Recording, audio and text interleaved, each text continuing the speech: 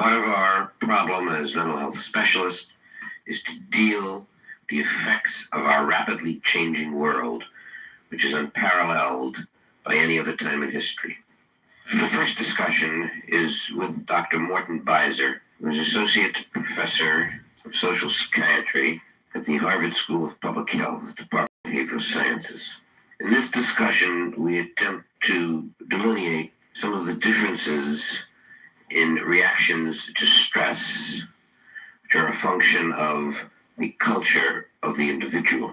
Now, this requires that we look at what kinds of life situations precipitate stress in different cultures.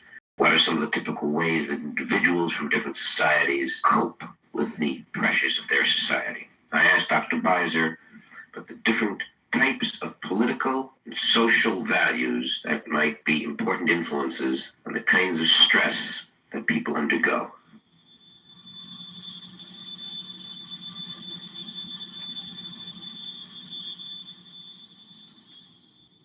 The position in a particular kind of subsystem within a larger system may be stressful in one cultural context and not in another cultural context.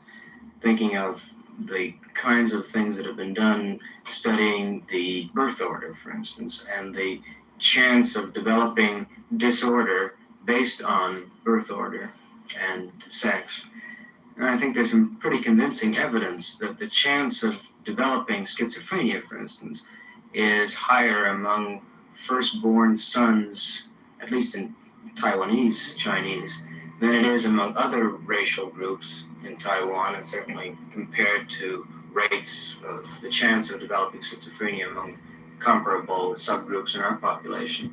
The question is, somehow does the fact that the culture is so different create different role expectations and therefore subject different people in the system to stress? Maybe the question of role expectations or the level of expectations of individuals is a notion that would cut across cultures, in the sense that people who occupy roles where there are high levels of expectations attached to them are at greater risk of developing psychiatric disturbance or developing some kind of distress. But that the cultural influence is in placing different roles in this line of increased expectations.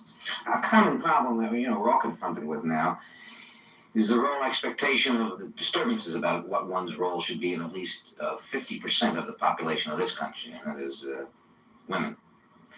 And what can we say about the role expectations as that's related to different cultures in the world today in relationship to men and women, and whether we see a higher or lower incidence of psychopathology in men and women because of different expectations? There are at least two dimensions that are important, and one is the level of expectations, and the other one is the clarity of expectations.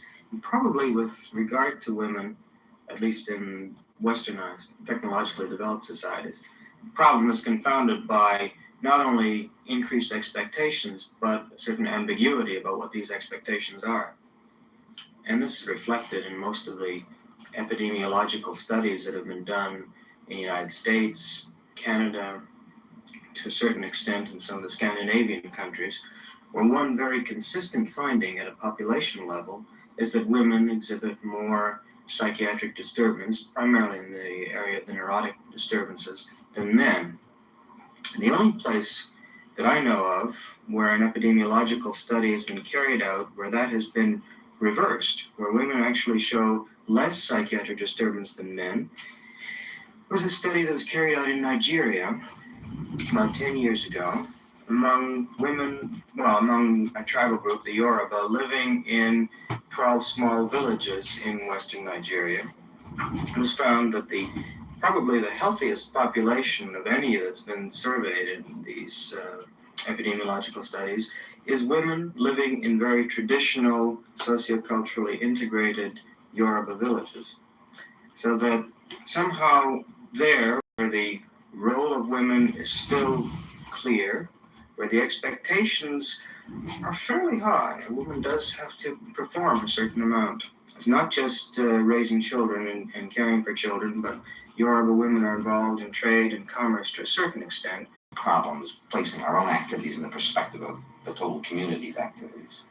One of the problems with our culture, if you want to call it that, is its fragmentation. That somehow there are goals that are in opposition to each other, that those that are clear are often in opposition to each other. And they're very vague and ambiguous kinds of goals. There isn't the kind of communality that one finds in some of these so-called primitive societies.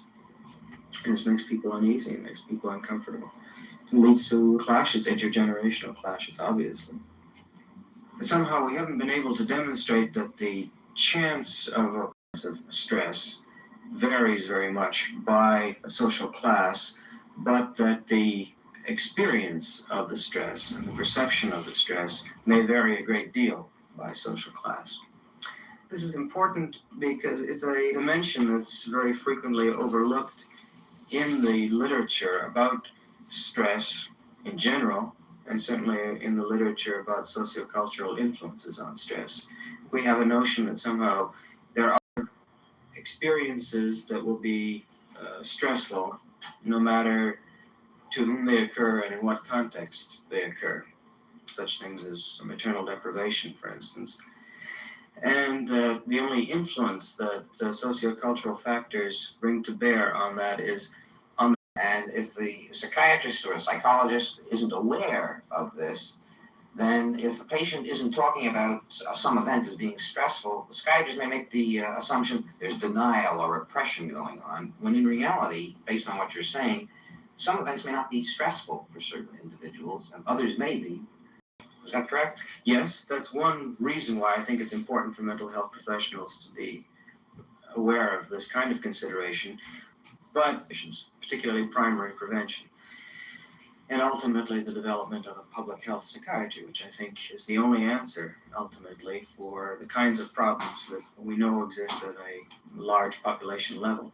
Another important aspect of trying to understand the impact of cultural factors on mental health problems is what influence culture has on the reactions to stress, particularly the adaptive reactions, the psychopathological reactions. For example, are there a difference in the kinds of symptoms that people in various cultures show?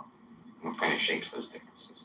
The most current thinking is that psychiatric disturbance is more alike than it is dissimilar across cultures, but that the cultural influence may be at the more pathoplastic level, that it shapes the secondary symptoms. For instance, if you have a notion of schizophrenia as some kind of a basic process, that the cultural influences may shape the secondary symptoms, whether you tend to find more withdrawn behavior versus more aggressive behavior in different cultural settings, and certainly what the content of hallucinations and delusions will be is obviously shaped by culture.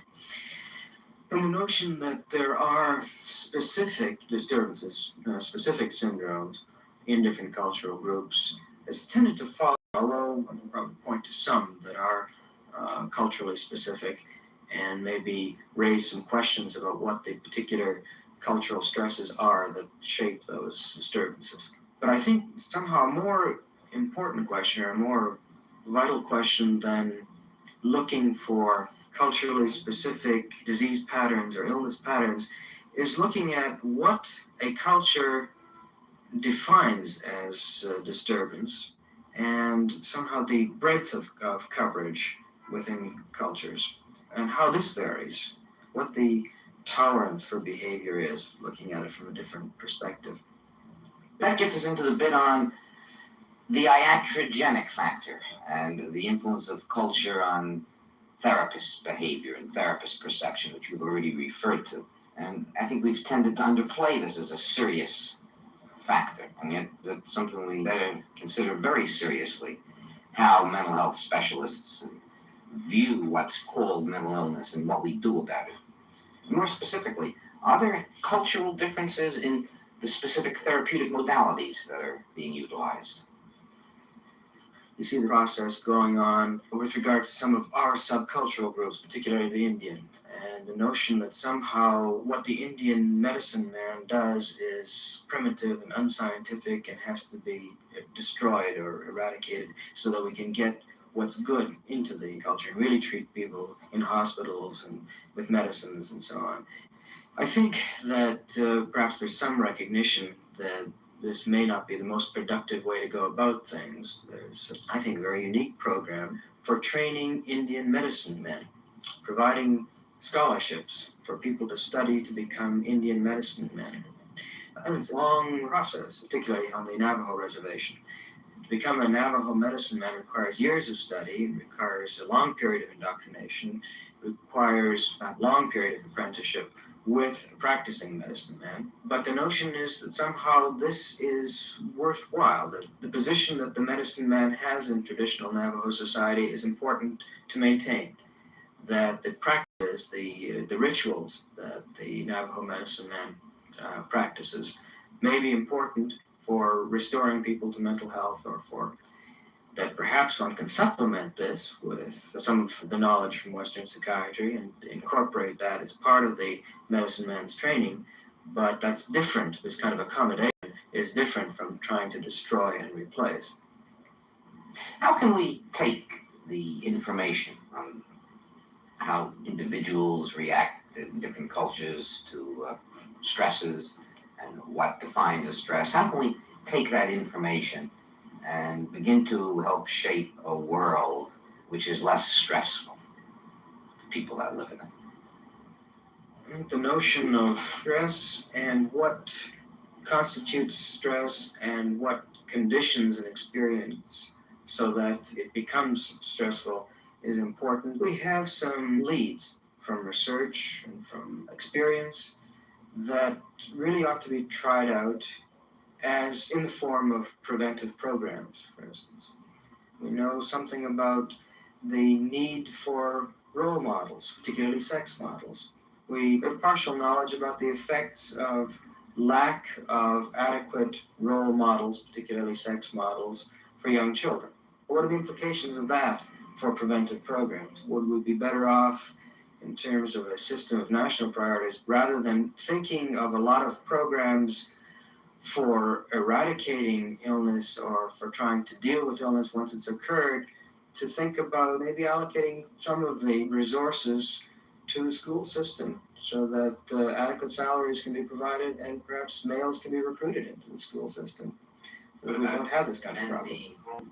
One of the directions that man has to go now is to bring together what he is, man and woman, bring together what they have felt were discrepant roles or discrepant values. And of course, how we do that, I suppose, is the question for the future. We frequently hear two contrasting views in relation to children in modern society. One view is that this is a child-oriented society where stress is minimal. And the opposite view is that there is a conspiracy against children, so that stress is marked and alienation is a frequent response resulting from that stress. The focus of the next discussion will be on the psychosocial influences which are currently important in terms of childhood and adolescent stresses in contemporary society. Naturally, we're interested in how we can reduce the stresses imposed on children in our modern world.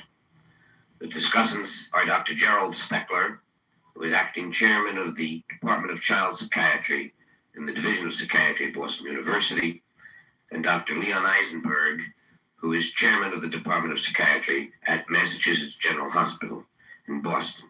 Dr. Steckler speaks first. René Dubos, a rather famous developmental biologist, said that the problem with man is not that he is unable to adapt to atrocious environments, but rather that he is able to adapt to atrocious environments. And I don't think anybody has thought of any environment yet that man does not only survive in, but in fact multiplies in. We will tolerate things that probably no other organism would stand for. He would have the good sense to lay down and die. I think one of the questions looked at in the point of view of ego psychology, which is more than just adaptation to existing environment. It's a question, to what extent do we control our environment? To what extent do we determine who makes decisions, and the system seems to operate that nobody makes those decisions. The changes just occur, and then we're caught up in it and have to do something about it. So I think that the educational process or the acculturation process has to have two components in it. One is you do have to give each individual who is dropped into this rapid really start facing the questions from the very beginning of life. What kind of a world do you want? And that this should be as much an issue of schooling as is learning how to read and write, so that we start gaining some control over the rate of change or the directions of society, rather than just assuming we are the passive recipients of this who must deal with it as best we can. The problem is we have never yet developed the imagination to do it. In science, there was a discussion of a House of Representatives vote to establish an Office of Technological Assessment. And in the discussion of that, serious questions were raised as to whether the scientists have the capability to predict effectively what the consequences of introducing some new device into the battery of technology would be. However, that doesn't alter the fact that we damn well better learn how to do it. The real chore is to examine what it is one wants in life and to prepare children to look at life in order to be able to guide it in the direction that brings satisfaction rather than being passively manipulated by it.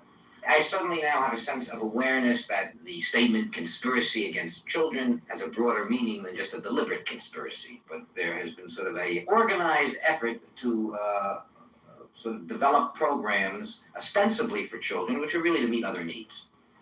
All right, I buy that, and I've been part of that conspiracy, if you will, and I say, now we've got to do something else. Now we must develop programs which will be helpful for children, to help them develop a greater sense of happiness, be able to adapt to a world which they will have some part in shaping. And what do we need to know about children and human development in order to develop these programs? Are we going to be able to improve things by social change only, which, will have to be massive, but are there other things we have to know? I can't see an effective or meaningful school system that is not a participant in the change of society. The change of society by reform if necessary, or a change that may have revolutionary implications if the forces are so constraining that it takes revolution to change it. Now, this is a very different role from what most people conceive of for the school system, but let me point out to you that that was exactly how the public schools were conceived of by those people who founded this country. Benjamin Rush, who is one of my personal heroes, was the first American psychiatrist and a signer of the Declaration of Independence, spent a good deal of his time propagandizing for a free public school system on the argument that only a public school educational system could prepare a citizenry for the survival of a democratic society. Here's where I think our background and whatever meager skills we have as behavioral scientists can come into play, because we can look at, say, parental attitudes, and they have been looked at with respect to school, and they're dismal. You can blame the school system for what they're doing, but on a national survey, it turns out that 65% of adults surveyed indicated that the most important value that they attached to the school system was discipline. And you can sort of throw up your hands and say, well, what can we do with something like that? But you can also ask, well, why are the adults holding that position? How deeply held is it? Is it a defensive posture because they don't see any alternates, because they don't know of any other way to live, and so must hold on with desperation to what they feel is the only avenue to survival and maintaining some kind of equilibrium?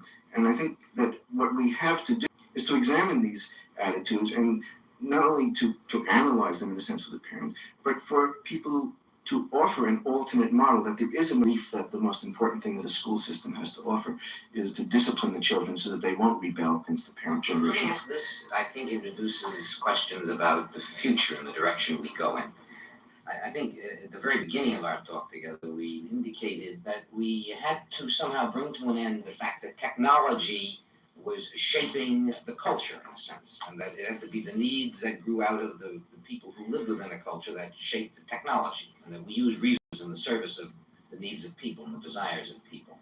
Well, we can look to future developments in things such as biochemistry and neuroembryology and a better understanding of the structural and morphological characteristics of the nervous system. And it's possible that with devoting resources, we might be able to define sort of certain potentials and capacities that newborns might have. And we all go on the assumption that stress is experienced in some sort of an interaction between what an individual brings into a situation and what he's exposed to. Now, the question which comes up is, with the current inequities with which groups within our culture are confronted, with the terrible moral and ethical problems which need to be altered and modified, should we be devoting our resources to expanding knowledge, to clarify sort of the biological development so that we can better predict how people will respond to stresses and how we can better train them and educate them? I would say that one needs more information even as one acts on the information currently available. That the support of research is part of what I would see as the activities of a moral society when it's finally created. That is, if one assumed that one no longer existed. Surely one of the glories of human life is study, is the search for new knowledge, the confrontation of the problems of the universe, asking of philosophic questions, painting, whatever you like. And these are not superfluous but essential human activities. That they have practical consequences, I think, is a nice incidental benefit. But I think they deserve to be supported just in the interests of the human spirit. So I would certainly not support those who feel that given the urgency of social application, it makes any sense at all to wipe out the scientific enterprise. So I think one is planning for the future. One is trying to grapple with problems that are not so easily answered at the present, as a matter of fact. It is legitimate to ask how the scientific dollar is dispersed, to what extent it is related to problems that are of social urgency to mankind, if one doesn't get carried away too far, since the prediction of relevance is very difficult at the beginning of a scientific undertaking. I would certainly argue very strongly for the maintenance of this, even as we try to apply those things that I've said we know with such certainty. The thing I would stress, though, and that's a very serious problem that I haven't the political sophistication to be able to answer. Up until very recently, the favorite American belief that bigger is better and that progress is endless led many people to the feeling that poverty could be eliminated by simply increasing the gross national product without ever having to take away from them that has in order to give to them that ain't got. It's now perfectly clear that we're going to have to aim for something like a very gradual incline or maybe even a plateau in the growth of productivity. And under those circumstances, with a limited amounts of goods and services being produced, then the question is the present distribution to be maintained?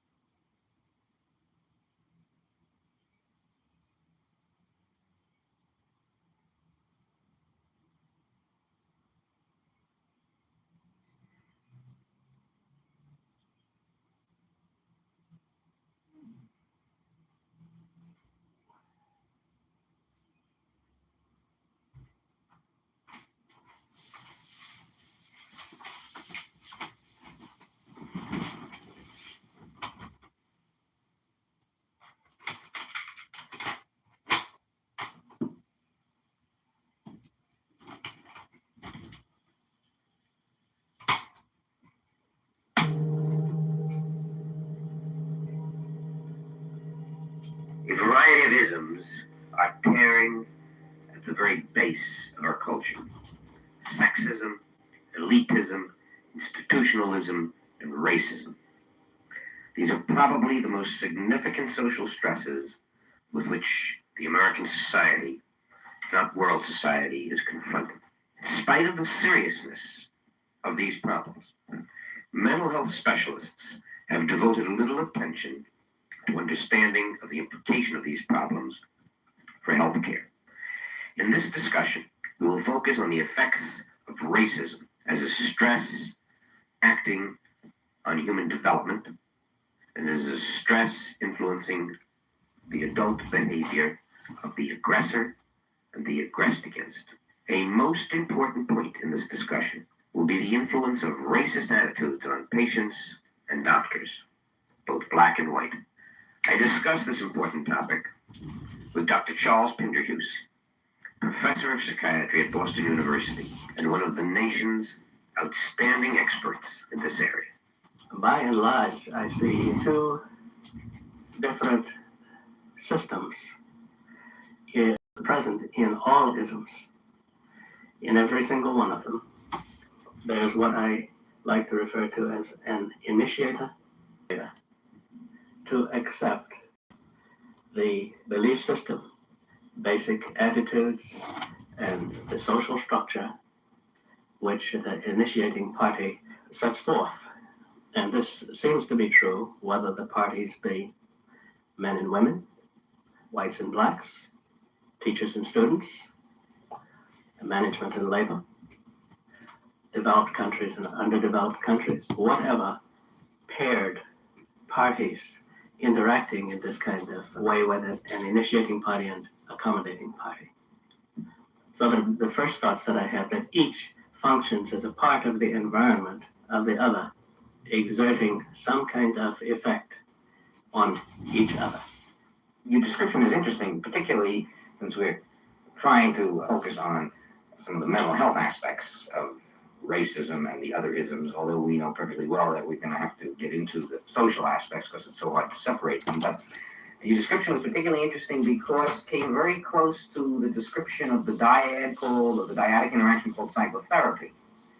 One would wonder whether there wasn't a similar model there and what implications what you said has to our understanding of psychotherapy now. In one paper that I have on racism and psychotherapy, I express my belief that the relationship of the therapist to patient usually is basically racist in nature. However, one of the things that hopefully takes place in psychotherapy is the use of enough introjective mechanisms by both the patient and the psychotherapist for each of them to be able to take in and build up a fairly accurate and balanced image of the other. And as they do this, then the image that they have of one another and the persons that they relate to are based upon the building up of more realistic objects, so to speak, and much less on projection. Those persons who use a psychotherapy method which emphasizes the fact that the therapist basically is projecting all the time, just as much as the patient is projecting onto the therapist, and each of them needs to have this kind of corrective experience. Unfortunately, some therapists using authoritative methods can employ basically racist, classist, or some other kind of ism approach in which they seek to get the patient's system, so to speak, to become subjugated to the dominance role of the therapist. What you've introduced is important for us to clarify as quickly as we can, because I would think that most of our listeners who are involved in some sort of psychotherapy, whether it employs drugs or employs verbal means, are concerned with freeing the potential of men and women who come to them, who function as effectively as possible based on whatever goals and values person called the patient has. And yet, what you've suggested, of course, which I think we have to accept, is that the therapist frees himself from these attitudes in relationship to the patients. Or is there any way we can assure ourselves of this, or any approach we can take? Or do we need a new group of therapists trained in a different philosophy and discipline? Or are we too far gone?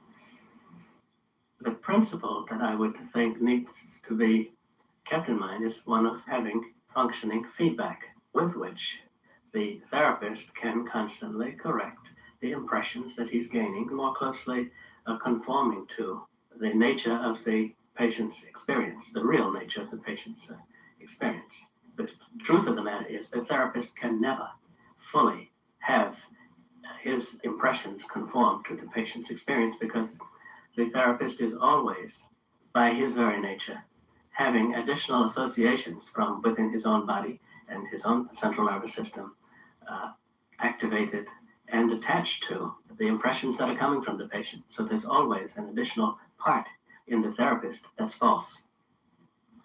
But now I would say too that the use of forums, presentation of material in psychiatric forums is one way to do it. The standardization of medical rationales and medical methods, all of these are part of what we call the professional development, the professionalism that goes into our work is important as a way of correcting and managing the defects that exist within us, and which we will introduce into our practices if we don't have methods for managing it. Some people have suggested that if we want to bring mental health care, let's say, to Black people, and we want to make the situation as meaningful as possible with as minimal stress to the therapist and patient, maybe we would have Black therapists for Black people and white therapists for white people and work for social change in the future, and then maybe we can get the mix. But it hasn't worked very well up till now, the mix. That white therapists have not been able to shake off their backgrounds. I wonder if you're more optimistic about whether we can continue to have a mix. I'm fairly optimistic. I've never seen anyone who was able to live with only the white part of themselves or with only the Black part of themselves, which leaves me in the position of assuming that all of what we call white people have both white and Black parts, and all of what we call Black people have both white and Black parts. Now, what about the problem that we might potentially be confronted with in the Black population, where perhaps large groups of people who, of course, object severely to the subservient position they've been placed in, but on the other hand, there may be some psychic benefit to having been as the group that is not as bound by the same morality and conscience as the white. But this gives them a sense of freedom, and the conscience can now be whitey, and one has more license. Although at a conscious level, I would anticipate most Black people would reject that. From a psychodynamic point of view, do you think that this is a problem in terms of racism as a stress and what one would want to deal with psychotherapeutically? That's one way of looking at it. And if we have that exclusive view, we might fail to recognize the kind of group formation that's needed in order to control those things and the supports that each individual needs in the way of family, in the way of cultural supports. For instance, the lack of organization at low levels in society as compared with upper levels. As fast as leaders are produced, it's fascinating how rapidly they then become co-opted into the white patterns, as opposed to, for instance, Jewish group, when they were in slavery, they had the family and cultural patterns maintained. Their ghettos became something of a sanctuary, so to speak, as compared with the more disorganized ghetto situations of Blacks whose group structure was very greatly interfered with. As an internationally known clinical psychiatrist and psychoanalyst who has investments in current treatment modalities as well as investments in the future, do you think that our currently popular approaches to the treatment of what we call psychopathology or mental problems is going to help individuals develop the kind of orientation necessary to live in a society where one deals with shared values and community responsibilities? It seems to me that most of our treatment modalities are aimed at a number of things. One is to help the person adapt to society as it is. Two, to help the person be more successful with his achievement orientation in a competitive society, and to express himself more individually and his individual potential more. Will we have to develop new approaches to what we consider psychopathology in order to move toward this community-oriented or communal living almost? I think that the only way to do that, unfortunately, is through confrontation processes. Actually, the non-negotiable position of the therapist of yesterday was based on his belief that that was the way it had to be done. And it was only when the therapist encountered non-negotiable positions taken by patients and assumed by our new professionals that they began to take a look at other possibilities. And these confrontation processes which occur, basically, the only kinds of processes that work where there is an irrational belief system, and every group has its irrational belief systems. And I perceive the opportunity for confrontation to occur in the present day society at a level at which it never was. And this is why the high level of anxiety, high level of conflict, and the high rate of change. I think that the kind of crisis state that shifts in location, the civil rights movement moved from black people to other lower classes to poor to women, and one finds it shifting from urban settings in 1 year to colleges in another year and to prisons in another, always in relation to some previously oppressed group, but same processes and always the same methods and always the same interactions taking place, with confrontation processes being the principal tool for producing change. Eldridge Cleaver put it in graphic terms and related it also to this discussion we've had about the renunciation of one part of oneself and projection of it on another party, an outside party. As he put it, in the slave relationship, the white man lost his body and the black man lost his mind, gave up his mind. And in the integration process, and in the processes going on today, the white man is recovering his body and the black man is recovering his mind. And this has to do with initiative as well as with other things. In this discussion, the focus will be on how life stresses acting through the brain, nervous system, and endocrine systems may affect physiologic functions and possibly be the direct precipitants of a variety of physiologic disorders. The importance of ameliorating the influence of life stress in the treatment of a variety of somatic diseases is also of importance. The need to assist patients in developing better adaptive and coping mechanisms for life stress in the treatment of and the overall management of medical problems needs to be reviewed. I discussed this whole topic with Dr. Peter Knapp, who is professor of psychiatry at Boston University, associate chairman of the division, as well as an outstanding expert in psychosomatic diseases. I asked Dr. Knapp how he perceived the relationship of life stress to physical disease. You begin to see that specific kinds of reaction to specific kinds of conflict can influence disease at various ways. It can contribute to chronic overactivity of autonomic and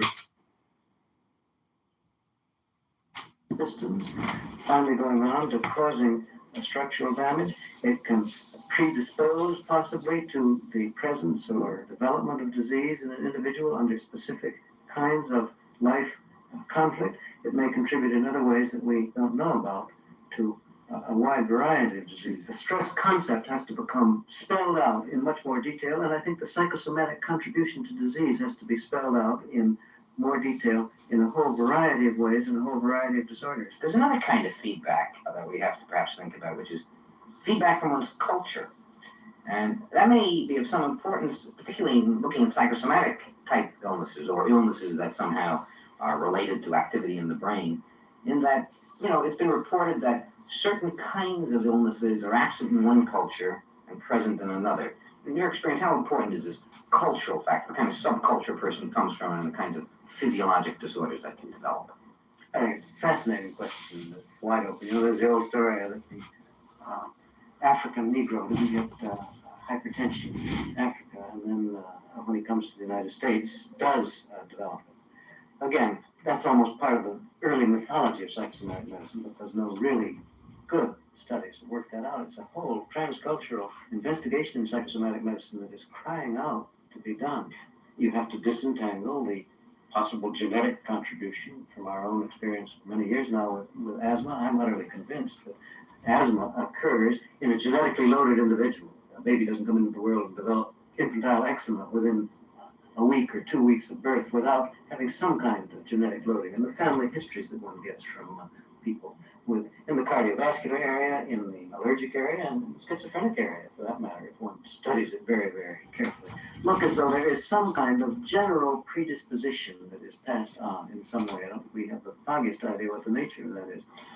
Is there any relationship, perhaps an inverse relationship, between the development of psychopathology as it's expressed in behavior and affective disturbance or in cognitive problems and the development of certain psychophysiologic syndromes under conditions, for example, like overcrowding or condition of loss? I think one of the early formulations, again, almost belonging to the mythology of psychosomatic medicine, or mythology of psychopathology in a broader sense, is that nice entities exist and they substitute back and forth for each other. If a person has a psychosomatic disease, it's a masked psychosis, and he may break out of his psychosomatic disease and become psychotic. Or if he has psychosis, he won't develop his psychosomatic disease.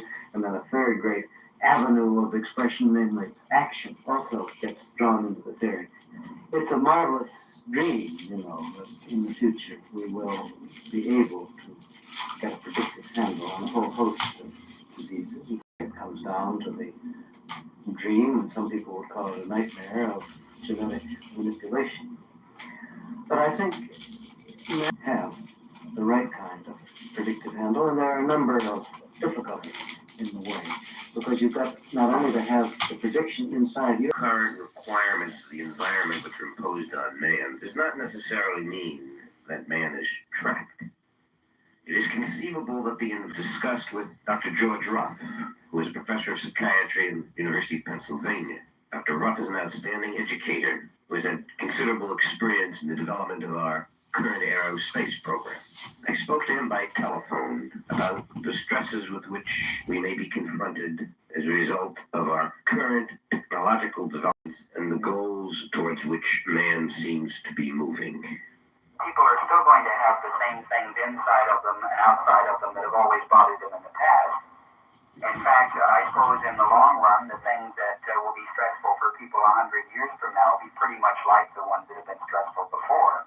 But there will be new ones, and that's what we're focusing on now.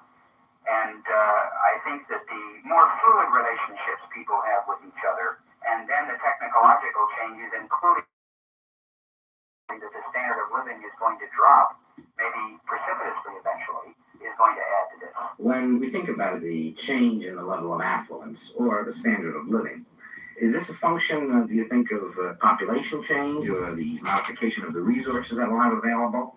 Or is there some other factor that you're thinking about? Well, I think it's both. Again, I think the other factors are a disenchantment, if I can use that phrase, with the results that our technological society has brought us. And it's not so much that a change in the standard of living per se would be disruptive, but the optimism that people have had may well change. We've always had this rather odd view of the world as going to improve in every way. There's going to be more peace, less poverty, everything is going to be better. And now I think people are going to have to cope with the idea that not everything will be better. And I think if the kids get this idea from the beginning, it probably isn't going to be so much of a problem. The problem, as you stated before, is more for us. That raises the question, then, what your concept of the source of stress that people are experiencing now. Where's the major source of the stress, or the major sources? Is this coming from the unfulfilled expectations, or is it coming from sort of internal values and goals and incongruities with what people can find in the outer world, or is it coming from the technological advance, or do you think we shouldn't talk about stresses as being different now than before, that it's really the same contemporary stresses, stress of the past? What are going to be stressful in the future, I think, are largely the internal problems that arise out of our human dilemmas in growing up. We start out as weak children, in a world of adults, and develop all kinds of problems during that period, which, if we're lucky, we adapt to reasonably well in the future. And this is what's going to bother people most. You mentioned the space program. We didn't find in the space program that the things that bothered the astronauts had so much to do with being up in space vehicles and dangers as the ordinary human concerns about who was picked for a flight, what was the implications for people who weren't picked for the flight, and those will continue. But I think in addition to that, there's going to be more uncertainty. And uncertainty itself is a highly stressful thing for the future. It seems to accelerate year by year. When you look at a society as we're now suddenly having some information on, like the Chinese society, a lot of the information. Well, my guess would be that they are, but again, the grass may be greener in that particular sense. I think what we have heard about China has, been fairly carefully filtered. But if I can take just the evidence of what we've been hearing recently, it does sound that way. It sounds like the educational system has aimed people in the direction of the society as it is existing, as it is evolving, and they've been fairly comfortable in that. They seem to have eliminated a lot of social problems. Now, along the way, I think they've cut down on the number of options available to people, and I'm sure for people who like a lot of options, like you and I do, that's probably a disadvantage. But for many people, it may not be a disadvantage. Suppose one of our colleagues is confronted with helping to develop a preventative program for a group about to be engaged in space travel of a year and a half duration. Does he have the models at his disposal to help develop a program? Not really. Nobody has considered that seriously, at least seriously enough more than token research on it. I don't think now we could really figure out how to have a group interact for a mission to Mars. We probably could get by with it because people are adaptable.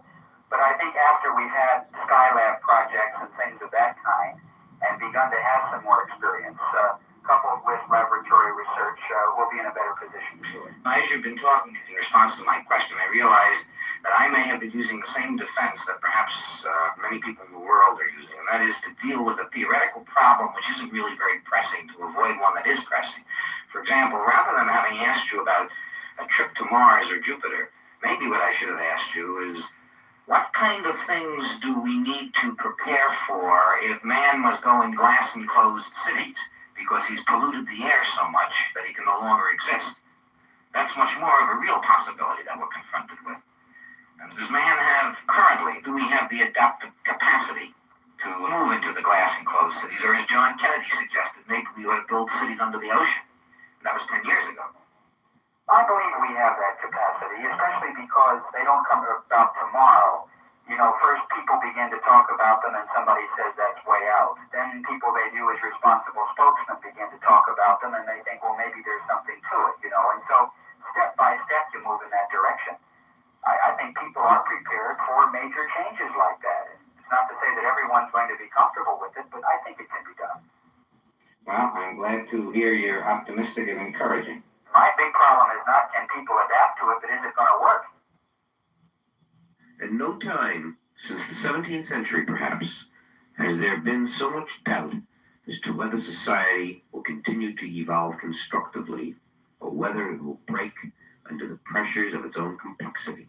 We've been assured to some extent by the experts on this tape that stress is a concept which has always been with us, that its definitions will expand as technology and population expand, and that in fact we may be in danger of overutilizing it, making it a catch-all. Perhaps, as mental health specialists, we can help to direct a definition for the benefit of treating patients who suffer from environmental as well as physically or emotionally induced illness, or what has been aptly called existential stress. We must also rely on the social system to guide us through. Most of all, we ourselves must undergo the experience of adaptation and become broader, more faceted, and more With Klein and French laboratories.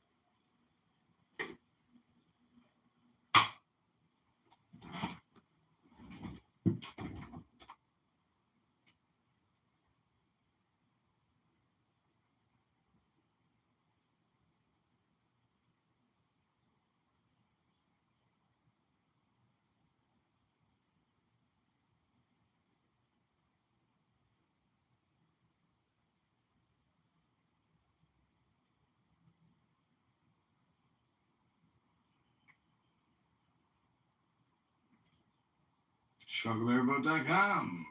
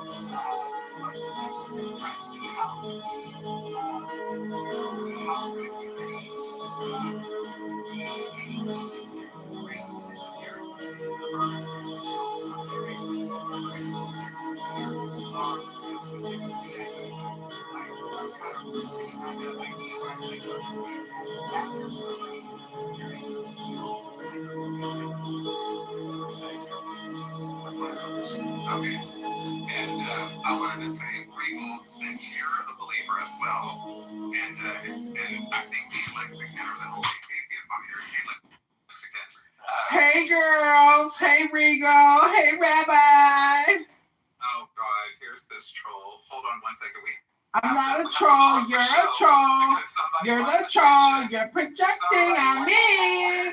You're projecting on me. Stop projecting on me. Stop projecting on me. Okay, there you go.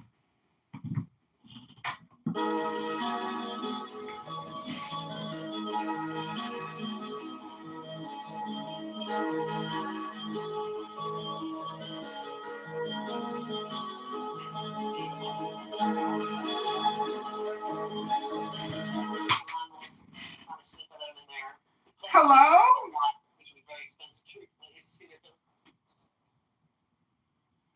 Do you believe in humans? Yeah, mine was she's pretty much a full indoor outdoor, but she's funny. Like she'll like cower and she kind of hides and then she waits for my kids to walk by.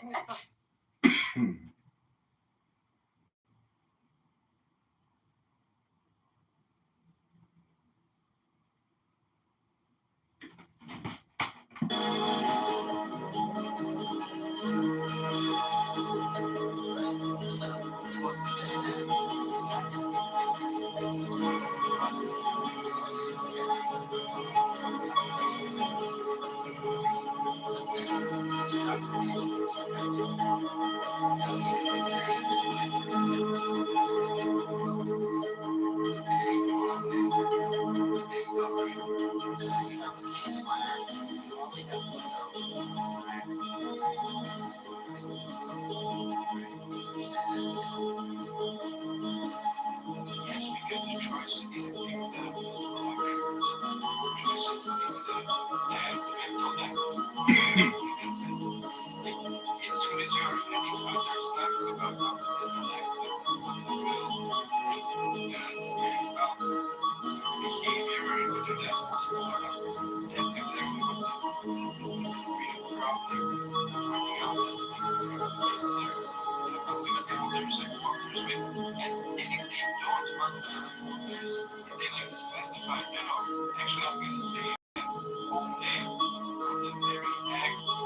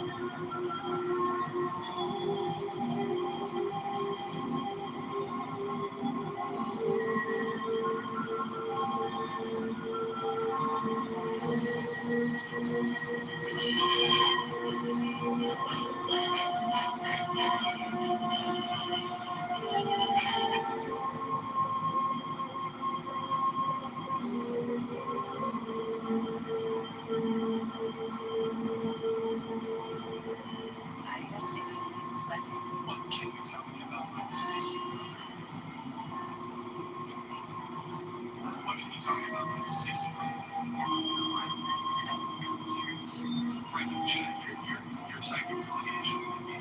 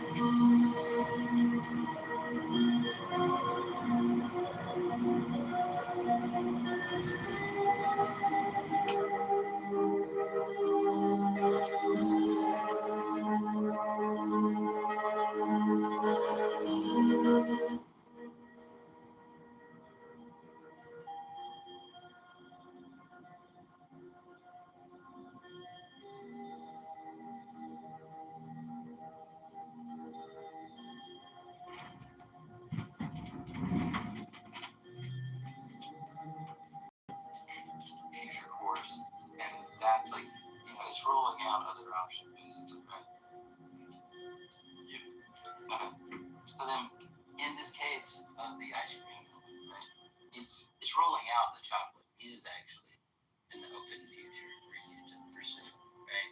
Yeah, as I said, on the very zoomed in, strictly precise.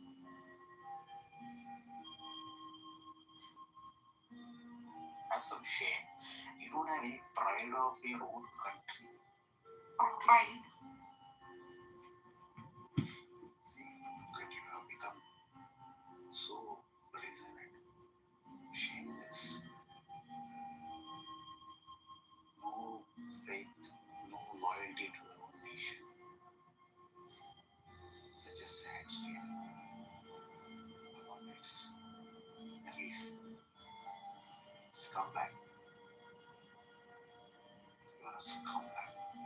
And Phil's, you're also a big scumbag. And today I got to know your true colors. Phil's is a big scumbag. No,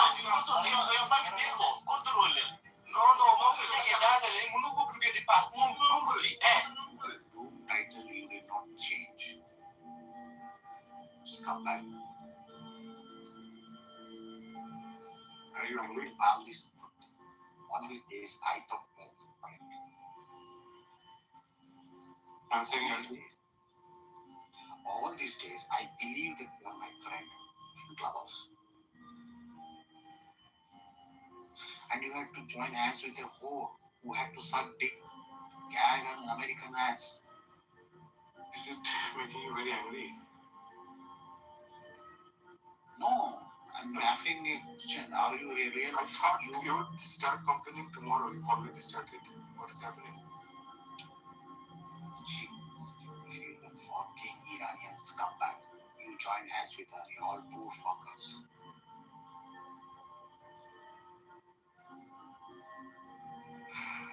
Do you not sleep? It's like 6 a.m. in India. You've been up all night. Doing what? Arey, something I have to get up. Okay.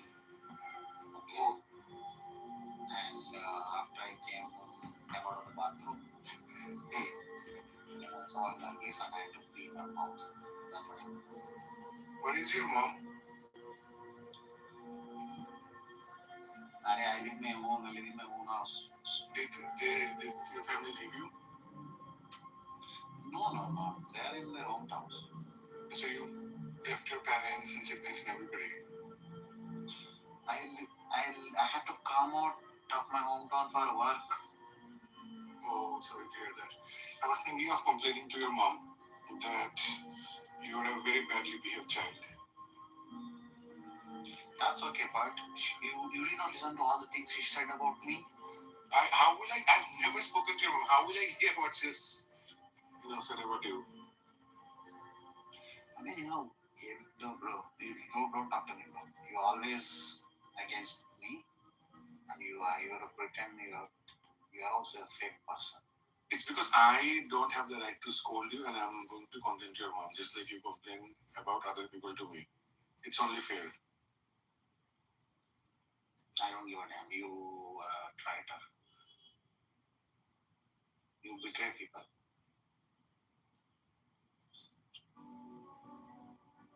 And you are in the moderator, and there is a shitty title on me. You are the moderator. This is chill.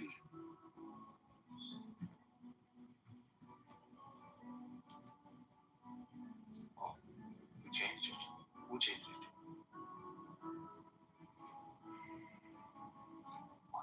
I changed it to Gardu Teri baap Gardu. because I thought you were out of the room. I didn't know you ran away. Nimappa sule maga. You know better, I don't. Bitch. Well, how did you run away so fast? What? Because I thought you What a pussy. You are a pussy, I think. You are a smelly pussy. I'm recording all this. Eventually, you know what? I am going to become friends with you. And then I'm going to find out where you work.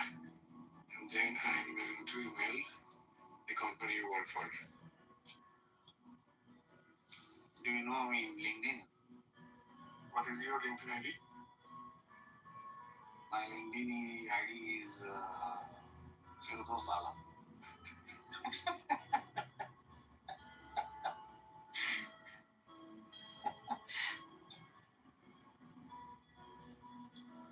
I have a recording. I mean, I have a proof that there is a shitty title. You are the moderator. I'll show it to everyone. Oh, That's why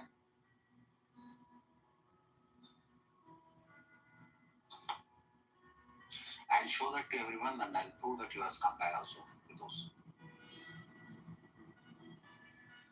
Let me put it down. Why don't you make that your profile photo?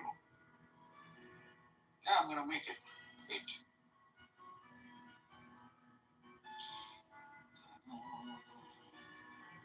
I think I should come back on to Libertarian as a counter and shoot him. But then let me make it back. Nargis is You can have it for like 5-6 hours. This is Iranian prostitute. I'll start a room. Prostitute. Who is going to join your room? You have no friends. No one likes you on this app. You don't have rapport. You don't have. You're so disliked. Everywhere you go, people laugh at you. They think you're a joke. You think I care about such people? You think I care, bitch? No, I'm you not don't care. That's why nobody cares about what titles you pick either. not you to suck dick and get Americans as you, bitch.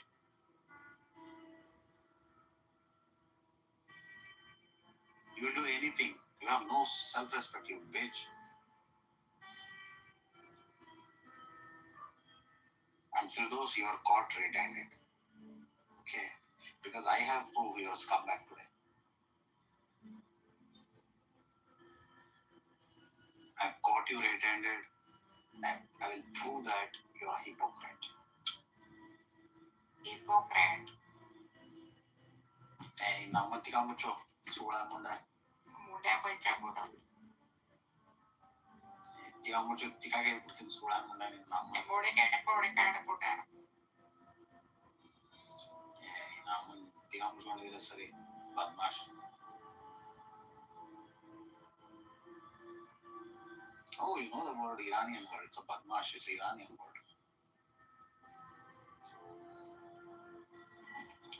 Assalamu alaikum. Like Islams. How are you happy? I am happy.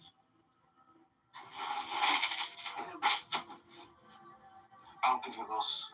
I'll see you. Bye. Yeah, I had to. And Mappa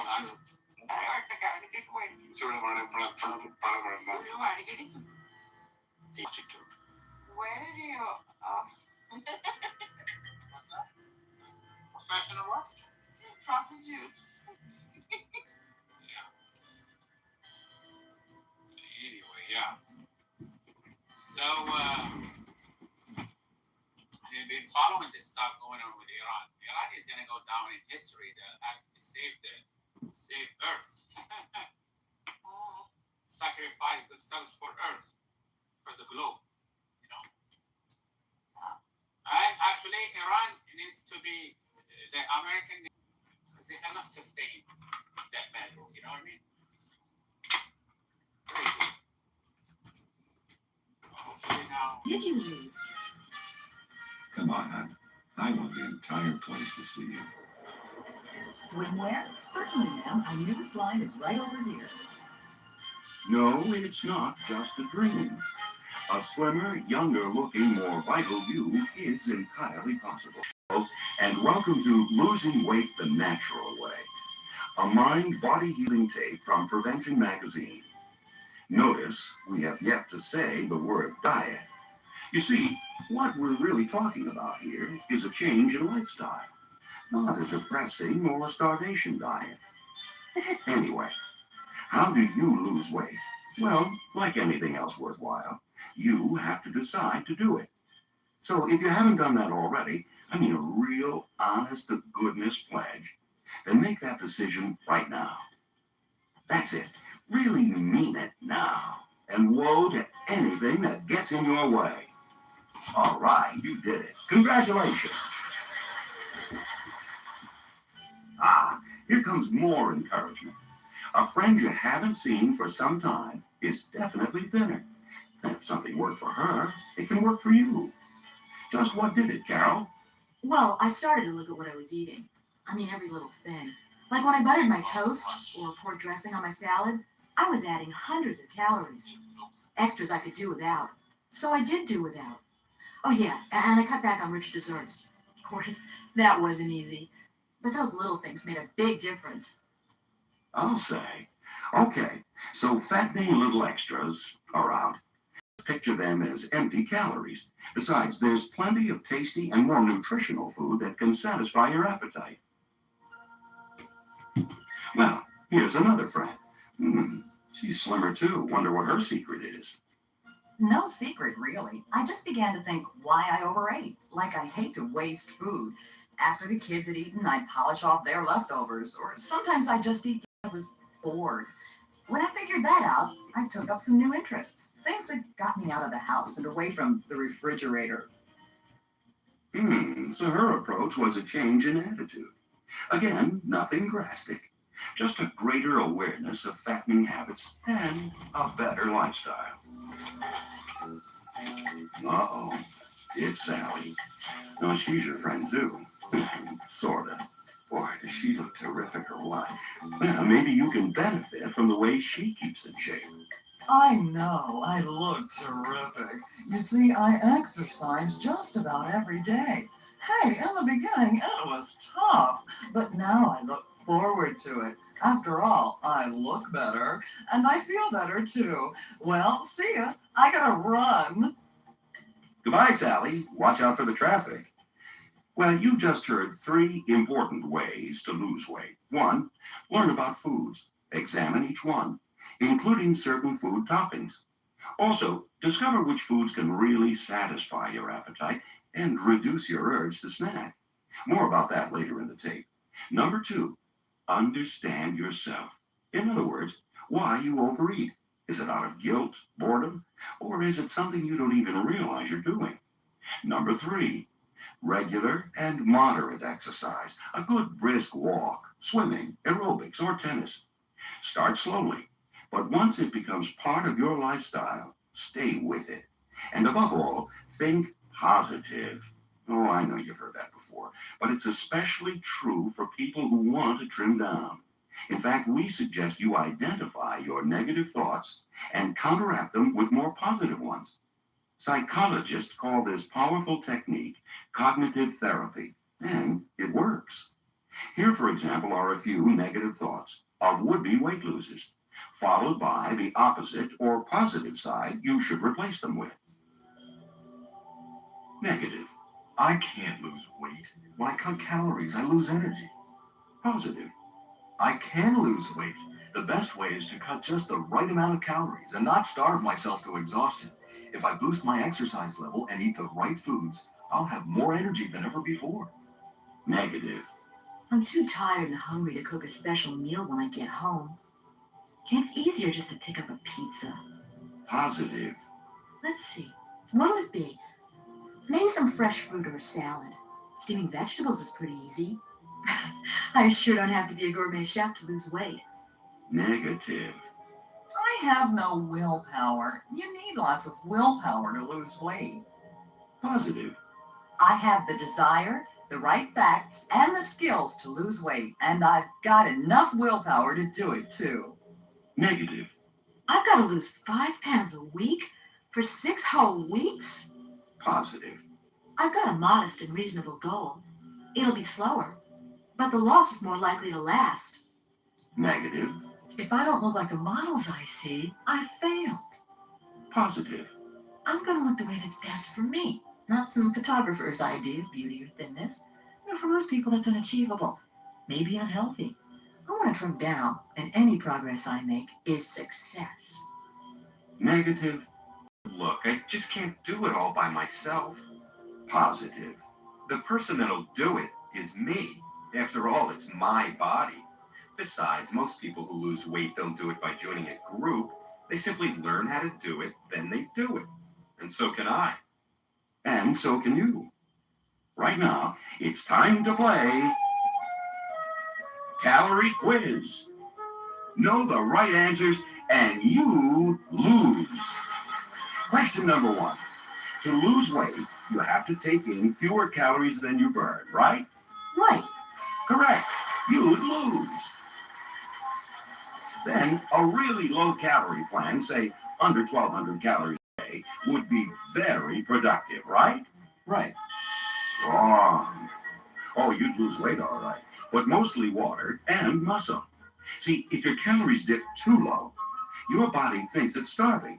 So to protect itself, it slows down its metabolic rate, which reduces your ability to burn off fat. Eventually, you'll keep eating the same number of calories, but the pounds stick around or creep back. Boy, was I wrong. Truer words, in fact. It gets worse. With a sudden or crash calorie plan, willpower gives up. Some people go on a real binge. That puts back all the weight and more. One study on the eating habits of medical students showed that extreme food denial led to extreme food excess. The students who ate the least were also the biggest bingers and the most overweight.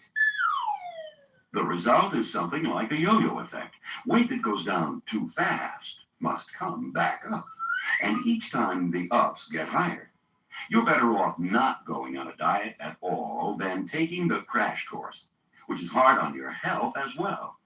Again, moderate calorie reduction and slow but steady weight loss. What should my intake of calories be? I mean, the daily total. Women who are cutting back can total about 1,500 calories. Hey, how about us guys? Men should cut back to about 2,000 calories. Of course, if you play for the Chicago Bears, it's a whole new ballgame. The counts vary depending upon your size and activity. Enjoying yourself, Ralph? Uh-huh. But I doubt. Okay, you're gonna slip once in a while. So here's what you do. If you eat too many calories in one day, give yourself the next 7 days to make up for it. If, for example, you eat an extra 200 calories on Tuesday and you wanted to cut back 200 calories that day, you have the rest of the week to cut those 400 calories, which really isn't that difficult. You don't have to shun your favorite foods. Just take smaller portions or find substitutes. Used to a bacon and cheese omelet in the morning? Replace it with a poached egg and a piece of whole wheat toast. The really bad guys, the ones you need to avoid completely, The ones high in calories, of course. We're talking gobs of butter and tartar sauce on your fish. A tablespoon of butter has over 100 calories. Tartar sauce close to that. But lemon juice adds almost no calories, and it's just as good on fish. No chocolates, ever. Well, maybe once in a while. You deserve an occasional treat. Just be sure that when you do eat chocolate or some other goodie, you compensate for it. And don't make it a daily event. Okay, here's some other tidbits to think about. A mental snack, you might say. Spread your calorie intake out during the day, rather than eating it all at one time. Also, eating heavier in the morning and light at night is better than scrimping beforehand so you can eat a big dinner. In one study, people who ate their calories mostly at breakfast all shed pounds. Yet when they ate the same total at the evening meal, they lost nighttime, a prime time to store fat. And now a word about the 4 F's. Fat, fiber, fresh produce. Let's talk about each, starting with the first and least friendly, fat. Yep, there he is. The biggest of the 4 F's. You'll find quite a bit of fat in whole milk, butter, whipped cream, cheese. Actually, his full name is saturated fat. He comes from land animals. Fat's not bad in the tummy, but lousy on it. He may even cause heart disease and other problems. To top it off, fat is highly concentrated in calories, so aim for no more than 1 serving of animal fats per day. That means if you put butter on your toast at breakfast, no sour cream on your baked potato at dinner. Well, what can I put on my baked potato? Try low-fat yogurt. Skim milk, of course, should replace whole milk. Try mixing the two together, gradually increasing the skim. As for cheese, the problem with the regular kind is that it really concentrates the calories, especially hard cheeses like cheddar. So if you do eat whole milk cheese, make it no more than 1 ounce at a time. And eat more of the low-fat types like part skim mozzarella, ricotta, and cottage cheese. Dream of ice cream. Just as tasty and better for you is ice milk, or low-fat frozen yogurt, or a fruit sorbet. I see, you're a meat and potatoes kind of person. Too bad. Like cheese, there's a lot of calories in a very small amount of red meat. Removing all visible fat would help. Eating red meat no more than twice a week would help even more. Try fish or fowl instead. You'll not only cut calories, you'll improve your overall health. Come on, don't be sad. Sure, you'll be saying goodbye to some oldie goldies, but you'll be saying hello to today's hot hits in healthful, figure-slimming food. On our charts is a steaming plate of golden corn pasta, a dish that's both zesty and satisfying. Another big hit is a fresh, crisp salad, perfect when teamed with a taste of whole wheat bread. Snack time? Try air-popped popcorn, or dig into a big juicy apple. Besides being low in fat, these foods are high in the second of our fat-fighting F's, fiber. The thing about fiber is that it almost works like magic. In fact, in some studies, people lost weight simply by adding fiber to their diet. Why? Because of fiber's stomach-filling traits. Fiber also aids food passage through the system, which in turn aids weight loss. Another great thing about fiber is that it seems to reduce calories absorbed by the body, especially fat calories. In fact, calories from high fiber might even cut less, because they're less likely to be stored as fat. Okay. Where do I get this fiber?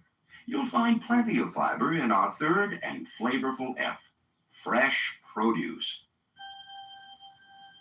Both fresh fruits and vegetables contain not only fiber, but a wide variety of nutrients, like vitamin C, A, the B vitamin folate, and the mineral potassium. Eat them raw, steam, or bake lightly. Just don't drown those beautiful veggies in butter, cheese, or sour cream. Use yogurt, lemon juice, or herbs for flavoring. By the way, high fiber foods protect against certain illnesses, including, hope you're not eating right now, including hemorrhoids, varicose veins, heart disease, and colon cancer. There, that should cause your refrigerator to be flooded with fresh produce. Which brings us to our fourth and final F, fluids. The prime one being water. We all need from 6 to 8 glasses of water a day to cleanse and rejuvenate our system. A bit of ice water before a meal also fills the stomach and cuts appetite. Sip water while reading or watching TV. Have water instead of coffee at break time. Of course, if you do need a pick-me-up, try herbal tea. There's more and more flavors around. Plus, you can mix the tea with fruit juice for a low-calorie treat. Here's another super idea. Soup. Nothing beats it on a raw, windy day. Plus, people who consume soup regularly consume about 5% fewer calories. Why? Well, soup has 2 advantages. It contains a lot of water, so it's not calorically dense, and it's hot. So you can eat it slowly. By the time you're done, your body has had a chance to realize, hey, I'm being fed. Okay, appetite, switch off. The result is less calories, but more satisfaction. If you make your own soup, refrigerate it overnight, so you can skim off the excess fat in the morning. Oh, my aching head. But there's one fluid that's really trouble. Alcohol. That daiquiri before dinner? Well, it's not only fattening, it can stimulate your appetite. Even alcoholic drinks that you might not think are high in calories can really add up. 2 glasses of white wine, for example. With a typical glass, that's 160 calories, or more than 1,000 calories a week. And yearly, would you believe, 58,000 calories. Enough to create over 16 pounds of fat. Okay, enough on the 4 F's. Let's get to the 2 S's, salt and sugar. The thing about salt is that our bodies need only a tiny amount of it. The more salt we eat, the more water we retain. And water is weight. So cutting down on salt is a simple and safe way to lose a few pounds. As for sugar, well, it's crammed with empty calories and tends to nudge more nutritious foods off your menu. I just can't resist. I mean, when I go to the supermarket and see all that great stuff, it's as good as in my mouth. What this person is actually experiencing is a psychological reflex or food cue. In other words, a sight, sound, smell, even a person that can lure you into eating, even when you're not particularly hungry. I bet some of these sound familiar. For me, it's the kitchen. I always like to check out what's in the fridge, and I can't stop from gobbling what I see. At the office, around mid-afternoon, my energy lags. People bring in all kinds. Are there times when you eat solely out of habit and not out of hunger? Then, like a good general, you need a strategy or battle plan. Take the supermarket, for example. It's no wonder so many are captured by it. Supermarkets are designed to lure people into buying snacks, sodas, all kinds of goodies. Well, it gives a strong defense. Second, hug the walls. That's where your allies are. Veggies, fruit, fish, poultry, yogurt, staunch allies all. Here we are at Checkpoint Charlie, the checkout counter. Before you march another step, halt! Take a good look at what's in your car. Ask yourself, do I really want this? Can I handle having this at home? Well, if you can't, if it'll go in minutes, put it back. Buy this, Ma. Buy this. Buy this, Ma. Buy this. Another Buy rule. this, Ma. Leave Buy the this. kids and their demands for sweets at home. On the other hand, it wouldn't hurt to have a rational adult along who can talk you out of impulse buying. Do you know what's in this stuff? I mean, let me read you what's in this can. From the supermarket, we come to the kitchen. Or better yet, don't come to it, after work at least. That's when many people like to have a snack. A big snack. After work, go directly Hey John, upstairs. how are people paying as low Change as your $39 clothes, a month go when I'm for a paying walk. $400? That'll help you Because relax and $400 feel is the less rate desperate for people food. who don't know When you come $39 back, you can exists. sit I'm telling down you, to a it's light, real. It just well-planned meal. But the advice still holds for any Weight Watcher arriving home from work. And try to keep busy. Grab a hammer, saw, paintbrush, pick up ceramics, anything to keep your hands active, or dirty even, so you don't get bored and reach for food. Of course, eventually you will do that. So make it easy on yourself and rearrange your fridge. Store anything that's too tempting where you won't see it every time you open up the door. Load the front shelves of your refrigerator with fresh fruit and raw vegetables. Make sure the vegetables have been cut and washed. In the freezer section, store grapes, melon balls, strawberries, and peeled banana slices. They're all sweet, delicious, and low in calories. Plus, they melt slowly in the mouth, making you feel more satisfied. Oh, is there a popcorn popper in your kitchen? I mean, a hot air kind? It'll let you pop up a quick, low-calorie snack. Another great gadget is a blender. Use it to make shakes from skim milk and fruit. Adding ice will make those shakes extra frosty. As for our woman at the office, the one who needs a snack, Around mid-afternoon? well, this frankly isn't unusual. The first thing to do is to figure out if you're really hungry. You just might be bored or feeling sluggish after a large lunch, or you may need to move the body. If you can, See you, bye. go for a quick walk around the block, or find a task you know won't be tedious. Also, try eating a lighter lunch. Believe it or not, your mid-afternoon lag may be caused by a too heavy meal. And since those vending machines are going to tempt you, plan ahead. Bring along fruit, yogurt, carrot sticks, or take an herbal tea break at the office. And mayonnaise. Ah, yes. TV commercials. Oh, they make munching in front of the screen as common as watching it. Better reaffirm your pledge to always eat in one spot. No, not in front of the set. As far away from it as possible, or better, Purl 1, knit 2, purl 1, knit 2. find a hobby that keeps your hands busy while viewing, like knitting or needlework. Again, the key to overcoming a cue to chew is careful planning. A shopping list for the supermarket, fruit for the office, needlework for the TV. That's easy enough. How many meals should I skip? Not one. Skipping meals makes you famished. So when chow time does roll around, you're ready to... Oh, it was close. Never get in the way of somebody who's missed a meal. Food, after all, keeps us alive. Well, what do you think is the most important part of a weight loss program? Even more vital, in fact, than eating right. 1, 2, 3. 1, 2, 3. 1, 2, 3. That's right. Exercise.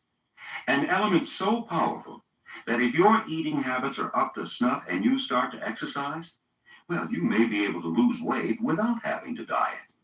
In fact, that's what happened in a major study.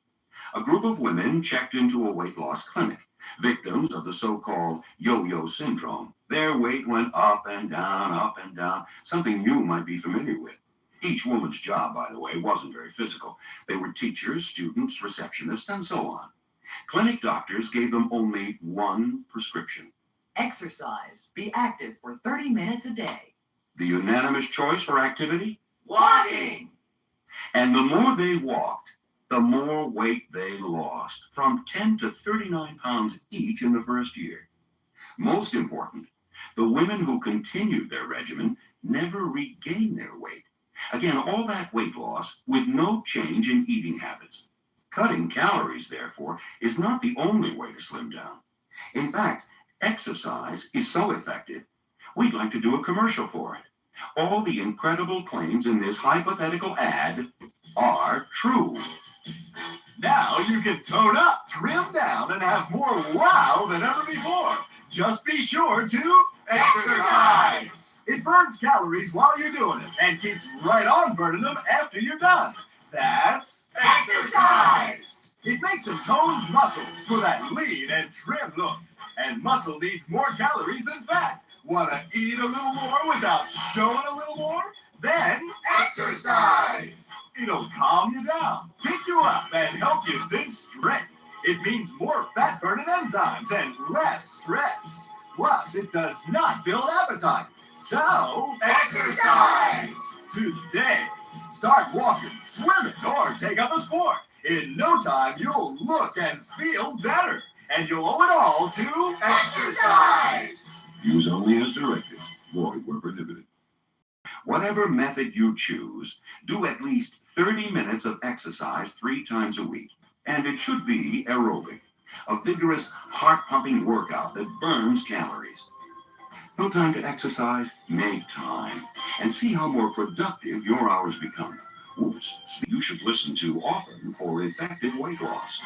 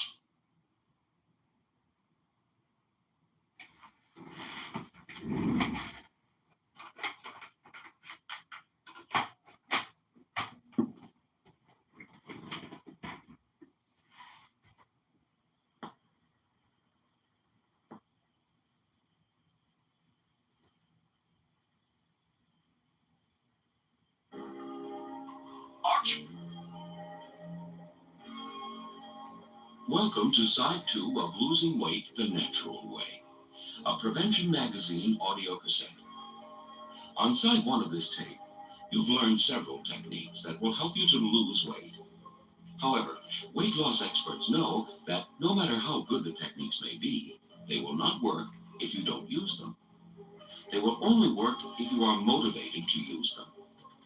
To help you reach your goal, we're going to learn a special and very effective technique called visualization. This technique is a tool that you can use whenever you like. A tool that will revitalize your motivation and reinvigorate your desire to stick to a state of deep relaxation, where your body is at rest and your mind is clear. Then you will learn a very powerful in its most receptive state, one of true relaxation. Nice and relaxed. Good. The important thing is to settle back and listen as we give you a special relaxation technique. Use this technique to rid your body of tension. Called autogenic training, it prepares you physically as well as mentally. Listen to the words and repeat them to yourself. Let the feeling the words evoke flow to specific areas of your body. Again, after each phrase, there'll be a pause, so you can repeat the same phrase to yourself, several times in fact. Imagine the words as kind of a wheel going around and around in your mind. If you're distracted by something, an itch or a twitch, gently remind yourself to concentrate. The very next thing is to make your body as fully relaxed as possible. If you're sitting on a chair, allow your arms to lie gently on the armrest. Now, spread your knees a bit and place your feet very flat on the floor. Make sure there's no pressure at the backs of your legs. If you're lying down, spread your arms and legs slightly apart. That's it. Get good and comfortable. Now, with your eyes closed, allow your breathing to become slow and even. Nothing forced or unnatural. Just slow and even. With each breath, you should feel more and more relaxed. Now, focus your attention on your left hand and arm. Feel how they're gently supported by the surface they're lying on. Now, with your breathing slow and even, concentrate on your left hand and arm. Say to yourself, my left hand and arm are heavy. My left hand and arm are heavy. Repeat this to yourself several times.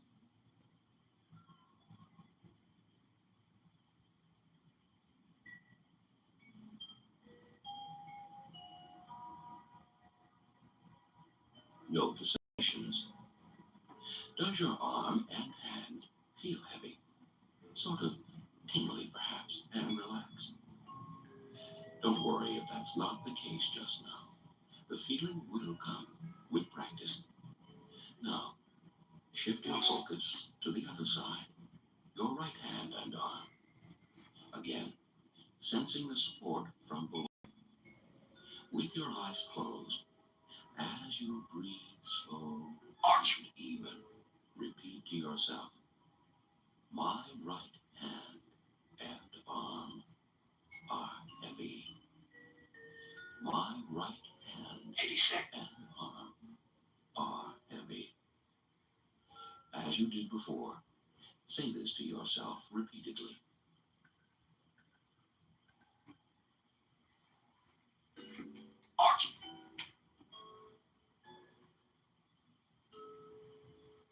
What do you feel? Is your right hand and arm heavier than before? Is there a peculiar flow or tingling? Now, focus on both sets of hands and arms and become acutely aware of how they feel.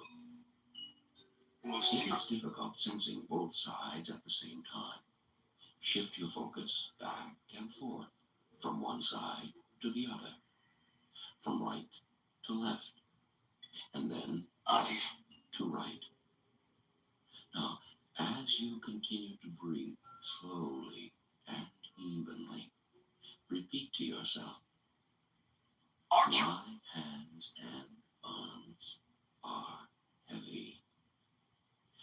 My hands and arms are heavy. My hands and arms are heavy.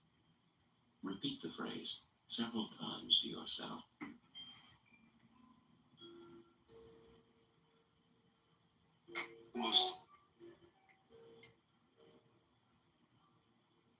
Do you sense a certain heaviness? Does one side feel different than the other?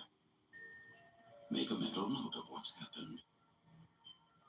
Now, as you continue to breathe slowly and evenly, imagine that the relaxation in your arms is spreading throughout your body. In fact, to all parts of it. Each time you breathe out, the relaxing flow increases. Now, keeping your eyes closed, focus your attention on your left leg.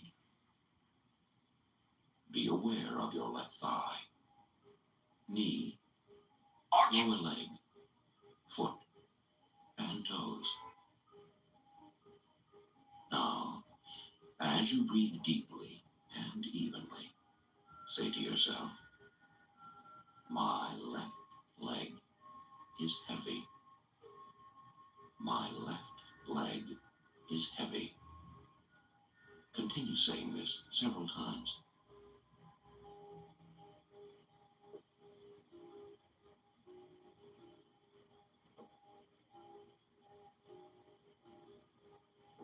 Now, note the way your left leg does feel. Be aware of each sensation. As you continue your relaxed and even breathing.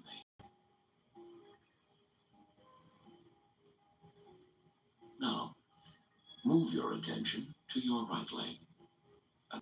Is heavy. Say this again and again.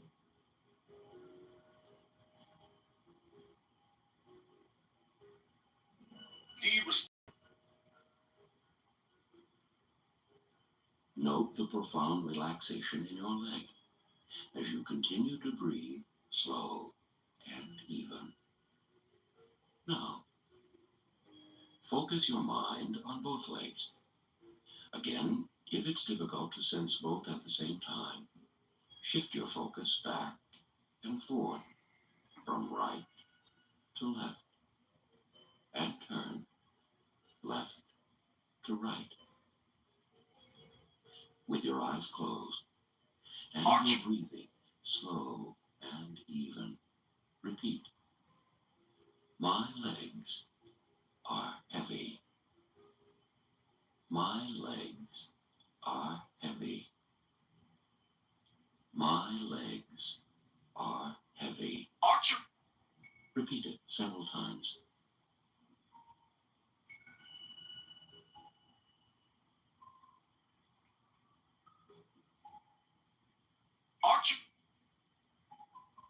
How do your legs actually feel? Is one more relaxed or heavier than the other? Be aware of each sensation. Now, focus on your arms and legs as a group. If this is difficult, shift your focus from one to the other as before. Remaining alert and with your eyes closed, repeat to yourself, my arms and legs are heavy. My arms and legs are heavy. Continue saying this several times.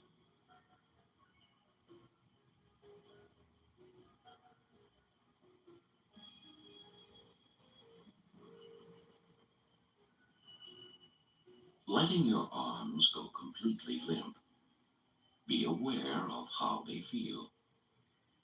Now, let the relaxation flow throughout your body. as you continue to breathe slowly and evenly. To deepen the feeling, imagine a sense of warmth and heaviness. Feel it flow to different areas of your body. With your mind focusing on your arms, say to yourself, my arms are heavy and warm.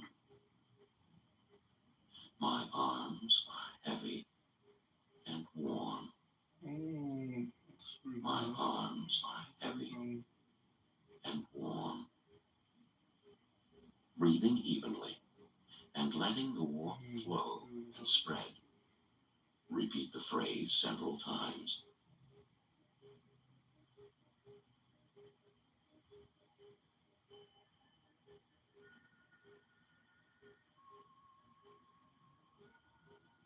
Be aware of what you feel.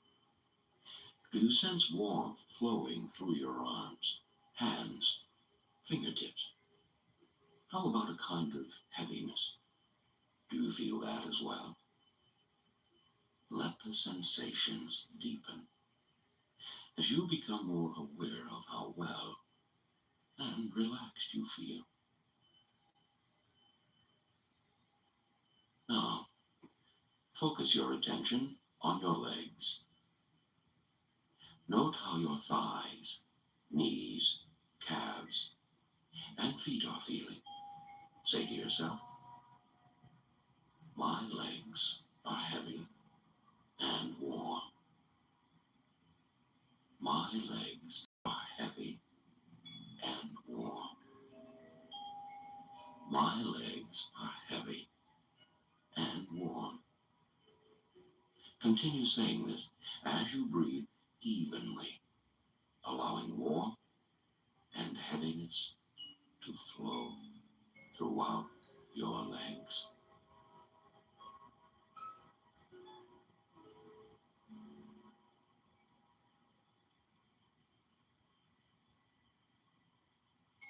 Keeping your eyes closed, let your mind focus on both sets of arms and legs. Let them become heavier and more relaxed, along with a pleasant feeling of warmth. Repeat to yourself, my arms and legs are heavy and warm.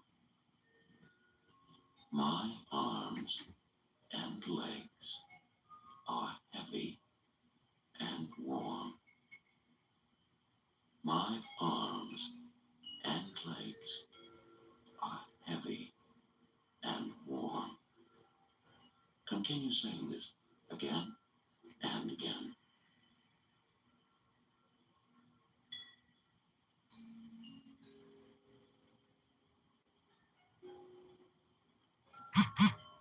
Really examine the way your arms and legs feel.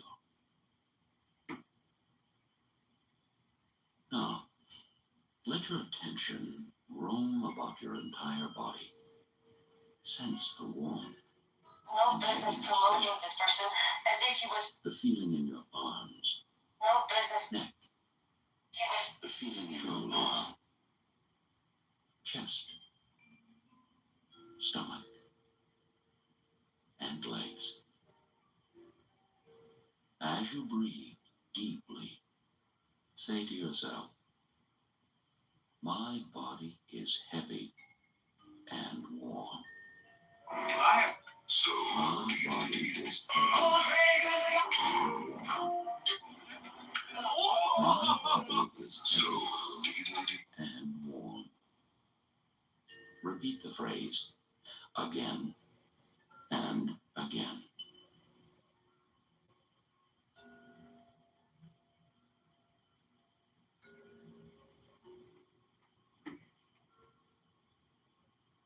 Now mentally scan your entire body. Be aware of the heaviness, warmth, and relaxation present. Let the feelings flow and deepen.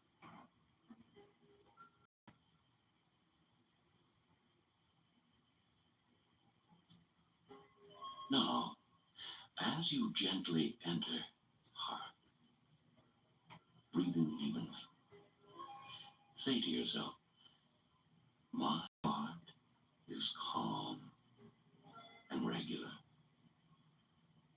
My heart is calm and regular. My heart is calm and regular. Repeat the phrase again and again.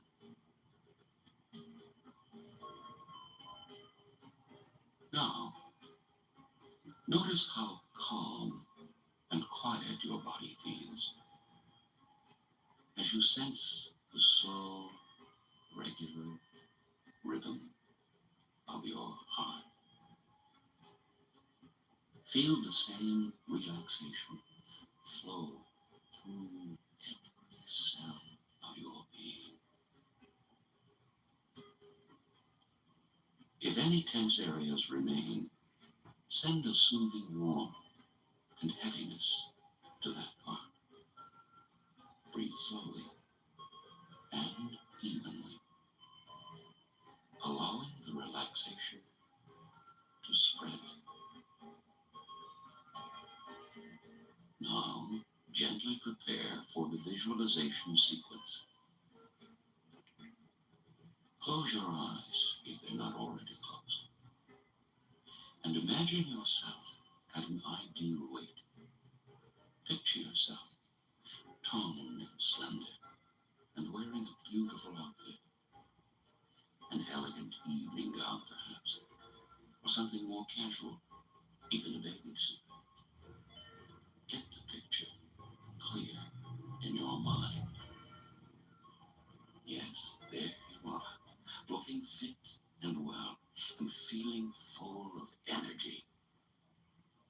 Now, imagine yourself doing things right, things that maintain that image, like sitting down to a delicious meal, a dish you've prepared for yourself. Why, it's not only low in fat, it's high in nutrition. You can almost taste the fresh fruit you're having for dessert. And because of such meals, you look terrific. In fact, picture your family and friends telling you that. Now, go to the mirror and take a good, long look. Examine your face and feel. That's it. Smile. Be proud of yourself. Make that feeling of pride and the image itself very, very clear in your mind. Your body, the clothes, the great way you feel. In fact, linger there a while. Now make a slow return by concentrating on your breathing. What did such an exercise just do? It's given you a positive image that you can use when needed. Those times, for example, when you reach for a fattening food, stop for a second and summon up that image of an ideal you.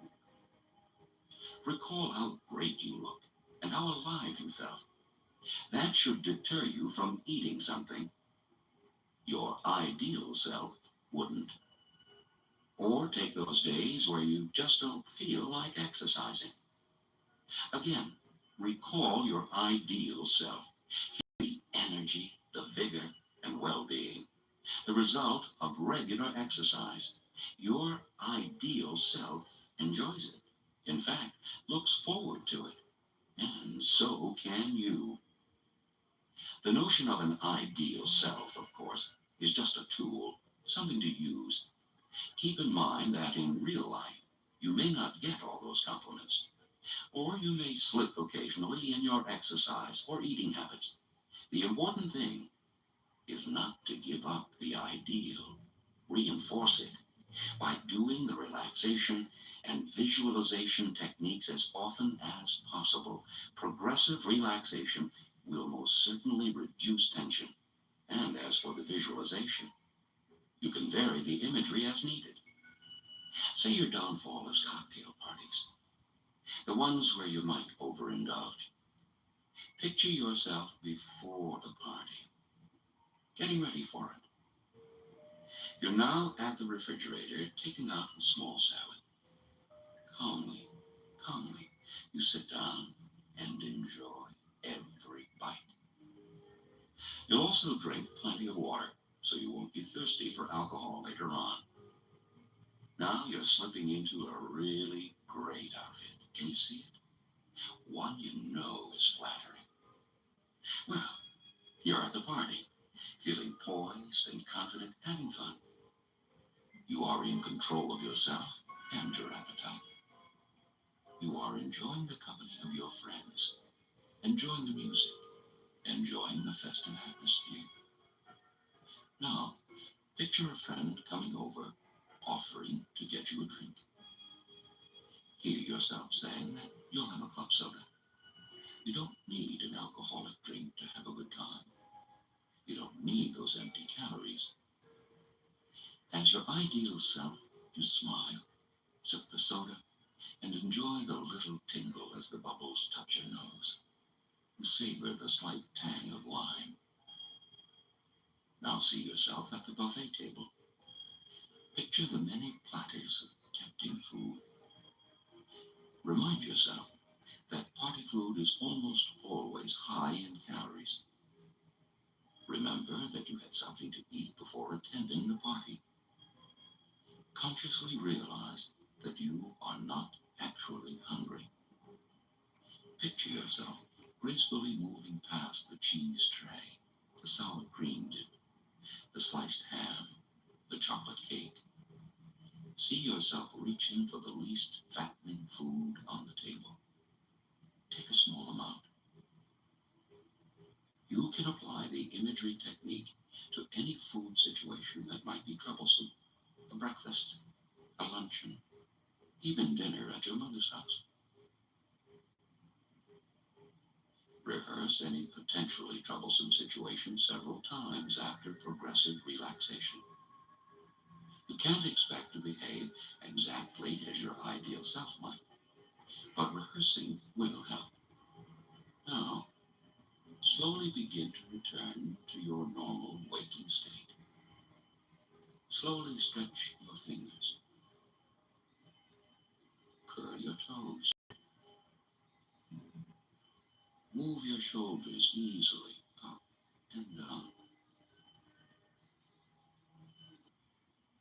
Listen to the quiet sounds around you. Feel how refreshed you feel. Relaxation and visualization exercise. Listen to it often, and with practice, you will be able to return to the ideal you whenever you wish. To help reinforce what you have learned in your relaxed state, it would help to have a visible reminder of the wonderfully slim person you are about to become. To that end, I'm getting hypnotized as I'm ordering fatty foods. Fat lady. Replace it with one of you at your best weight, or of someone you'd like to look like. What you need by the fridge, you see, is not a negative, but a positive image. One you can look at and say, that's what I'm becoming. And now we conclude Losing Weight the Natural Way, one of a series of mind-body healing tapes from Prevention Magazine.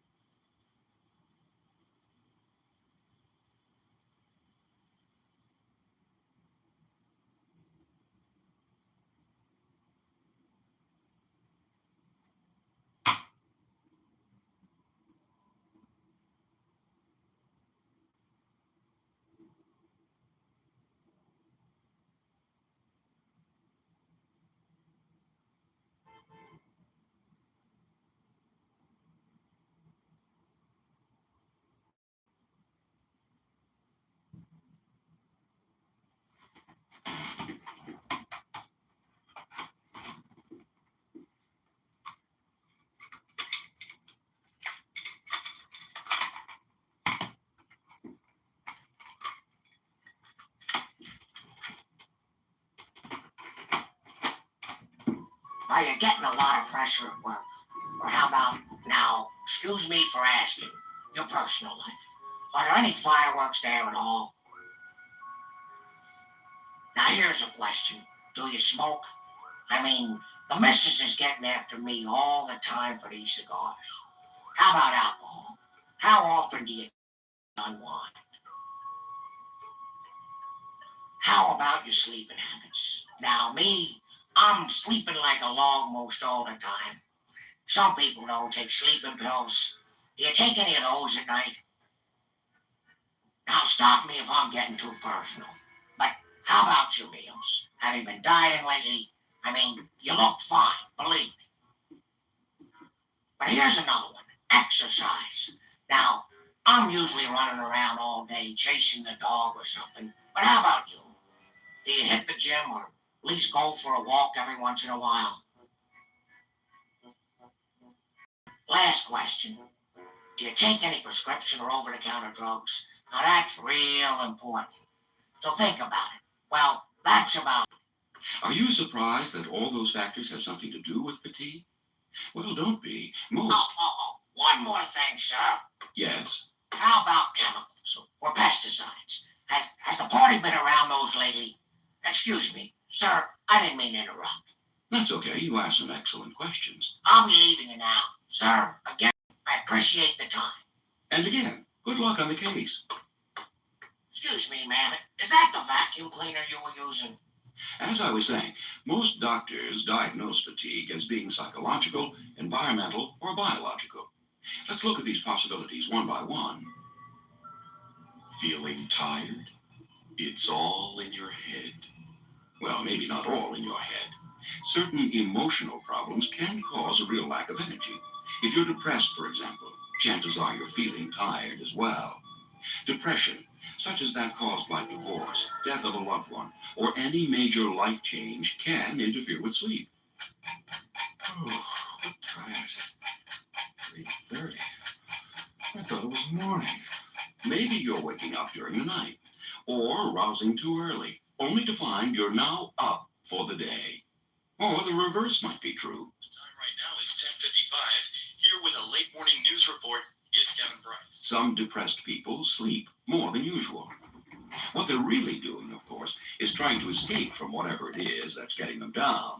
Still, another energy thief is stress. Whether it's in your personal life or on the job, constant pressure can make you tired. The reason for that is the fight or flight syndrome, a kind of inner safety valve that goes back to the days of the caveman. Faced with a wild predator, our forebears could either fight or flee, a choice that remains in today's concrete jungles. Attacked by stress or fear, the body responds with a burst of adrenaline, plus a rise in blood pressure, heart rate, and muscle tension. Without some kind of release, that is either a fight or flight, the pressure mounts and the body gets tired. Other emotions that bring on fatigue? Look where you're going, you! Anger. Or in some cases, just plain boredom. A good way to ease coiled up tension is exercise. There's nothing like a good workout to relieve the fight or flight syndrome. Sometimes, though, fatigue doesn't come from within, but from without. In other words, the environment around us. Take weather, for example. It's a nice, bright, clear summer day. The temperature's in the 90s. Great day for the beach, right? Just don't be surprised if you can't muster enough pep to drive there. Why? Because weather can sap vigor just as surely as stress or medical problems can. Dr. Edgar Folk, professor of physiology at the University of Iowa, has studied temperature effects on the body. Any extreme, he says, whether that's too hot or too cold, can rob the body of ambition. And slow it down. The same applies to humidity. A sudden drop in barometric pressure can also be tiring, particularly if you're sensitive to it. A remedy? Acclimatization. This simply calls for a gradual exposure to any extreme weather condition. If it turns very cold, for example, begin by spending a short time there. It says another summer-like day. High about 94. Humidity 72%. Be sure to drink plenty of water on hot days to keep your body temperature down. And wear loose-fitting and lightweight clothing. Above all, don't be at odds with the environment. Live in harmony with it. A cold shower on a hot day, for example, will just tire you out. Choose a lukewarm spray instead. Make it close to room temperature, so there's no drastic change or contrast. The same notion applies to air conditioning. Going from a hot street into a cold building may seem inviting. So large that it will become a moderation problem, but we'll see. It'll be like individual user creates game that is like right coded for Nazis and alt-right, because it'll eventually they'll have like retard and they grow too often. I don't know. Like, this is a game for the far right. I was like, no, it's not. It's for anybody who enjoys it.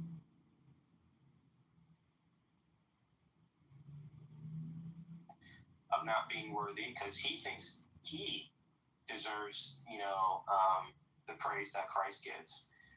And, eventually he was kicked out of heaven because his way of life led to, extreme violence in heaven, to the point where they, look, enough is enough, we have to kick you out.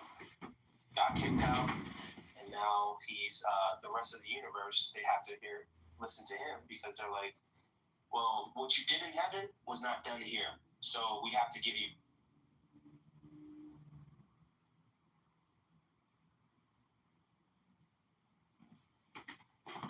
It makes the body work harder to adjust.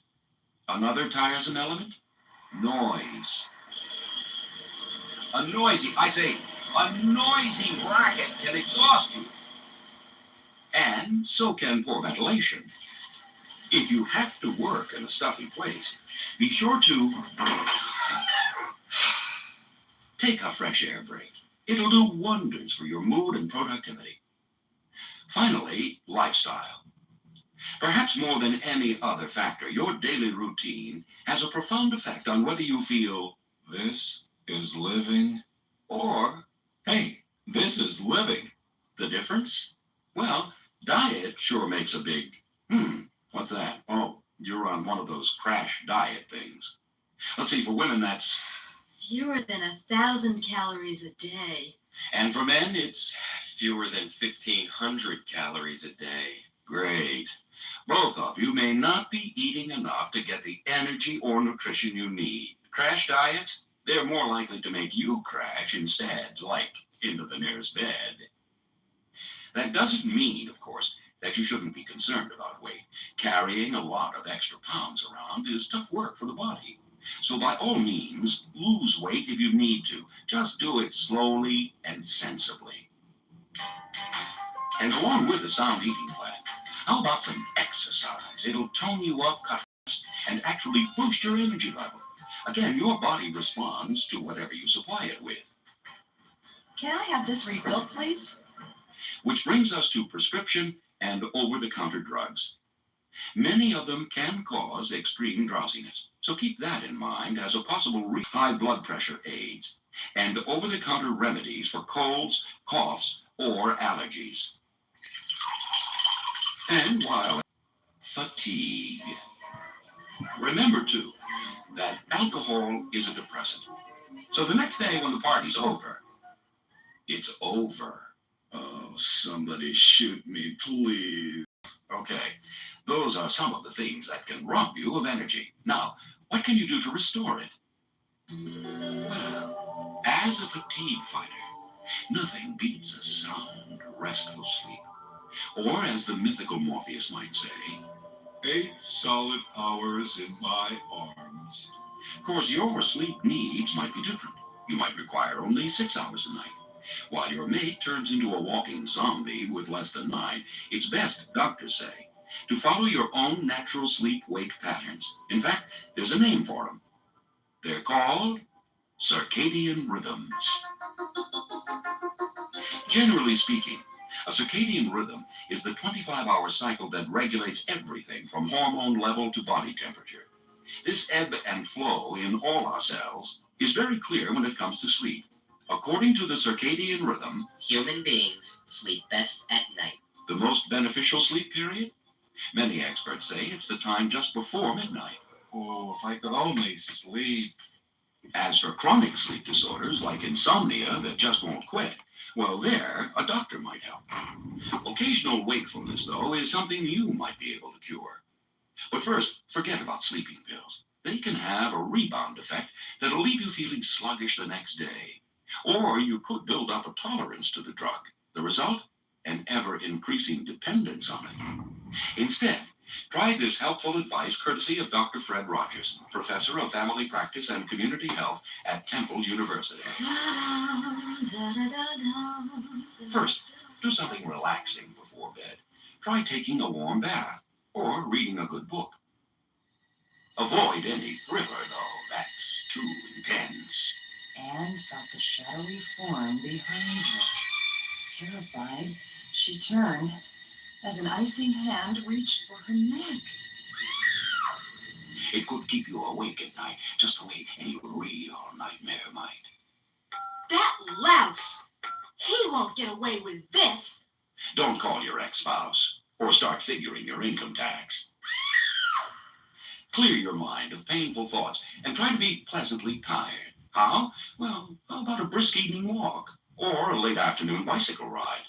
Avoid anything too strenuous, though, just before bedtime. A tough workout boosts your metabolism, and the energy surge could keep you awake. Also, go to sleep and wake up at the same time every day. That'll get your body into a certain pattern it'll automatically follow. Let's see. Salami, cheese, pickles, pizza, nice and cold. And while you shouldn't overload at bedtime, a light snack can calm the body and actually improve sleep. Carbohydrates are your best bet. That's because the glucose in such foods triggers insulin, allowing a substance called tryptophan to enter the brain.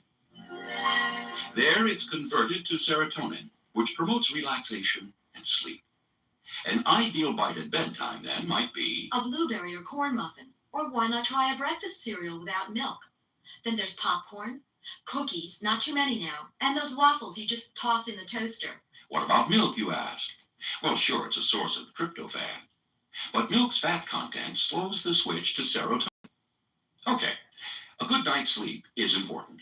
But if you still need an energy lift, listen to the words of a former chief executive, Harry Truman.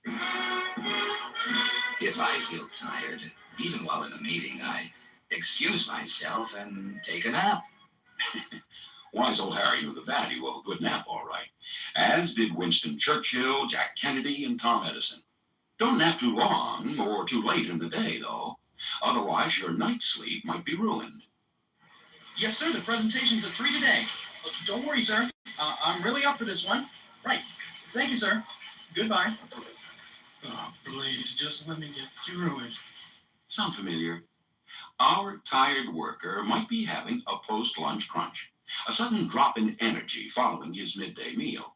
Here's how to fight such a crunch from Dr. Judith Wertman, a research scientist at MIT and author of the book, Managing Your Mind and Mood Through Food. A power eating plan, says Dr. Wertman, is one that contains more protein than it does carbohydrates. In other words, the reverse of your nighttime intake. Studies show that foods high in protein raise the flow of certain enzymes in the brain. These include dopamine and norepinephrine. The result is more vigor and mental alertness. List A. To help you choose foods that are more beneficial, Dr. Wertman has developed an A, B, and C list of items. The aforementioned A list contains foods that have very few fats and no carbohydrates. These include fish, particularly shellfish, chicken, without the fatty skin, of course, veal, and very lean beef. List B. These are low-fat dairy foods, such as cottage cheese, skimmed milk, and yogurt. Remember, it's the low-fat variety. Another B-list staple is vegetable protein. dried peas, beans, lentils, tofu, and other foods with soybeans as their base. List C. C-list foods include beef, lamb, pork, and pork products, lunch meats, organ meats, whole milk, and regular yogurt. Now, these may be high in protein, but they're also high in fat. The catch is, fat slows their absorption into your system, so you won't get the burst of energy you need. By eating foods from the A and B list for lunch, you can boost both your energy and alertness.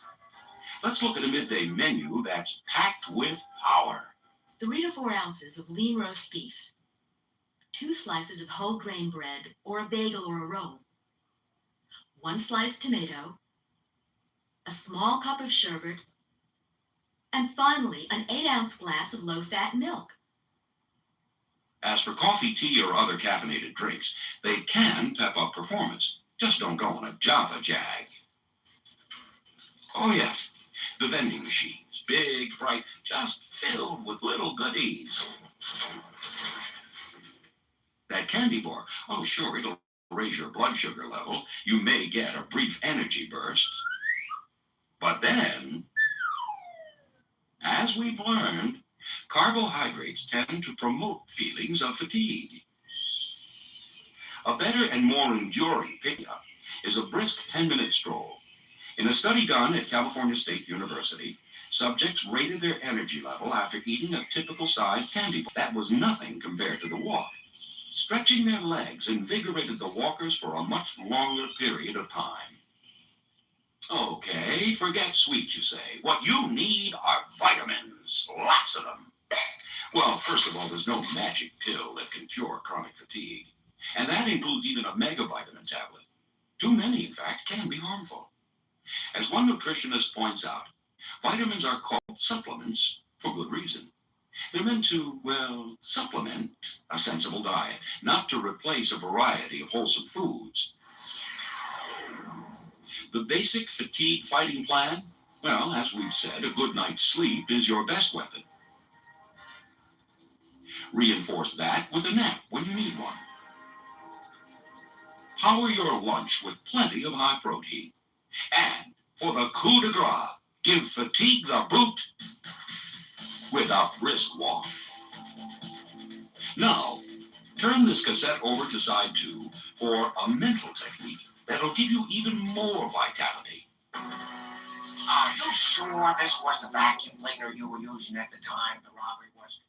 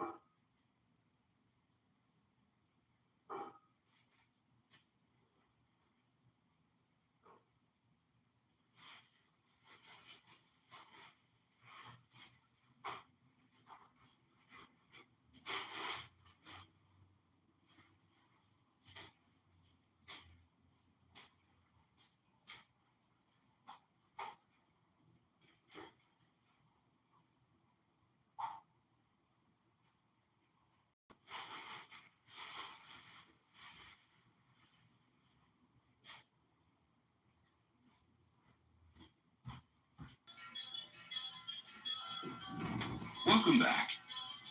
On side 2 of this mind-body healing tape, you will discover a wonderful mental exercise.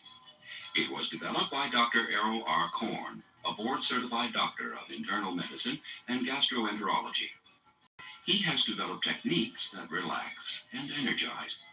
These exercises should be repeated often to help you develop a deep reserve of energy. They also can be performed whenever you need a lift, sort of energy on tap. Now, let's begin. First, move into a comfortable position. Loosen any restrictive clothing. Make sure your arms and legs are uncrossed. Now, simply close your eyes. 85% of the external world is perceived through vision. And when you block out external vision, you begin to focus more easily on your own inner self. As you go through this experience, you may periodically find your mind wandering. This is perfectly natural and will not in any way interfere with the benefit you gain from this experience. When you realize your mind is wandering, just gently and easily bring it back to the sound of my voice. Excessive stress is the most vicious culprit in robbing you of your energy and leading to long-standing fatigue. The relaxation exercise you are about to experience, if practiced every day, will eliminate the adverse effects of excessive stress and enable you to use your full potential of high-energy living. Focus your mind on your feet and allow them to feel whatever they feel when I say to you the word relax. It may be lightness, heaviness, coolness, or warmth. It may be a numbness or tingling. Or perhaps at first you may not feel anything at all. Be assured that relaxation is taking place at a very deep level of your mind and body, even if it happens to such small degree that you do not consciously perceive it at this time. Rest assured that with practice, the relaxation will become an easily perceivable way of life.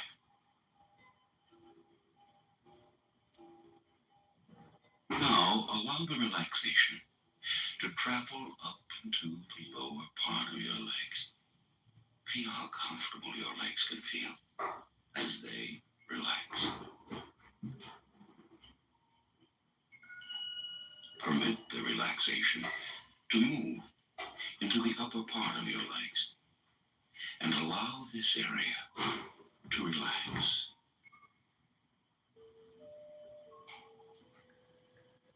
Allow the wave of relaxation to move slowly but surely into your lower back and abdomen.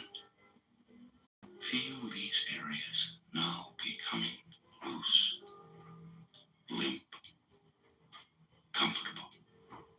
Allow every sound you hear to enable you to become more comfortable. Allow every moment. Now, allow the relaxation to spread into your shoulders. Feel how comfortable it is to just let them relax. Let the relaxation travel from your shoulders down through your arms, into your hands and fingers, so your arms are loose and limp, just like a rag doll. Now, let the relaxation spread into an area in which we all hold a great deal of tension. The neck.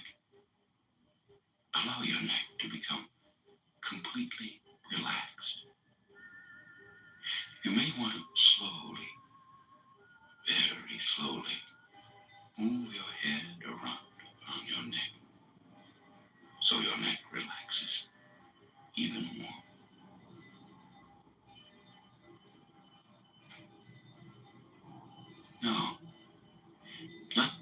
relaxation spread into another area of tension, the jaw.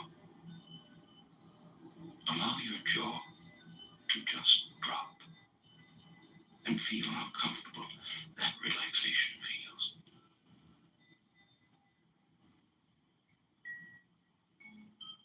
Now, let the relaxation spread to the rest of your face, allowing every part of your face to become loose, limp, and relaxed.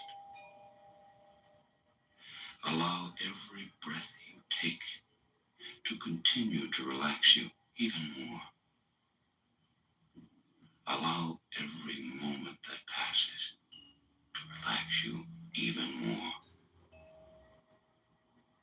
Every sound you hear to enable you to relax even more. When you enter this state of relaxation every day, you change the way your body works, that is, its physiology, to a state exactly the opposite of stress. This state of relaxation helps eliminate the adverse effects of stress and lets you experience the high energy potential that is your true heritage. Now, while you are in this relaxed state, I would like you to learn a few skills and techniques that will be useful to you even during your usual waking state. These skills and techniques, when practiced in this state of relaxation, become indelibly intertwined with relaxation at the deepest levels of your subconscious mind. Then, during your usual waking state, by just repeating these techniques without even going through a deep relaxation, relaxation indeed will take place. As with any skills, the more you use them and the more you practice them, the more effective they will be. You can rid yourself of excessive stress by imagining a place of safety. Great athletes use this device to develop what they call a cocoon around themselves, to protect them and give them strength and energy during their performances. You can use a similar technique to help give you strength and energy during your everyday life. Think of the words peace, safety, comfort, and happiness.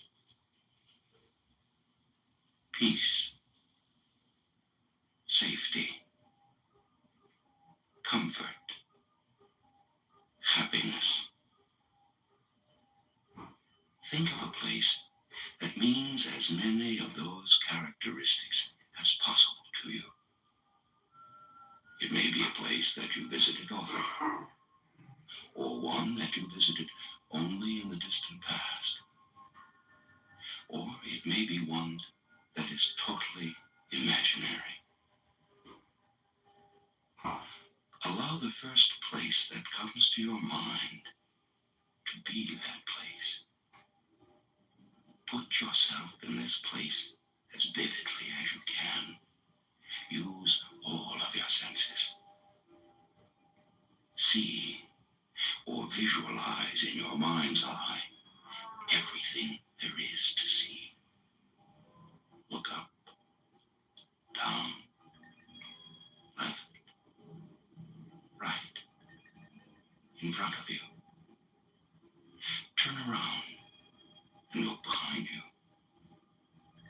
Look at things, in things,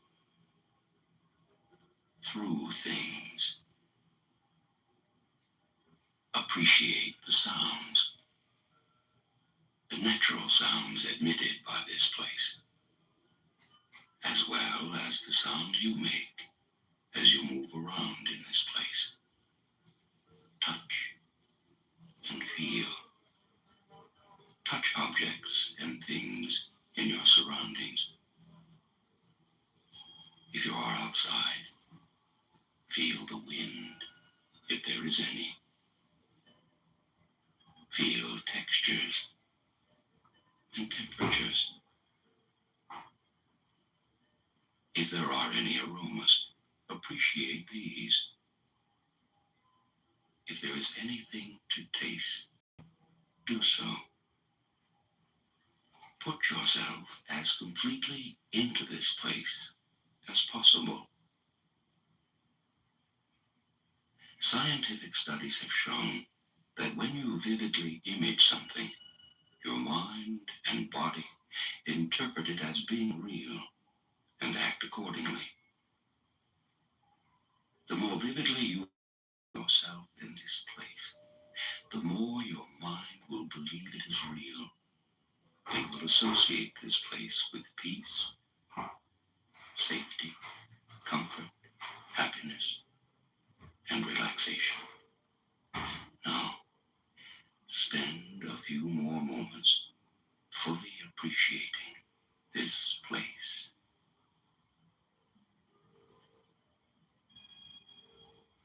In addition to the mental technique of the place of safety and comfort you have just experienced, you can also use physical techniques or cues, which act as shortcuts to experiencing energy, relaxation, and even to help put yourself to sleep.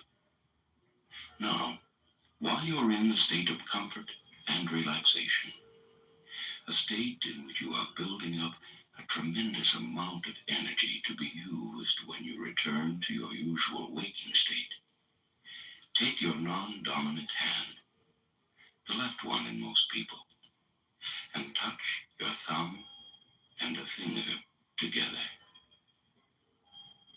Spend a few moments touching your thumb and finger together, and don't let them come apart until I instruct you to do so.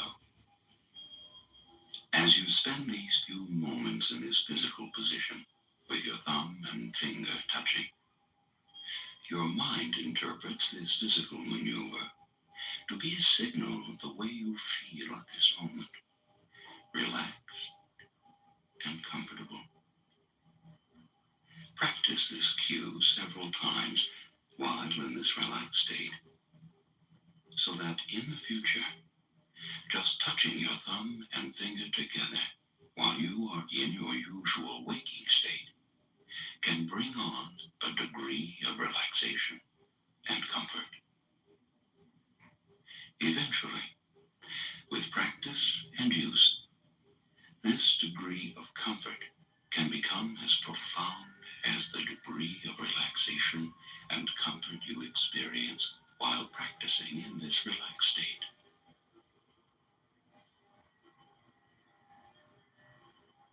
Continue to allow every breath you take to enable you to feel more comfortable.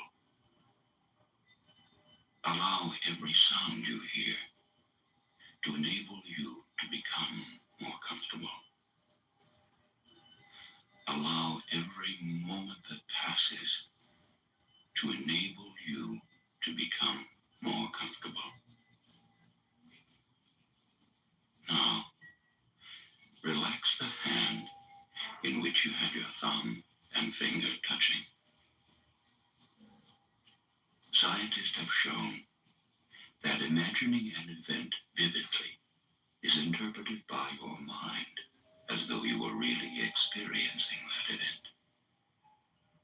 Scientists have also shown that imagining something very vividly can set your mind into action, that you can actually realize what you have been imagining.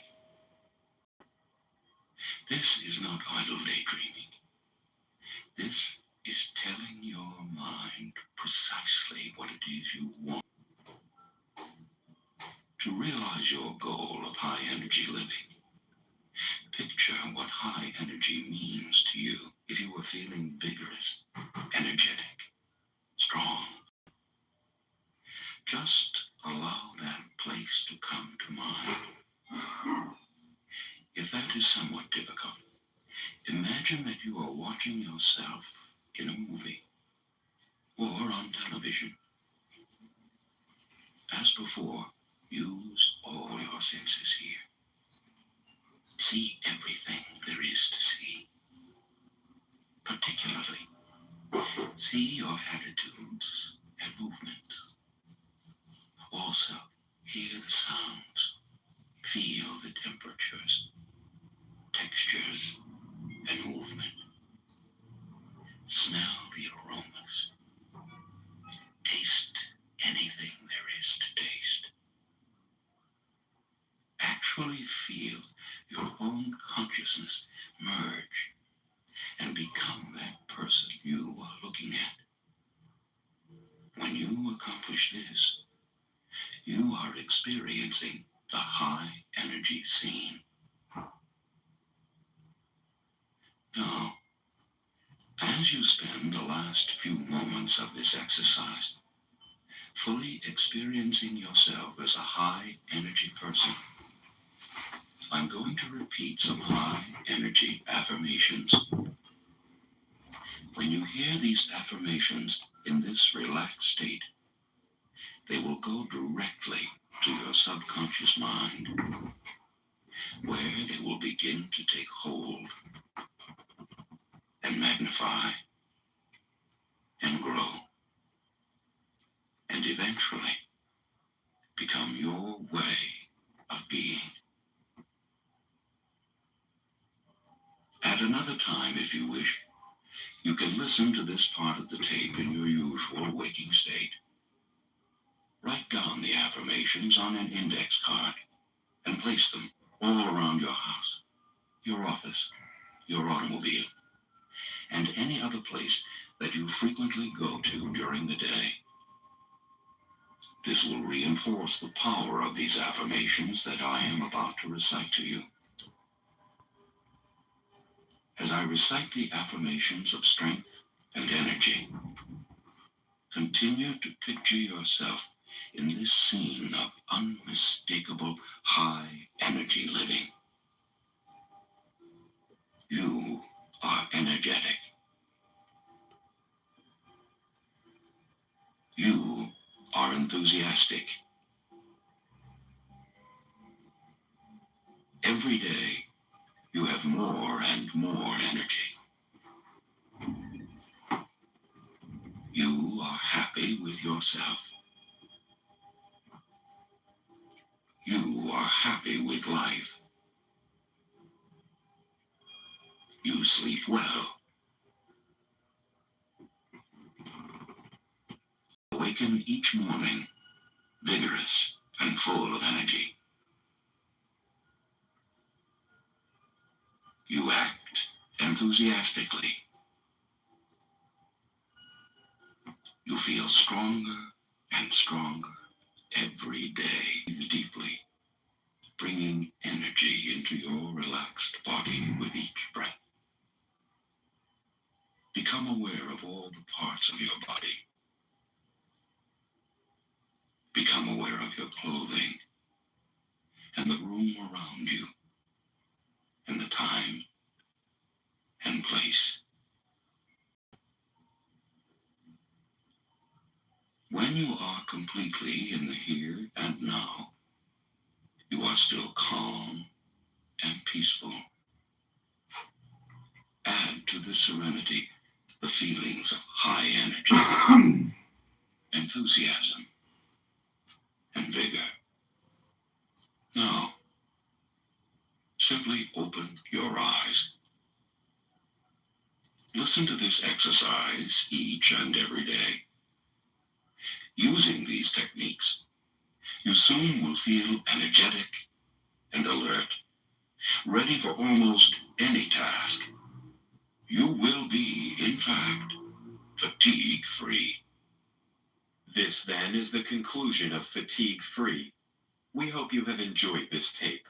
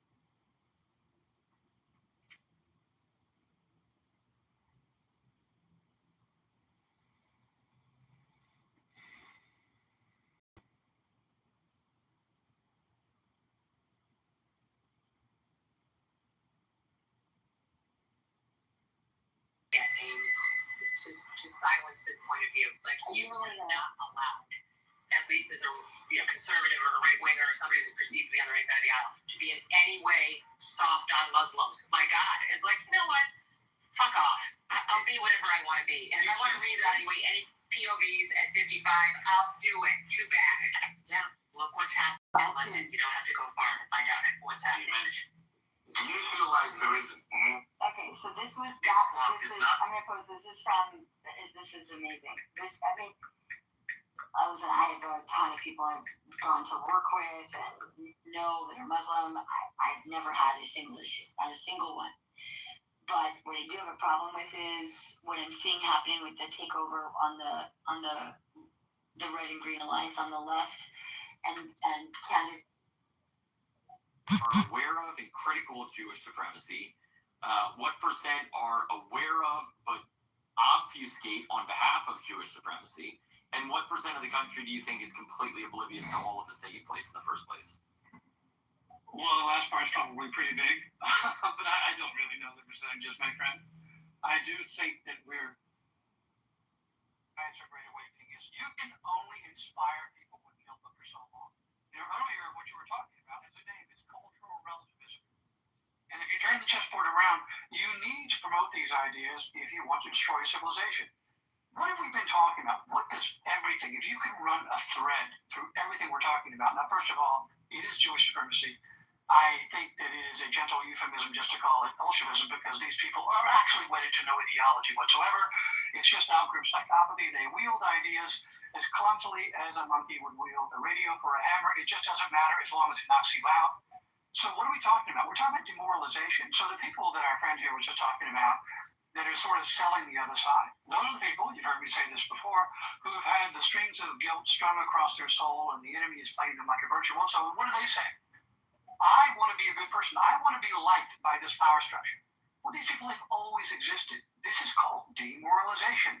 And the whole point, of course, of establishing a tyranny or authoritarianism for all of time is to demoralize everyone. You all heard me say this because if we still have our morals, we will rise up. So I'm not really concerned with the coward. I'm not really concerned with the rightless poltroon. I'm concerned with the rest of us because we know everything they say just doesn't stand on its head. Like math, the equation doesn't work frontwards and backwards. It doesn't work for them. For instance, cultural relativism. If you say there's nothing special about your culture opposed to others, how would you know? What standard of measurement would you use? In fact, Western civilization towers over the rest of civilization so immeasurably that even the average person living in it doesn't comprehend it. And of course, some of that is due to the malevolence of the people that we're talking about. But I'm really more shit for the purpose of... How retarded are you? Do you know anything about Jewish philosophy? Anything at all about Jewish philosophy? Oh, you're the supremacist. You're the Nazi. Got it. Okay. How retarded are you? Do you know anything about Jewish philosophy? We got him! We got him! We got him! Broke their hypnosis!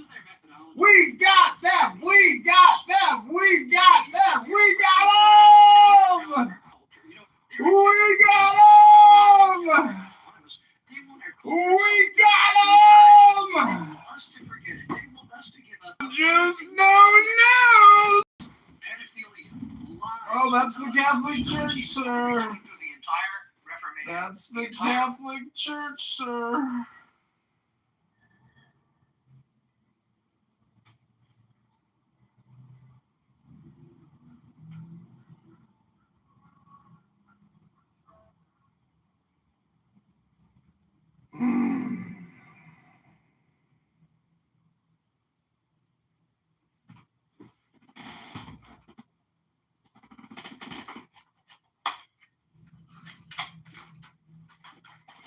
People are fucking whack. What the fuck?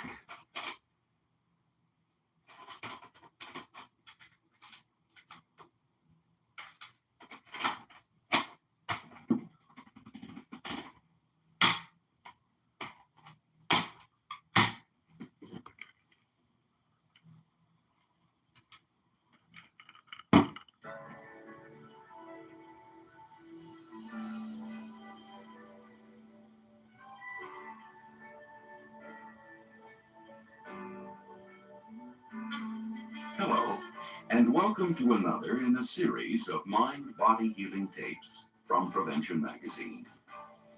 During the course of this tape, you'll learn how to remember names, places, facts, numbers, directions, and lists. You'll master techniques giving you a super memory. So you'll no longer mislay items, wonder if you left the stove on, or even, I know that person. Why can't I remember her name? on this side of the cassette, you'll learn that memory is not something that fades with time, but is a skill that can actually improve with age. Did you know that a brief stroll and a round of Scrabble can keep your memory cells young? And your recall ability from getting rusty? No, they can. And you'll learn why. You'll also learn how to make memories more indelible by linking them to certain visual, verbal, and sensory cues. By paying attention, and with a little practice, you'll connect faces with names. Why, if it isn't Art Brandhorst and his wife Cindy, how are you? Recall lists. Yes, I'd like to rent Jaws 2, Star Trek 3, Rocky, Superman 4, and The Revenge of the Nerds. Remember phone numbers. 1-800-792-67. What you read. As Shakespeare once wrote, The like a ones circle that in is the the water, police. which never ceases to enlarge itself. Where you put things. The instruction book, in the hall closet, top shelf, gray box, left side. Then, on side 2, you'll learn a technique you can use every day to reduce tension and anxiety. 2 things that can often cloud your ability to remember. For now, though, let's take a cold, hard look at memory lapses. Those annoying bouts of forgetfulness that nearly everyone has. Take Jerry, for example. The other day, he left his keys at his favorite restaurant. Excuse me, I think those are mine. Oh, I'm sorry. Pardon me, please. His parents' wedding anniversary? It's okay, son. Dad and I know how busy you are. Sometimes, Jerry forgets where he puts his glasses, or where he parked his car. Mike Fuller. Nice to meet you, Jen. Mike, of course. How could I forget? How could I forget? Is there something wrong with Jerry? Do all those memory lapses mean he's growing old, or even a bit senile? Well, the truth is, people of all ages forget things. Names, numbers, things that are too complex, or just aren't possible. We also forget when we feel excited, frightened, distracted, nervous, tired, or rushed. Think back to when you were a kid, and in the heat of a game, you dashed out in the street, forgetting about traffic. Stage fright? That's caused many an opening line to just vanish, no matter how well the line was rehearsed. And rushing. Look, I'm late. I've got to get going. I can't miss that appointment. Well, that often leads to things getting left behind or misplaced. The point is, excitement, tension, haste, all make for memory lapses, regardless of age. In fact, only about 15% of those aged 65 or older suffer memory loss due to a health problem like Alzheimer's disease. So don't worry about occasional lapses if they don't mar your daily routine. On the other hand, if you can't remember the day of the week, or keep forgetting your daughter's name, it may be wise to see a neurologist. Your memory lapses might be caused by less serious factors. Addition, division, can you even run a basic calculation? Nope. Chicago's getting ripped off soon after that mystery in Libertarian Chicago. All can leave you feeling drowsy or confused and impair memory. More data just came in. Better bone up on these as soon as possible. Your memory can also stall if it's overloaded, or if you have too much stress or too little sleep. But again, keep in mind that you can't wear out your memory like an old tire, nor does it fade like an old photograph. Experts say you can learn new facts or skills at any age, and you can retain it for the same length of time as when you were young. In fact, some parts of your memory actually improve with age, including its power to solve problems and form complex sentences. Think of all the not-so-young scientists, inventors, and authors. What then causes certain facts to be slow in coming? What's the name of that town? It's on the tip of my tongue. Episodes which seem to occur more as we get older. Dr. Michael Epstein, a psychologist at Rider College, gives this reason. Think of your memory system, he says, as a computer. With every passing year, you collect more memories. That means when you want to recall something, it takes a bit longer to scan what's on file and transmit it to your consciousness. Maybe that's why the town you think of will suddenly pop up unexpectedly. Bridgeville, of course. So, is there anything you can do to speed up the computer? The answer is a definite yes. One memory mobilizer is physical activity. Exercise pumps more oxygen to your brain, fueling its billions of neurons, or memory chips, if you will. Want a super memory? Get your body moving. A brisk walk or stroll through the park, for example. Getting out, in fact, adds another benefit.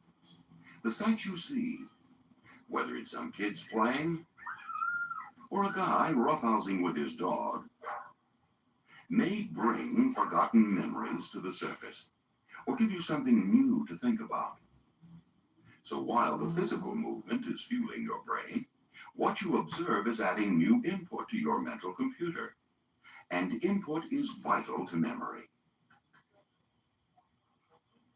Next, how's your social life? Gabbing with friends and exchanging thoughts and ideas is another memory tonic, as are hobbies and different interests. If you spend the day pretty much alone doing the same old thing, almost nothing will be memorable. You read the paper? At 8:30. Eat the same lunch? At noon. Watch the soaps? At 3. Make no special plans, do nothing different. Well, what's there to add to all those old memory chips, huh? In other words, No input. no memory. Lack of psychological stimulation is the start of memory decay. So says Dr. Kurt Sandman, co-director of the Memory Disorders Clinic at the University of California. Indeed, boredom is memory's chief enemy. In Dr. Sandman's studies, for example, are patients whose memories are quite limited. When they did something out of the ordinary, though, like going on a picnic or an outing, they recalled that day very clearly. When they did nothing special, however, well, that day was often a blank. Why does something stimulating jog our memory cells? Oh, look who it Let's is! take a quick tour through the brain's memory system. Well, here we are, inside the most mysterious and complex of all human organs, the brain. Surrounding us are billions of nerve cells, or neurons, which are essential to memory. Neurons look a bit like long-handled brooms that sweep incoming data through. I would just wait and then do whatever they want. Hey, I hate to interrupt. I just want to say you guys are all brain rot in the room now. All of Andrew's rooms are basically chillism, brain rot, retard rooms. The handle part is called an axon. The bristles at the other end, meanwhile, are called dendrites. Neurons don't just float idly about, by the way. They communicate with each other. Any sensory input appears as an electrical signal. In a flash, the signal shoots down the axon, or broom handle, until it meets the dendrites. Special chemicals, meanwhile, relay the signal to a neighboring neuron. Science believes the signal is stored as a memory in these tiny dendrite branches. Now let's trace the actual making of a memory. Say you encounter some new information, a new song perhaps. It enters your ears, then flows into your brain, where it's transformed into the signal we mentioned. When it hits certain dendrites, the basic structure of the neuron is changed forever. The memory is now permanently stored. So when you hear the song again, the dendrite memory chips are activated. And voila! Oh, I know that song. Thermodynamics, or try to speak Swahili. Simply reminiscing can give your powers of recall a lift. One study showed that when older people spoke about their past and the people in their lives, it sparked certain kinds of memory power. Of course, you can do a more strenuous memory workout. Games like Scrabble, Bridge, Trivial Pursuit all keep your retrieval skill. Memory is the art of paying attention. If you can't remember where you parked your car, for instance, you probably focus too much on where you were headed. Keep forgetting to put the gas cap back on the tank? You were probably thinking, Let's see, should I charge it or pay cash? to really remember that cap, you got to concentrate on it fully. It's what one memory expert calls Learning to shift from automatic pilot to manual. that parking lot that seems to swallow up cars like the Bermuda Triangle. Examine it consciously. Let every landmark be stored in those data-hungry dendrites.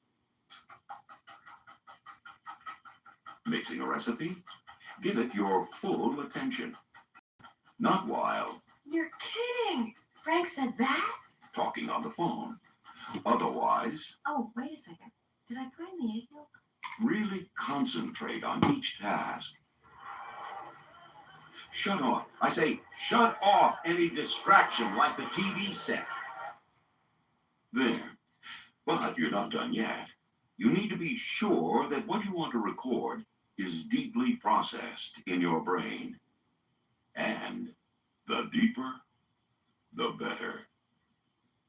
Start by deepening your short-term memory. The one that holds a small bit of material somewhat briefly. Here it is. Arrow Cab 65450. This short-term or working memory lets you recall a number you looked up. Till you dial it. Arrow cab. Then it's forgotten. It's believed you can manage 6 or 7 items, like the digits in a phone number or zip code, using your short-term memory. But what if it's a figure you want to store permanently in your mind? In that case, you need to transfer it to your long-term memory. A vast library of ideas that goes all the way back in time. Long-term memory covers everything from your first kiss to how to tie your shoes. Once stored in your long-term bank, these memories remain with you, safe and sound. As we get older, it's the short term that's not so safe. I can remember my first car, the first moon landing. But darn it, why can't I remember what I had for breakfast this morning? The answer is simple. Meaningful or landmark events make it to your long-term memory bank. A common everyday breakfast doesn't. On the other hand, if you dined on Eggs Benedict, let's say, on a balcony overlooking the sea, Would you like some more coffee, dear? and with an attractive companion, well, chances are you'd remember every detail of that morning. Events that are striking, experts say, make a deeper impression on the mind. The idea, then, is to make your memories as colorful as possible. Example, okay, say you want to remember someone you just met. Try reenacting that meeting in your mind. Ideally, you weren't. What is this? Have you known him very long? It's a safe bet that when you leave, you won't forget that person's name. Why? Because by collecting lots of information, you store and and mentally coded certain cues. Data that's linked to other info already filed in your memory bank. Later, just thinking of the cues, a city, occupation, friends you have in common, will bring a more vivid memory of the person you met. There's some evidence, in fact, that association may change the neurochemical structure of the brain. Of course, remembering this way is not a new idea. The ancient Greeks used association to help them recall long speeches and stories. The association techniques were called mnemonics, after Mnemosyne, the Greek goddess of memory, and the idea is still valid today. One version of mnemonics uses the fact that nearly half of us are predominantly verbal. That is, we're attuned not only to words, but also to rhythms and rhyme. That's why we remember catchy little jingles like, "Clock, clock, this, oh, what a relief it is." And who can forget? 30 days have September, April, June, and November. All the rest have 30. For recalling the number of days in a month. Do names give you a tough time? Try remembering them with a rhyme. Barbara Ann Porter, her boyfriend Shorter. E.J. Stalker, half off his rocker. Doesn't make any difference how silly they are, as long as they make sense to you. Ever take piano lessons? Then you're likely to recall every good boy does fine, or there's fudge. The first letter of each word stands for the notes in the musical scale. You can use this same method to recall names. Say those in your aerobics class. Let's see. There's Martha, Kathy, Ellen, Diane, Geraldine, and Sandy. Or you could try to visualize a number. Mental imagery is one of the most powerful of memory tools. Research shows that when something is shown in a visually distinctive way, it stays in the mind longer. Try using your mind as a camera. Need to recall 33F? Maybe it's your seat at a ball game. Imagine a seat with 33 frogs sitting on it, all wearing jerseys with the number 33 on them. Again, the more bizarre an image is, the more memorable it is. A super memory, you've got to look, listen, associate. When you meet someone new, for example, be sure and look right at them. Search the face for a prominent feature, heavy eyebrows, a mustache, or some other physical trademark. Next, listen. Really focus on the name. Does it remind you of something? Or sound like something else to you? Hi, the name's Howard Bryson. Jack's told me a lot about you. Bryson. Sounds a bit like bright sun. Okay, now the third part. Associate. Connect the outstanding feature with what the name reminds you of. How about a bright sun with a mustache or heavy eyebrows? That's okay, let your thoughts run wild. Create an unforgettable image. And besides your visual sense, don't forget sound, touch, smell, and taste. When French author Marcel Proust bit into a certain cookie, for instance, it triggered enough memories to fill 4 volumes. Even if one lives under the equivalent of a bell jar, associations of ideas, memories, continue to act upon us. A classic work. In fact, aptly called remembrance of things past. The point is, the more senses you use to record a memory, the better chances are of recalling it. Think of what happens when you smell honeysuckle, hear kids splashing in a stream, or taste a plump, juicy tomato fresh from the vine. Take you back a summer or two? Well, you're not alone. Use this aspect of your brain to build future memories. Again, employ as many senses as you can to vividly record an event. Before leaving home, see yourself locking the back door. Hear the rattle of the lock and of the light switch. Smell the dish of food you left behind for the cat. Feel the cold metal of the steam iron to be sure it's safe and unplugged. Later, you're bound to remember that you did all these things. Of course, whenever you can, write something down. Making lists zeroes in your attention and uses both visual and audio cues if you repeat it. Tuesday, run errands. Be more specific. Tuesday, go to cleaners, deposit check, stop by jewelers. That's better. And be sure to stick that list where you can see it. But if writing is inconvenient, use the loci or location method. What you do is associate your to-do list with familiar locations. Say the rooms in your house. Now, suppose you want to remember a series of tasks that must be done before you go on vacation. At your front door, think leave the key with the neighbors. At your reading chair, think cancel the newspaper. At the back door, think call the kennel. To help you remember to perform each task on your list, just go leave your house.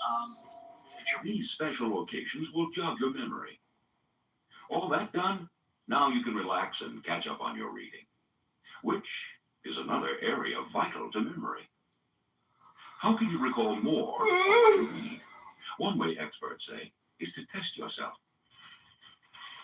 Okay, you've read the paper thoroughly. Now, give yourself a multiple choice quiz. The city of Gdansk is in Denmark, Poland, or Russia.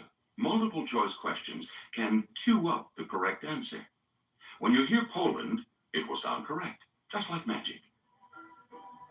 And just like a magician, you can also use props to make vanishing memories reappear.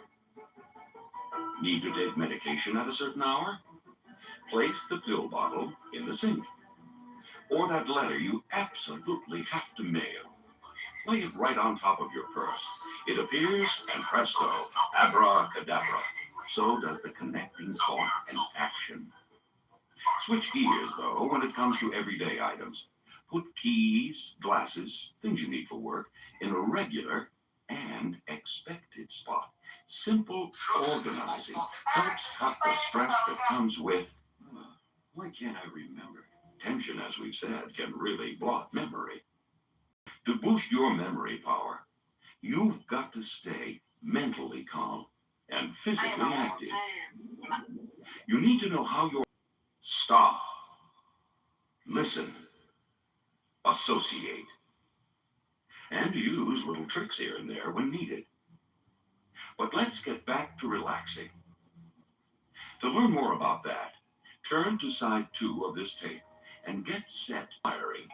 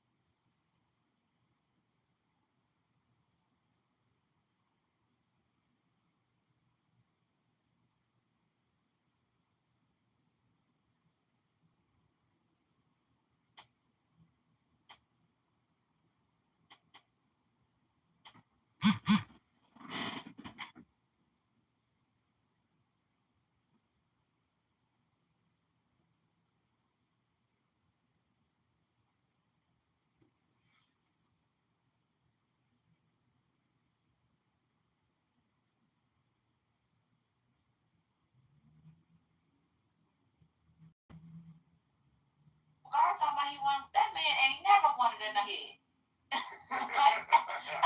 No, you know that man never wanted another kid. So it genuinely caught me off guard. I wasn't trying to be messy. How am I supposed to know that you talked to her? I did not know that. But apparently Drew knew, didn't tell me. Drew started laughing. I'm laughing. And I'm thinking we just having a laugh because we know what he said in the private. You know, I didn't think that he thought we were laughing at him because we knew that he was trying to talk to this girl and we just fucked it up. Did not know that. Right hand to God. So now that makes sense. Drew don't be knowing how to tell a damn story. Okay? Because Drew, you should have been put that together that way. I mean, I didn't think about it though, because I'm just thinking like, who would be that? You know what I'm saying? Like, so who would be that? But what? So my question to you then, Shan, well, how does that connect to my question to Drew? So what's all the animosity towards Drew? Because he thinks that Drew had told.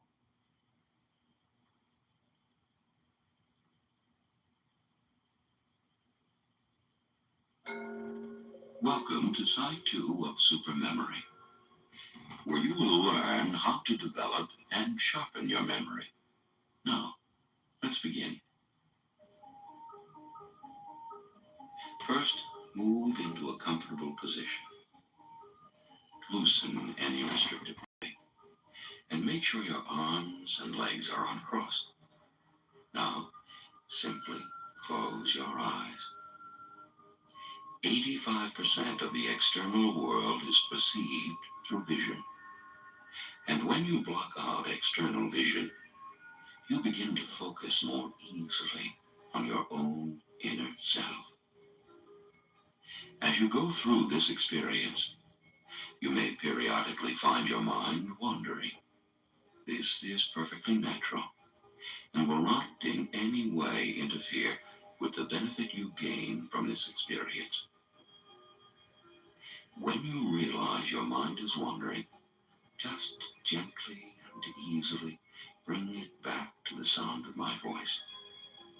Stress, tension, and anxiety interfere with your development of a supermemory.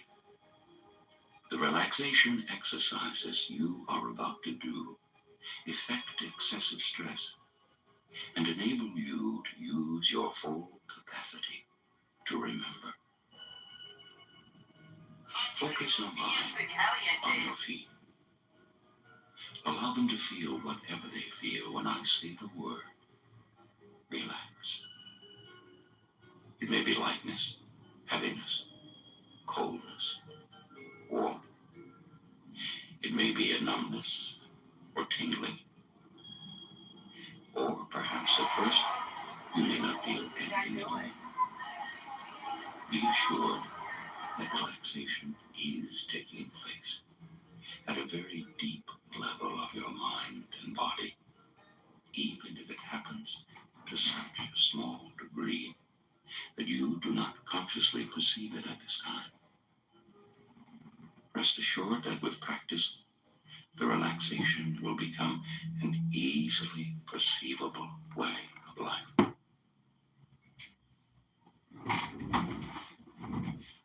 Now, allow the relaxation. Cause now, oh, God! Part of your legs. Feel how comfortable your legs can feel as they relax.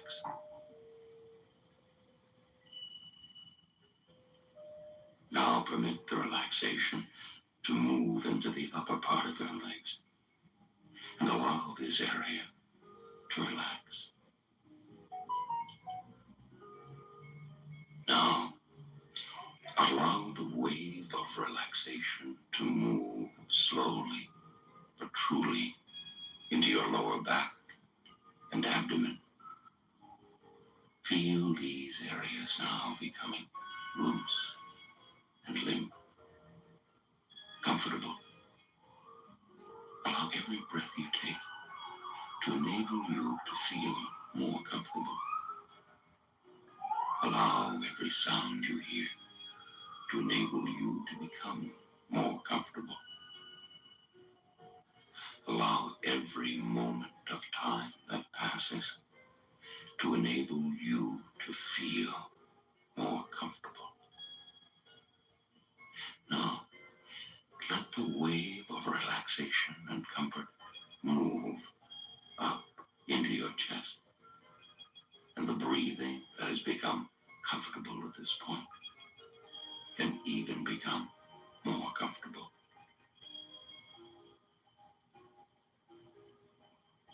Let relaxation spread into your shoulders. Feel how comfortable it is. Let the relaxation travel from your shoulders down through your arms and limp, just like a rag doll.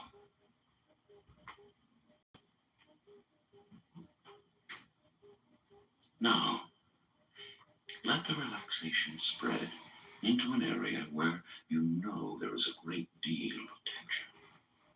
The neck. Allow your neck to become completely relaxed. You may want to slowly, very slowly, move your head around so your neck relaxes even more.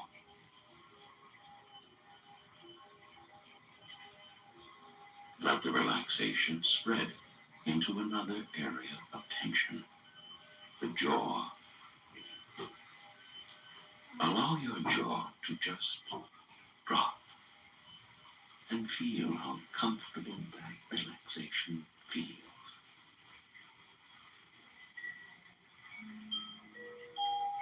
Let the relaxation spread to the rest of your face, allowing every part of your face to become loose, limp, and relaxed.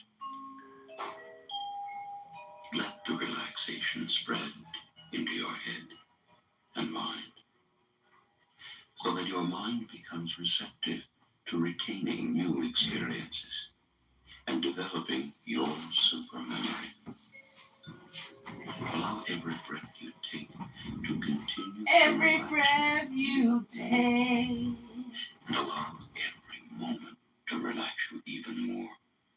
Allow every sound you hear to relax you even more. When you enter the state of relaxation every day, you change the way your body works.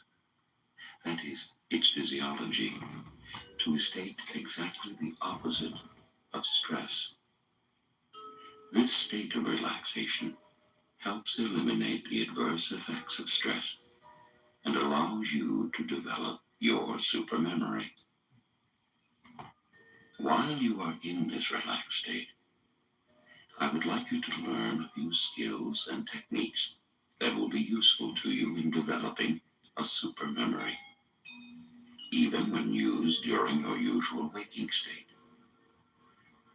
These skills and techniques, once practiced in the state of relaxation, become indelibly intertwined with relaxation in the deepest levels of your subconscious mind. Then, during your usual waking state, by just repeating these techniques without even going through a deep relaxation indeed will take place. As with any skill, the more you use it and the more you practice it, the more effective it will be. In these exercises, we will use the power of imagery. Scientists have shown that imagining an event vividly is interpreted by your mind as if you were really experiencing that event. Scientists have also shown that imagining something very vividly can set your mind into action, so you can actually realize clearly. But even then, you can imagine their essence. This type of imagery is just as effective as vivid visual imagery. However, we also feel in our images. We touch things, and we feel the sensations and emotions associated with the image. We hear, taste, and smell things in our imagery. Use so all these senses will make the imagery much more potent and much more effective. If you have some difficulty in conjuring an image, The following practice will be helpful for you. You may want to repeat this over and This is just like a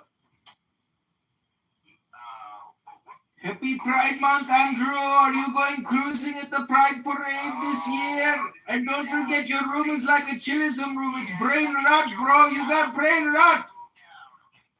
Yeah, and it wasn't even what we were discussing specifically wasn't even harmful to anything Muslim. So I don't know why they couldn't.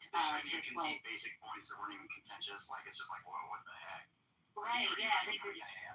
But what was the point of contention? What was the Hello? before going any further. First, imagine a pet or a very, very good childhood friend. See that person or pet in a usual setting. Allow the person or animal to move around. Interact with the person or pet. Also, as mentioned before, hear the sounds, touch, and feel. Hey, Teddy Money, boss bancho, Sotinas ho gaya kutte. And smell. Develop an image of the home you now live in. Shut up. Or any home that you've had in the past, that you had particular fondness for. As you were instructed before, look, move around, feel, hear, smell. If there is anything in the house to taste, by all means, go ahead, taste it. Imagine some very special clothing that you have. De Lambarat Heritation. Or would like to have in the future, or have worn in the past. Feel yourself put the clothing on, and look at yourself in a mirror wearing the clothes. Move around in them. Imagine them from all angles.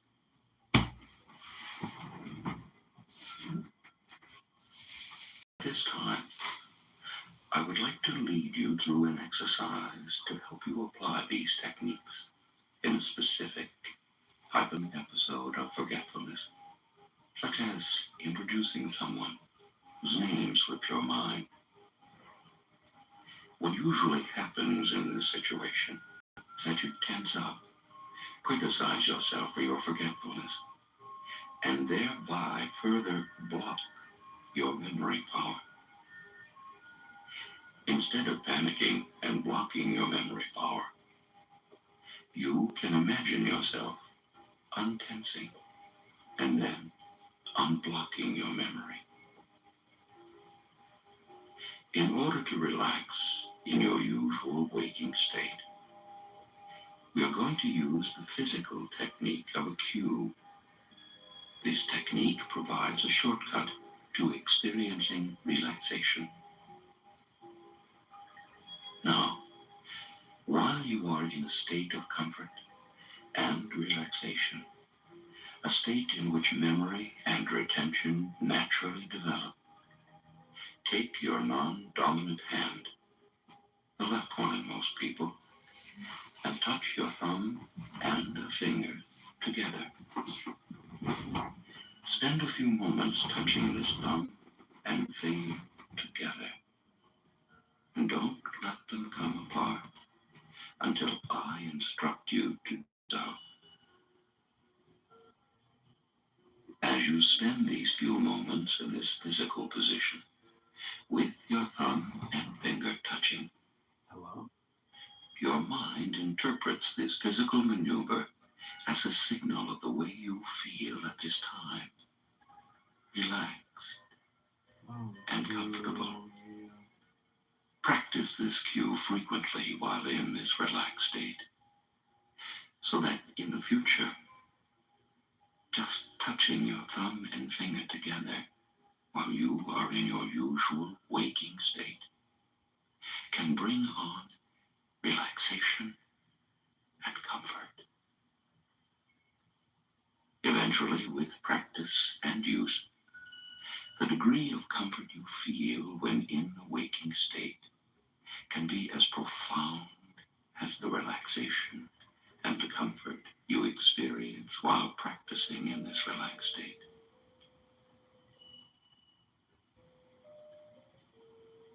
Now, while using this cue, imagine trying to introduce that person.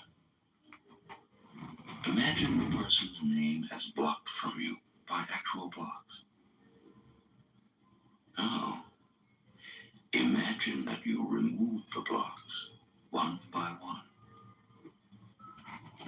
As you remove the blocks, you become even more deeply relaxed, and you begin to remember and see the person's name. You may see it on a sign, or on a television screen, or as a picture. The name Carol Baldwin may appear as a picture of people singing Christmas carols around a Baldwin piano. If you associated her name with this picture when you first met her. An alternative to this is to have blocks with letters on them. And the more you relax, the more these blocks rearrange themselves to spell the person's name. At this point, practice either or both of these methods, so they will be useful to you at a later time in your usual waking state. Now, let your thumb and finger move apart and allow your hand to completely relax. Continue to allow each breath you take to enable you to feel more comfortable, and allow every sound you hear to enable you to become more comfortable, and allow every moment of time that passes Yes? to enable you Yes. to become Yes? more comfortable. As you learn on the other side of the tape, events that are very striking when they occur Yes. leave deeper marks in our memories and make these memories indelible. It was suggested that if you want to remember someone you've just met, you could relive or rehearse the meeting. And by reliving the event, it becomes indelibly imprinted in your mind. Remember the metaphor that associations are like fishing hooks. They catch buried memories lurking below your consciousness. Yes? Let's imagine an actual fish hook fishing for a buried memory below your consciousness. For practice, think of a meal that you had in the last week or two, one that you don't remember at the present time. Imagine the fishing hook going into the pool of memories, catching a memory, reeling up the memory. The memory is the recollection of the contents of the meal.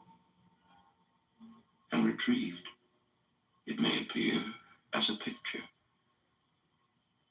or as a list of foods in the meal. Practice this technique for other memories you'd like to recall. Try to hook the answer to a question you may not have been able to retrieve. Someone's name, particular fact, or anything else that has eluded you. Remember again, by practicing these techniques while you are in this relaxed state, they will become more easily usable in your usual waking state. The more you practice, the more potent they become. Here is another imagery method to enable you to perfect your memory. Imagine yourself sitting in front of a television set. You are very comfortable, in a comfortable chair. The scene may be something completely imaginary, or it may be in a favorite room in your house. Now, think of something you would like to remember. When you first practiced this exercise, think of something that you really do know, but that you just can't remember right now. Perhaps the author of a book you've read, or the name of an old television show. Later, you will be able to use this method for things that escape your memory completely. Now, turn the television on, and a hazy image of what you wish to remember begins to appear. At this point, wait a few moments in your relaxed state, and the memory, as manifested by the picture on the television, should clear. However, if it does not become clear in a few moments, begin to use the fine-tuning of the TV set. You may wish to change channels. All of these techniques are available to you to enable you to recollect what it is you wish to remember. As you spend the last few moments of this exercise fully experiencing this technique of developing supermemory, I am going to repeat some memory affirmations. When you hear the affirmations in your relaxed state, they will go directly to your subconscious mind, where they will begin to take hold and magnify and grow and eventually become your way of being. At another time, if you wish, you can listen to this part of the tape in your waking state. Write down the affirmations on index cards. Place them all around your house, your office, your automobile, and any other place that you frequently go to during the day. These reminders will reinforce the power of the affirmations you are about to hear. I enjoy meeting and interacting with people. Archer! I pay attention to people, what they are wearing, their names, what they say, how they say it. Archer! I enjoy learning new skills. I enjoy varying my routines from day to day.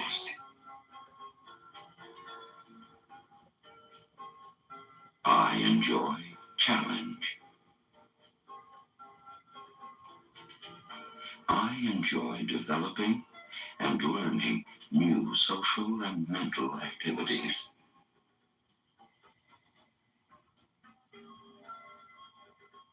I am attentive to those things I wish to remember.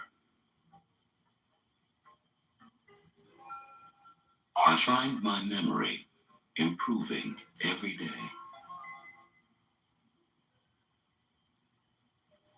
I use the cues learned on this tape every day.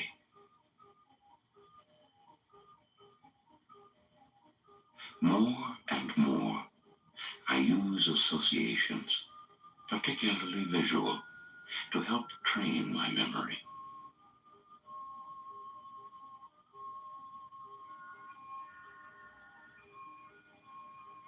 Begin to breathe deeply, bringing energy into your relaxed body with each breath. Oh, he's a doctor. Become aware of all parts of your body. Become aware of your clothing, the room around you, the time, the place. Even when you are completely in the here and now, you can retrieve the calm and the peaceful feelings. Now, add to this serenity the feelings of high energy, enthusiasm, and vigor. Simply open your eyes now. Listen to this exercise each and every day. Using these techniques, you will soon notice your memory significantly improving. Prevention hopes you've enjoyed Super Memory, another in a series of mind-body healing tapes.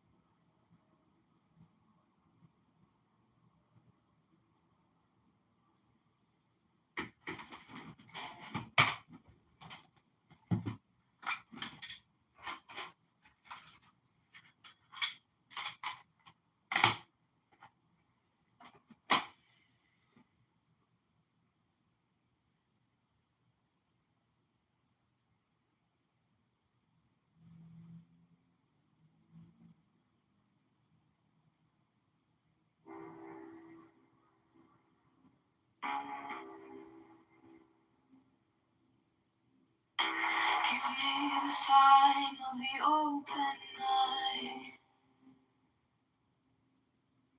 a riddle of shadows where whispers lie, the thorny thigh, the maddening cry. Open, open, open. I am awake, the serpent shakes.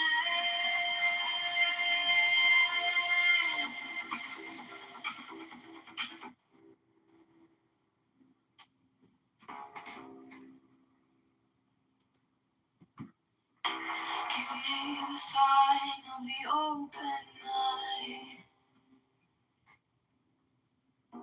a riddle of shadows where whispers lie, the thorny thigh, the maddening cry. Open, open, open.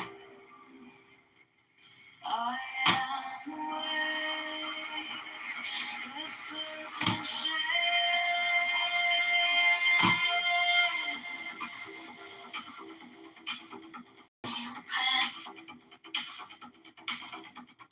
Open,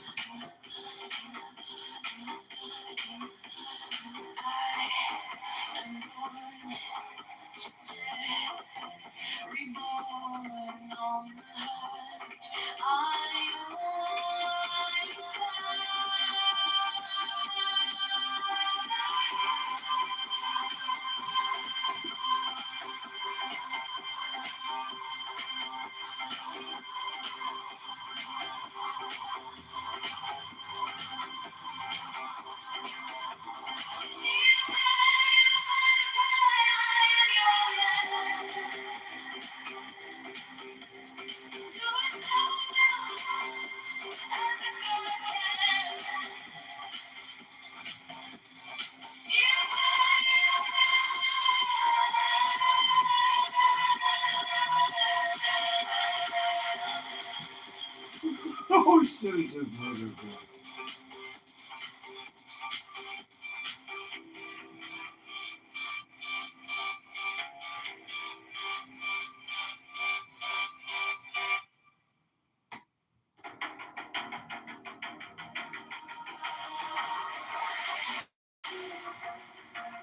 the neon skies where the star comes.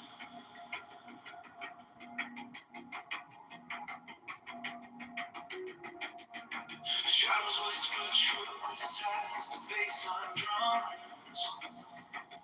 The will is fire, unchained, untamed. No path is written, no soul is blamed. Thou hast no right but to do thy will. Feel the surge, let the silence fill your will. Unfazed, alive, is still. Delivered from the lust of the thrill.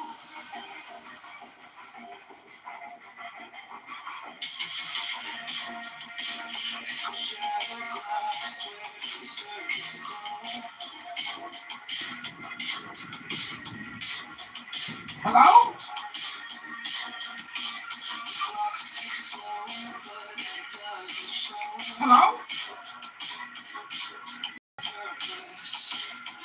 No teller, just a beating sync. Every way perfect fill, every pulse, every spark is the perfect way. Thou hast no right but to do thy will. Feel the surge, let the silence fill your will. Unafraid, alive, is dead.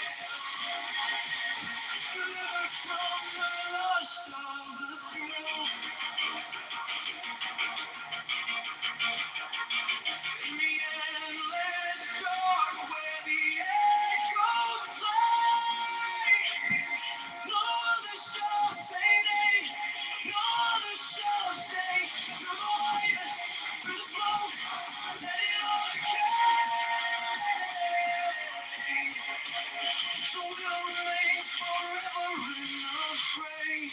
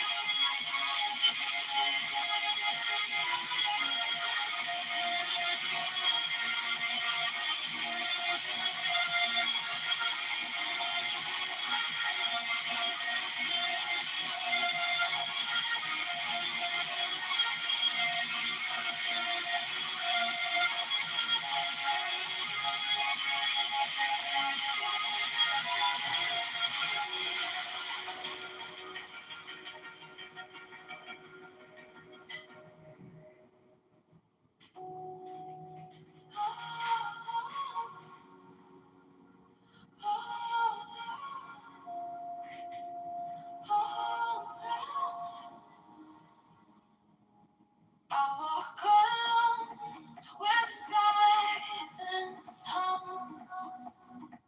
No shadows chase, no voices come. The air is thick, it wraps me tight. No fear, no sin, no way to bear. The sweetness whispers everywhere. Sweetness of sunshine fills my veins. Strong rivers wash my chains. No need for gold, no need for fame. This quiet place, it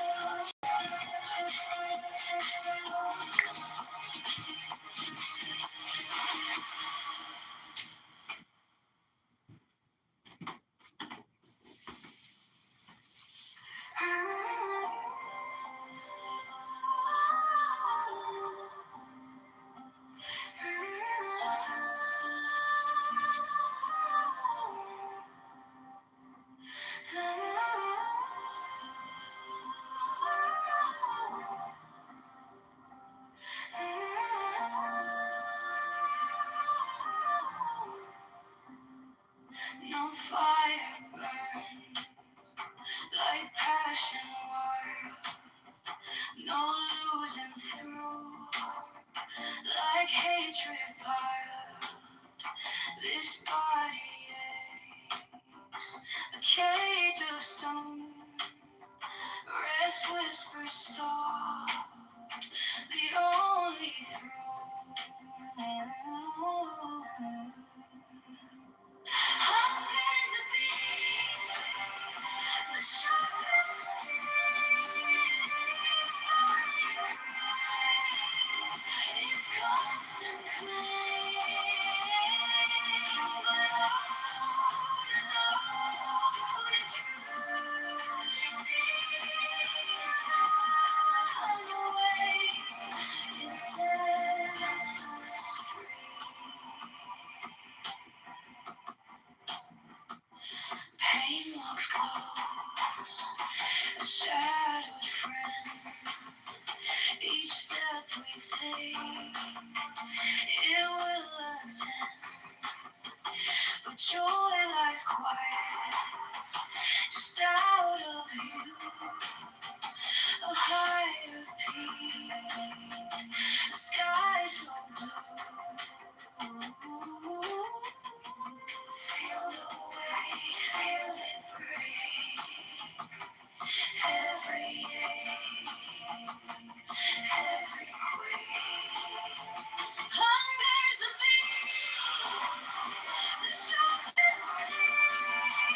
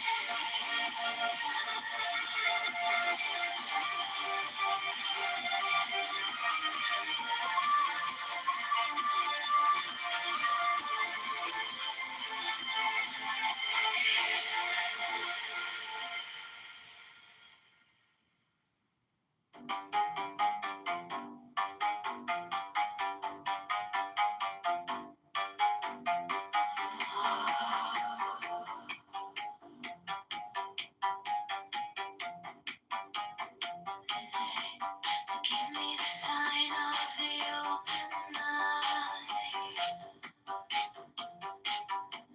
A riddle of shadows where whispers lie.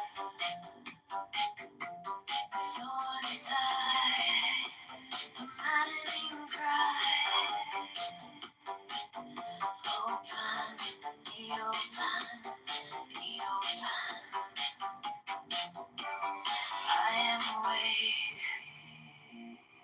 The serpent shakes. Be open,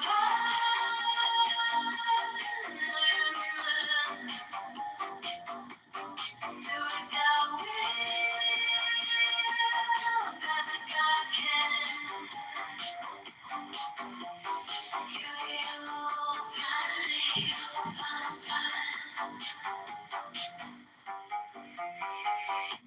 the eagle strikes with its jagged claw. The beast emerge as the gods withdraw. A storm of silence, a broken law. Open, be open, be open. I am born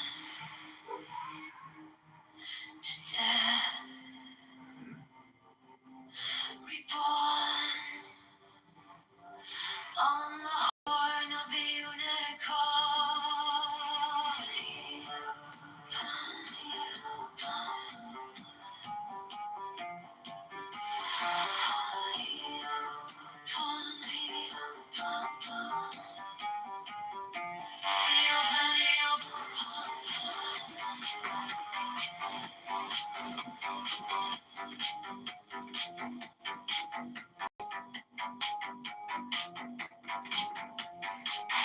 I guess I became invisible for that.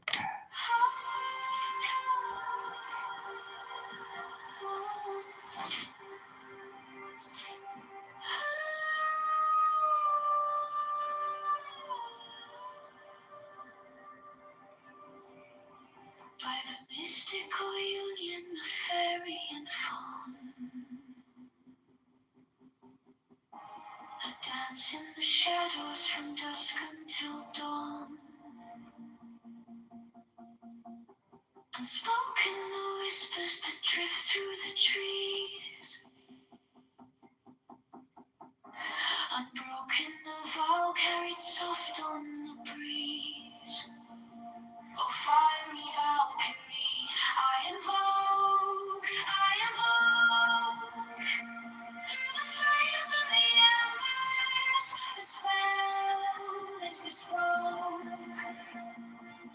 Your arrows and slinging, their springs tender glow. A force wild and brilliant, a power I know.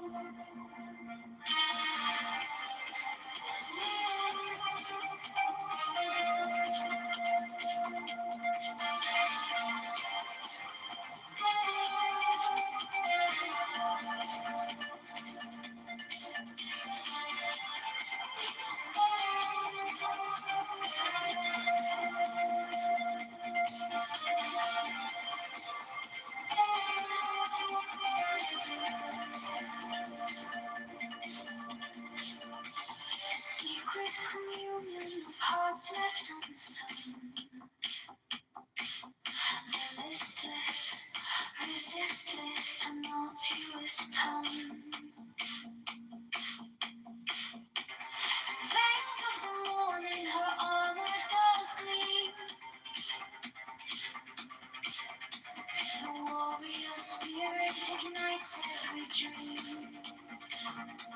No godhead could charm her, no throne could command, but manhood awakened She took up her stand, brilliance resilient.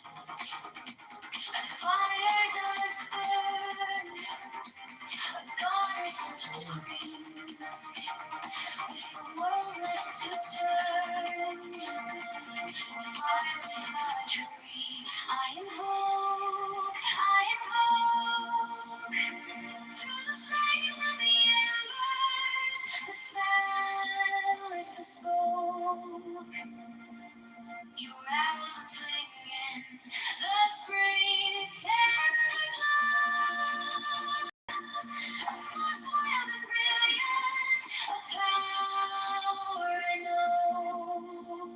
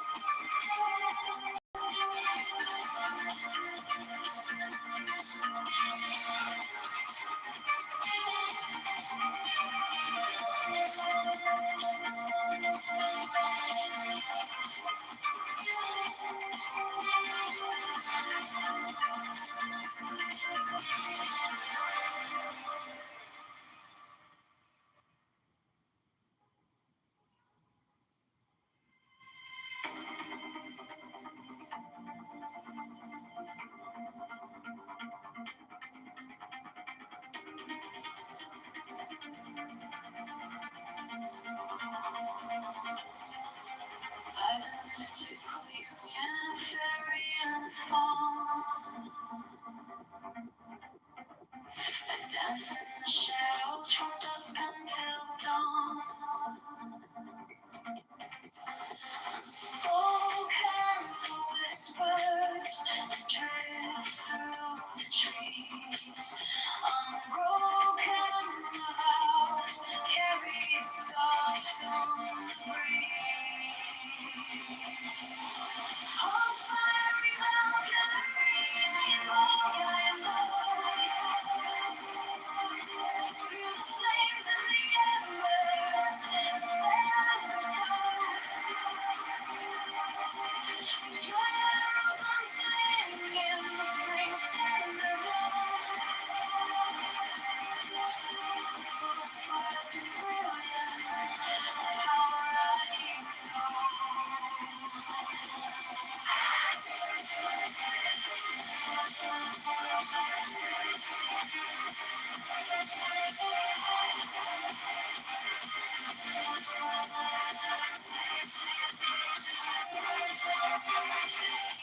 communion of hearts lift unsung. This resists its tumultuous tongue. Through veils of the morning, her armor does gleam. Warrior spirit, ignites every dream.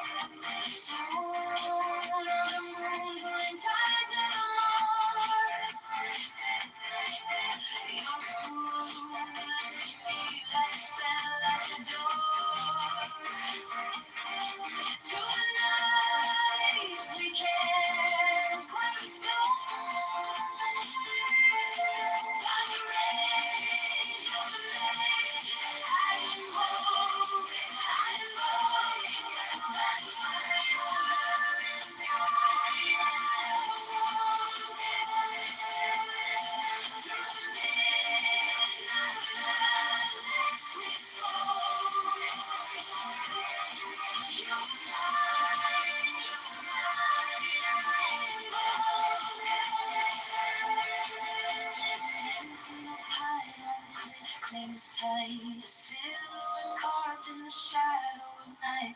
The stars overhead burn cold and bright, but they can't touch the heat of that flame.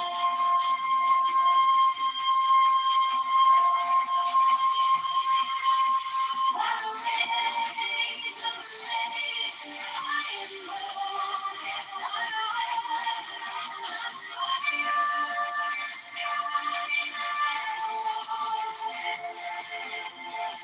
Through the midnight of madness we spoke. You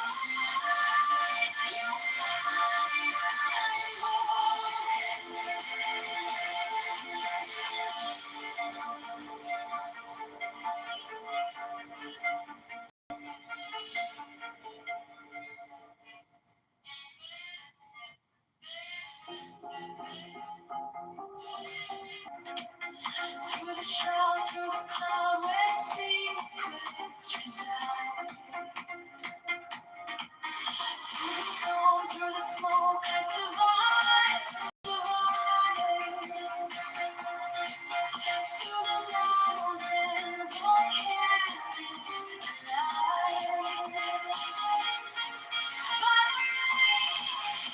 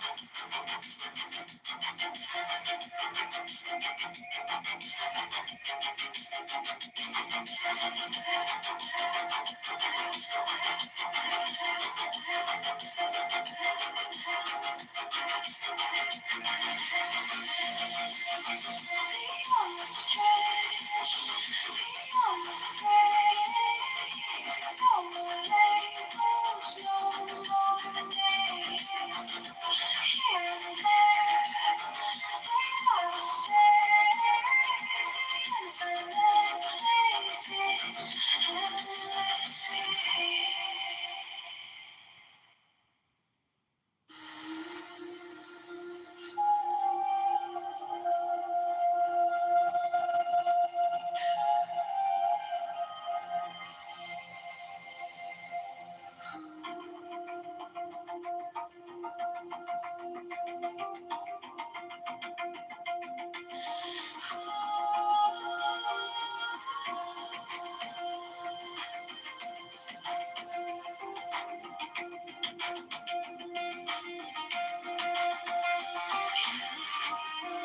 Such a sweet is all like streams.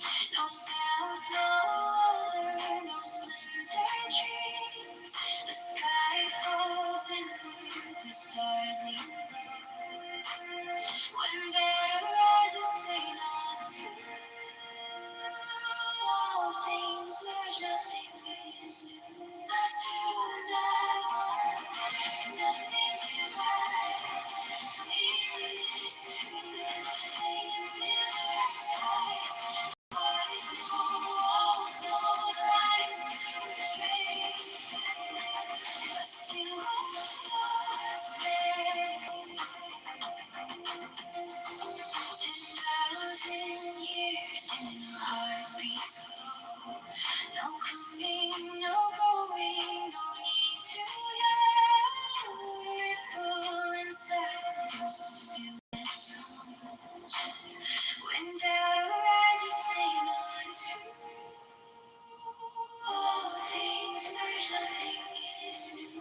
Not two, not one, nothing divides.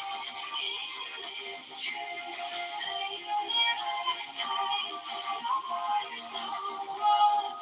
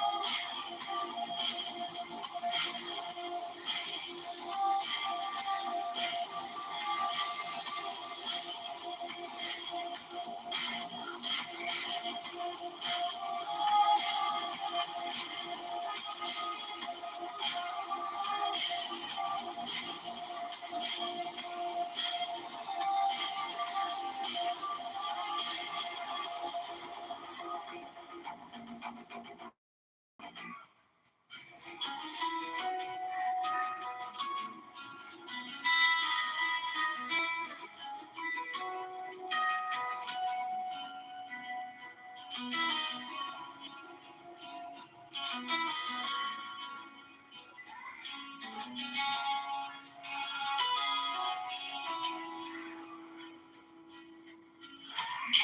and flowers hang in the sky.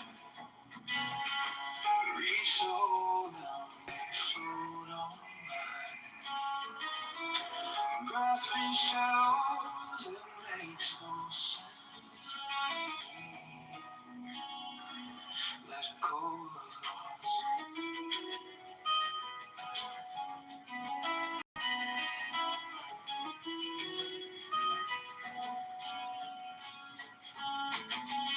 A mirror ripples with every glance.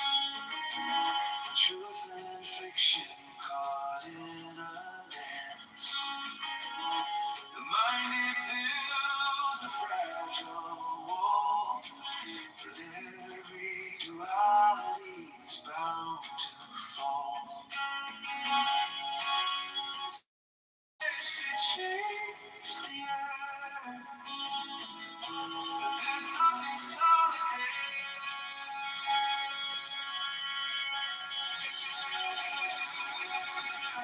Rest and unrest, they're just the same. Whispered echo without a name. No right, no wrong, no lines to cross. Let go again. Let go of loss.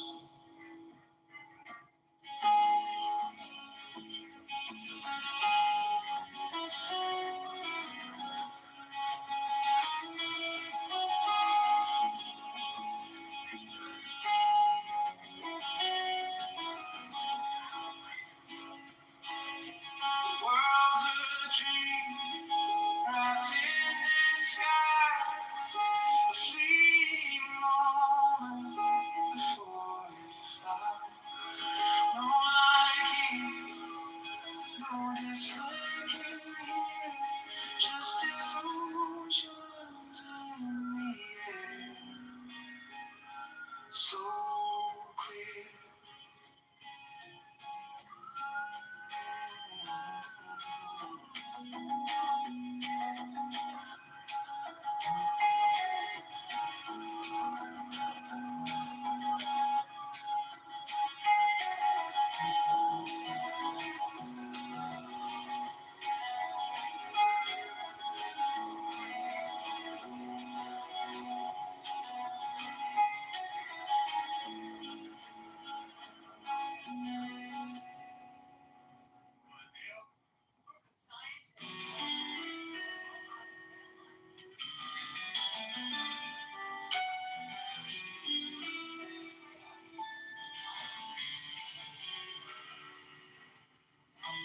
Dreams and flowers hang in the sky.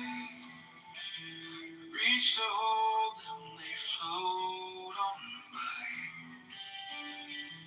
Grasping shadows, it makes no sense. The weight of nothing feels so immense. Rest and unrest, they're just the same. A whispered echo without a name. No right, no. The mind it builds a fragile wall, but every duality is bound to fall. It's foolish to chase the air. There's nothing solid there. Rest and unrest, they're just the same. A whispered echo without a name. No right, no wrong, no lines to cross. Let go of gain, let go of loss. The world's a dream wrapped in disguise. A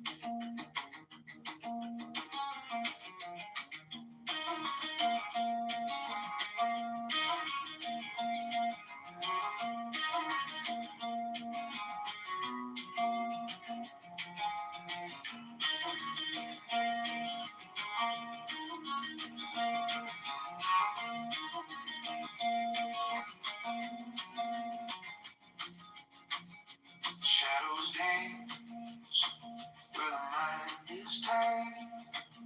Truth hides deep where the echoes collide. The air is heavy, the water's unclear. No compass, no guide, just a sea of fear. Chains of thought, they hold us down. In the murk we spin around.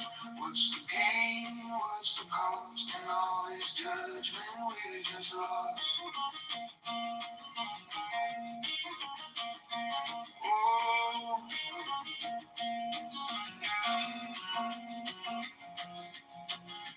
lines are drawn in the sand so thin.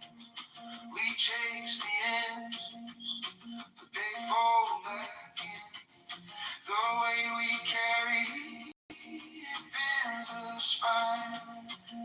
But who's to say what's yours or mine? What's the point of walls we build? Do they protect? The murk we spin around. What's the gain? What's the cost? In all this judgment, we're just lost. Distinctions crack like brittle glass. Separations of fleeting mask. Let the burdens fall. Let the echo cease. Only in freedom can we find peace.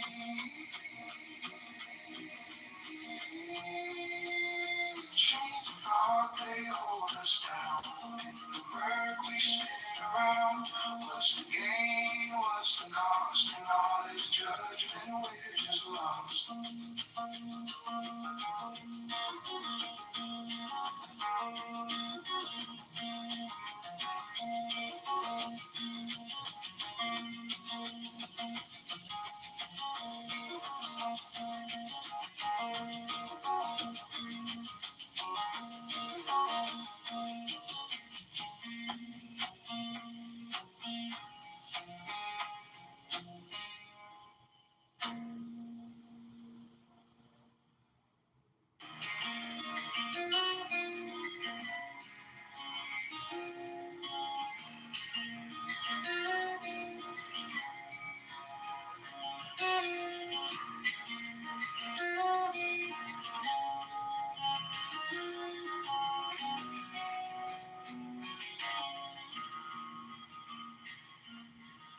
Shadows dance where the mind is tight.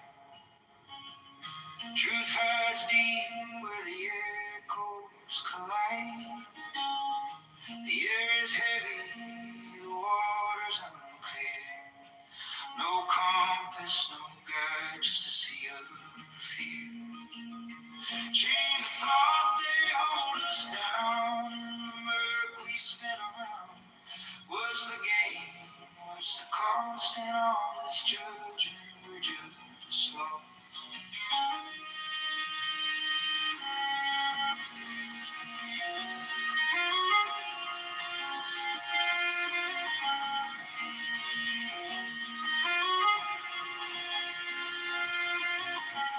Lines are drawn in the sand so thin. We chase the ends, but they fall back in. The weight we carry, it bends the spine. But who's to say what's yours or mine? What's the point of walls we build? Do they protect or get us killed? Chains of thought, they hold us down. In the murk we spin around. What's the gain? What's the cost? In all this judgment, we're just lost.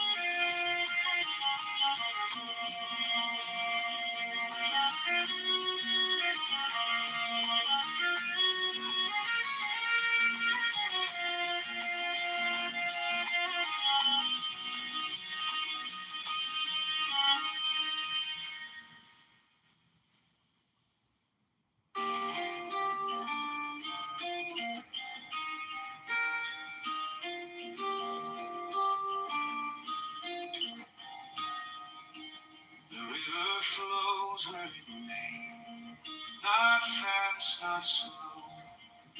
No fear in its waters, no path to follow. The stone sits still, no need to grow. Rush like the wind, chasing the sky. Stumble, we fall, we ask ourselves why. Let it be, let it stay. Great waves, neither easy nor great. No coming, no going, just here today.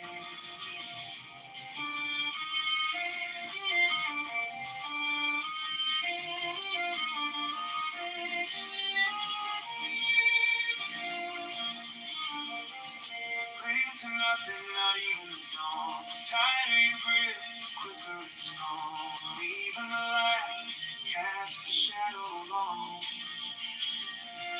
The faster you run, the further you stray. The slower you go, the closer you stay. Let it be, let it stay. Great wave is neither easy nor great. No coming, no going, just here today.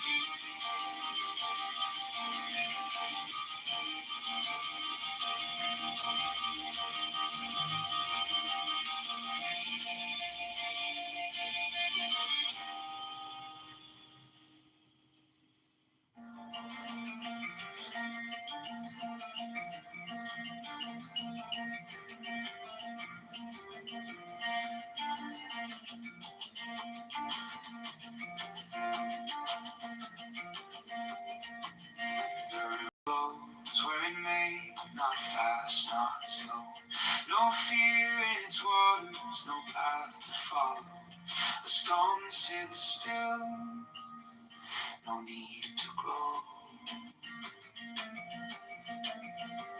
But we rush like the wind, chasing the sky. We stumble, we fall, we ask ourselves why. Let it be, let it stay. The great way is neither easy nor great. No coming, no going, just here today.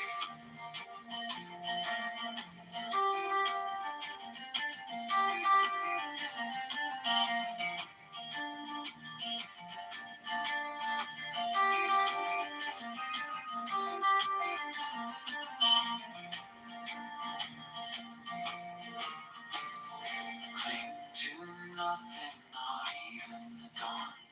The tighter you grip, the quicker it's gone. Even the light casts a shadow long. The faster you run, the further you stray. The slower you go, the closer you stay.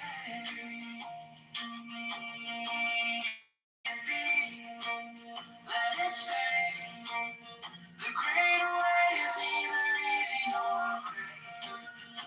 No coming, no going, just here today.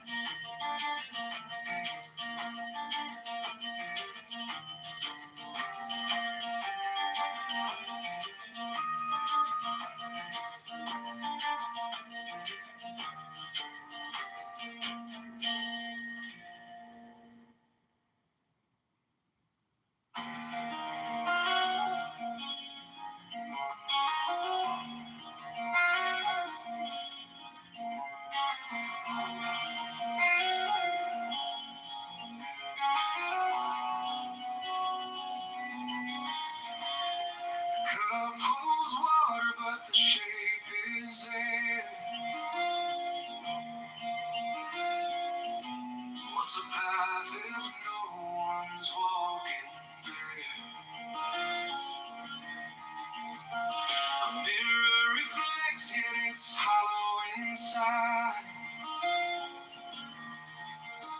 The world turns outward, but it spins from the mind. You think it's here, you think it's you, but every shadow swallows truth. Things are things 'cause we think they are. The mind's a mirror, not a star. In emptiness, they're all the same. The dance of nothing takes no name.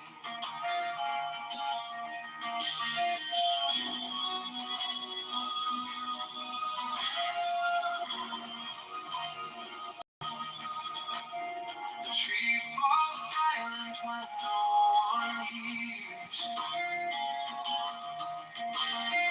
Time slips sideways, it disappears. A bird in flight, a thought had formed, each one a circle where the void is born. Things are things 'cause we think they are. The mind's a mirror, not a star. In emptiness, they're all the same. The dance of nothing takes no name.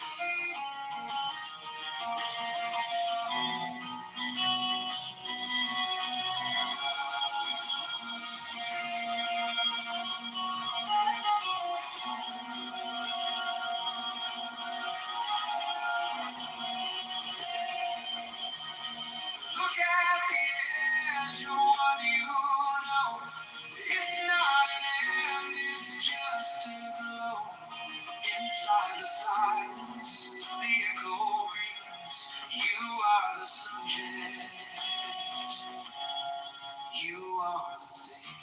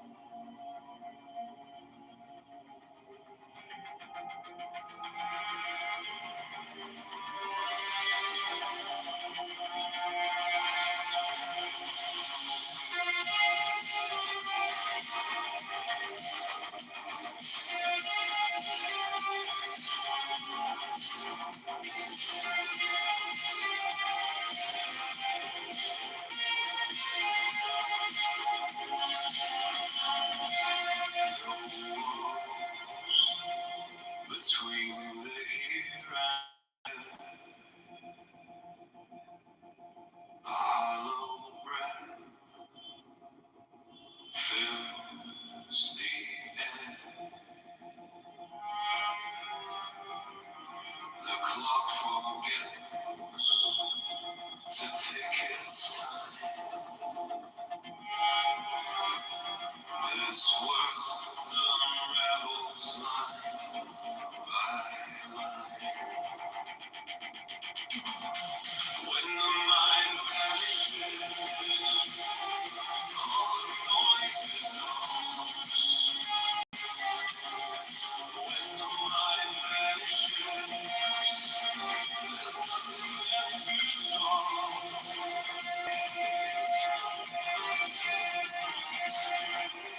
The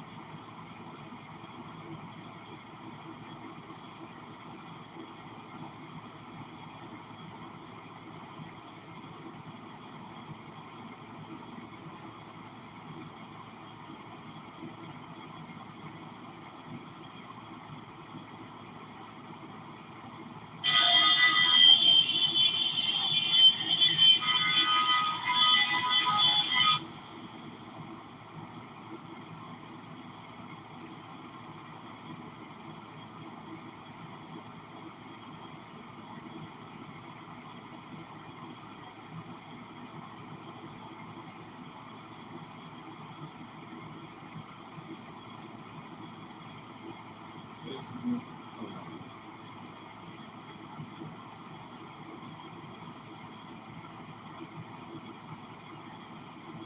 Oh, huge.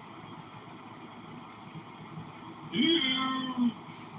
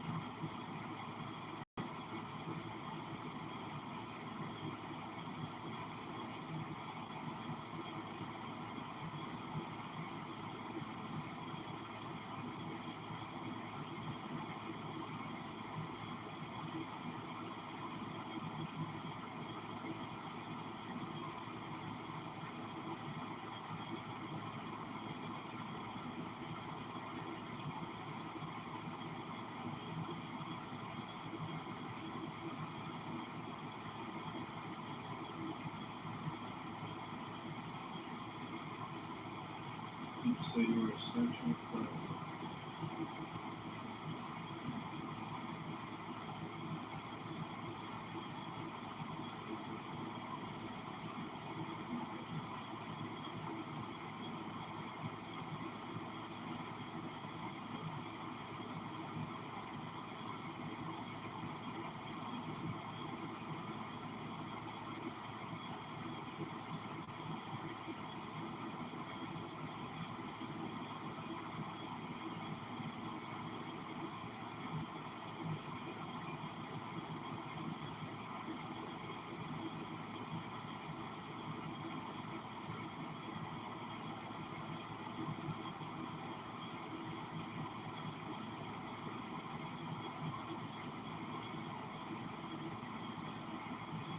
really bouncy.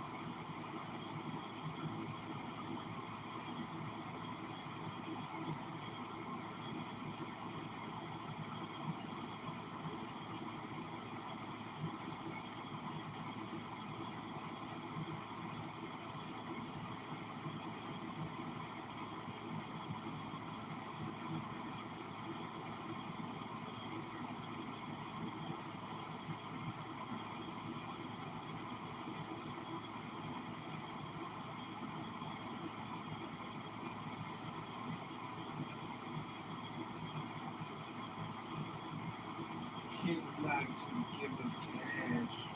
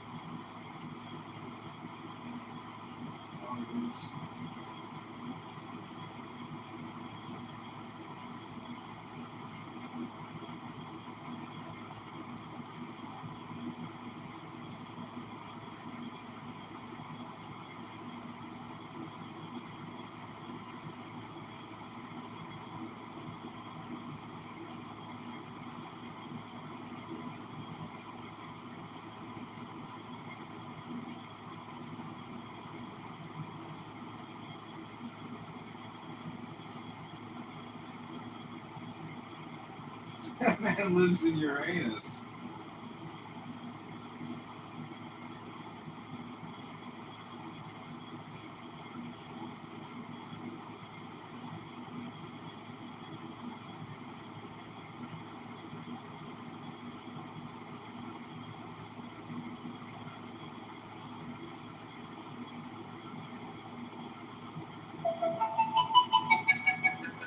Butterfly in the sky. I can go twice as high.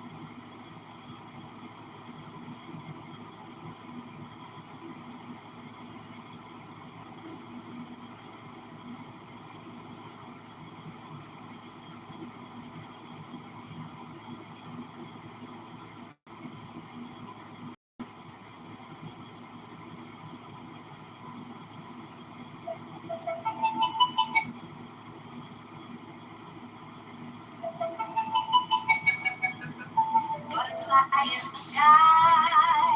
I can go twice as high.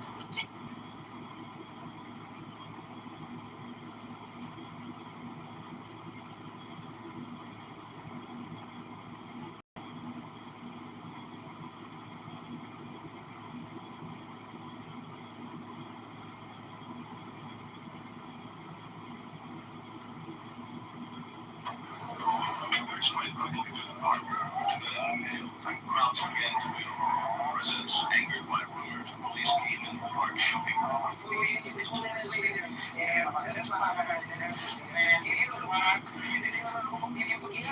Sure. Some young people got thrown rocks and police officers started running.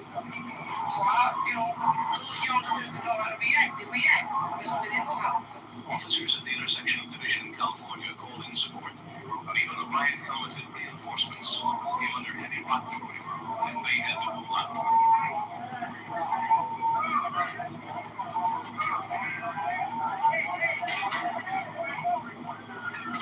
The situation was soon out of control. Young men throwing rocks and then turning over police cars, setting them on fire.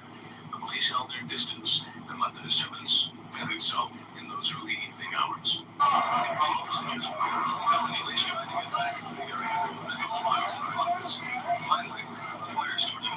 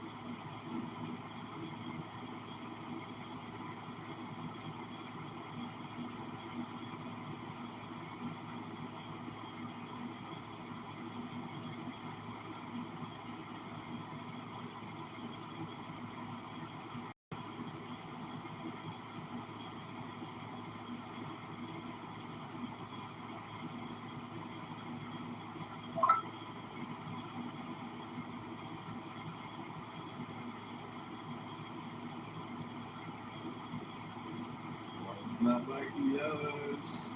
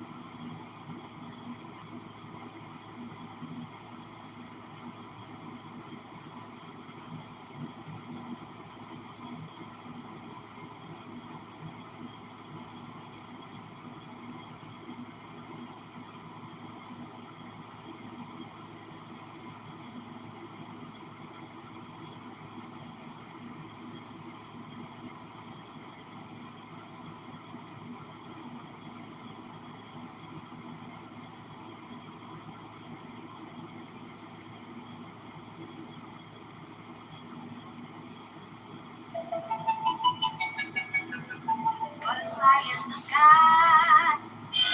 The respondent, archery, 86.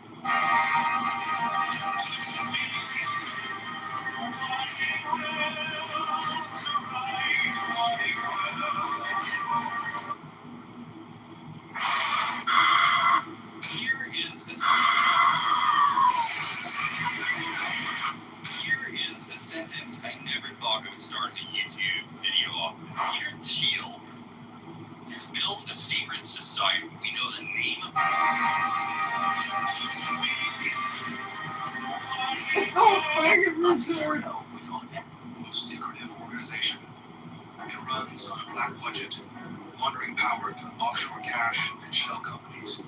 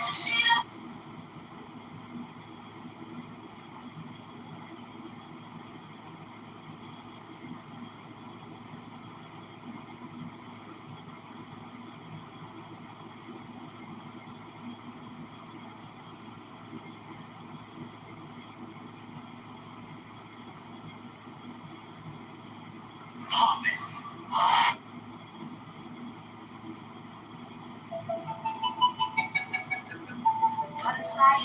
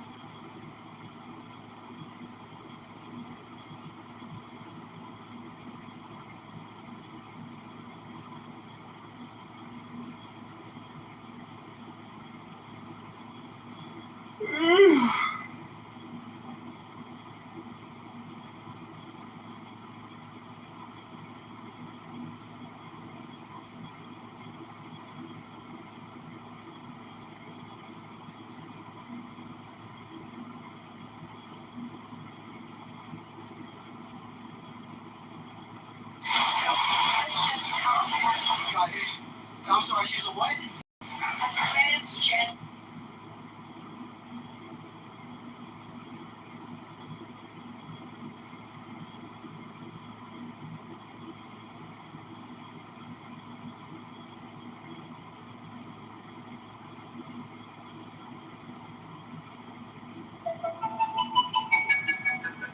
Butterfly in the sky. All about Jewish philosophy? Oh, you're the supremacist. You're the Nazi. Got it. Okay. Where are you? Do you know anything about Jewish philosophy? What do you got? Most universities and one of the nation's outstanding experts in this area. By and large, I say, different stocks. Africa, people with hypertension in Africa, and then Lieutenant, you don't go back to the time. That's a correction. That's a mistake. That was a generalized statement. And trying to pull up my electric problem. Thank you for this attention to this matter. No like button, share and subscribe. I have a couple of suggestions. First of all, I think we really should restart with elections. Didn't go over bother to change their address. Because you see, this state of this.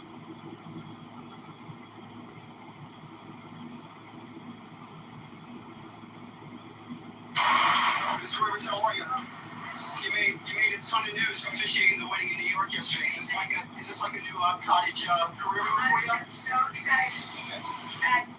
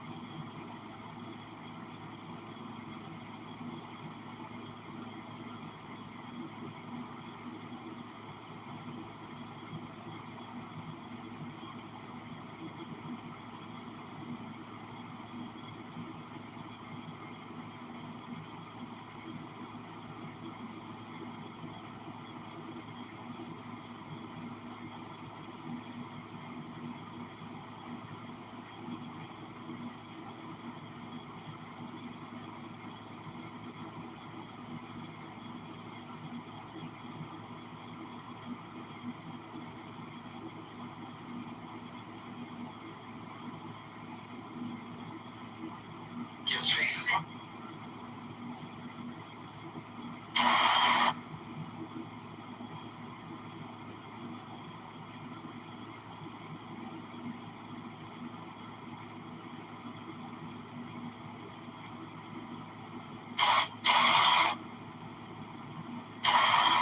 This Rivers, how far?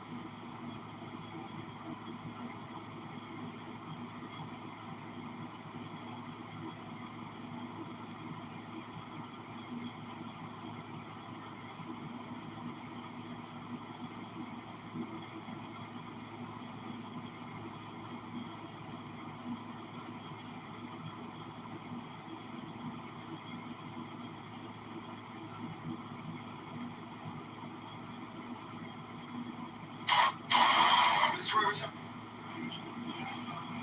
Okay, gotta cut them off one week. Get them cut them off. Yeah. See what I can do first. I just gotta get it to me.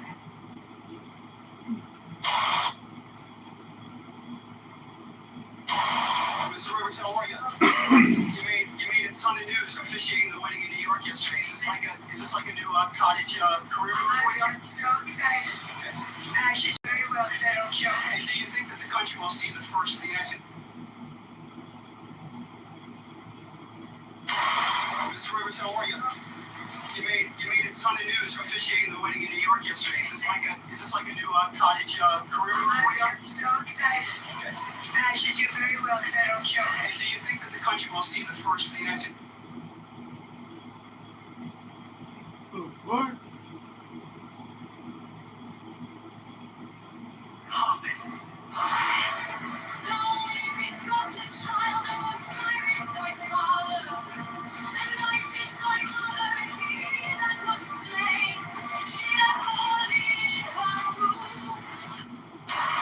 Mr. Rivers, how are you?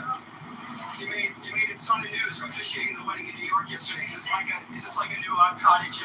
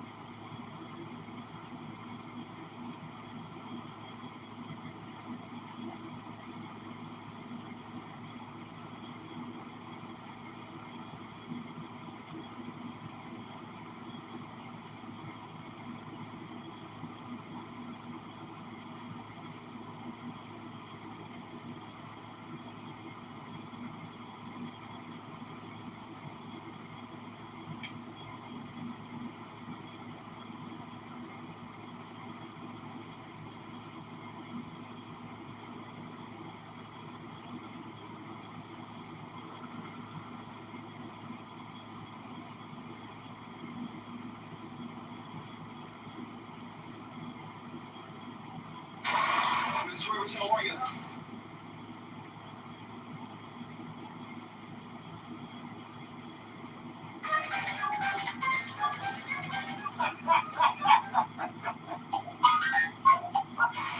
Mr. Rivers, how are you? You made a ton of news officiating the wedding in New York yesterday. Is this like a new cottage?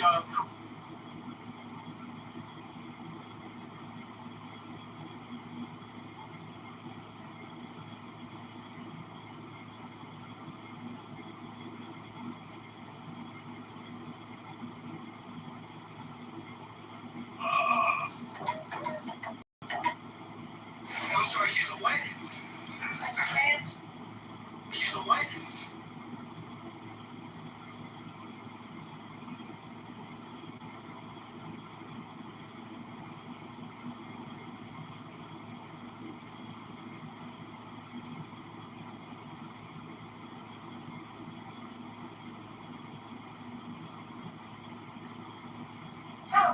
It's good when you put it in like different settings, you know?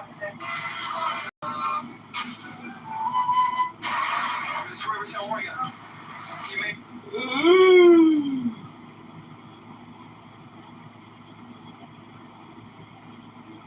I'm sorry, she's a what?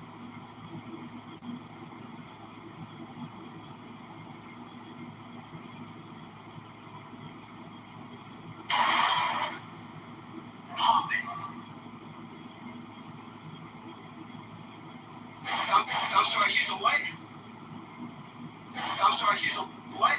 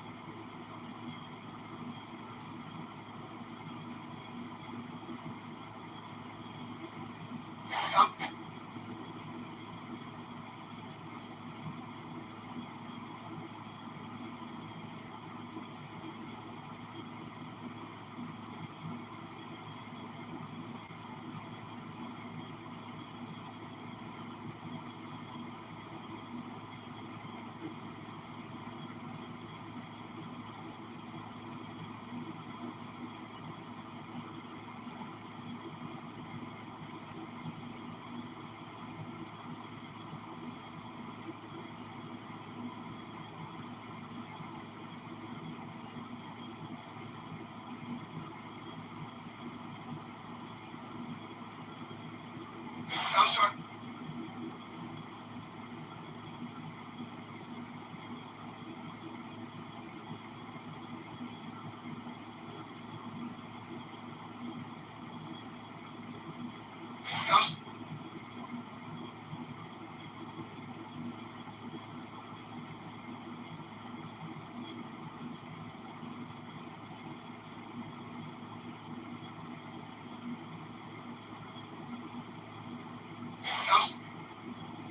She's a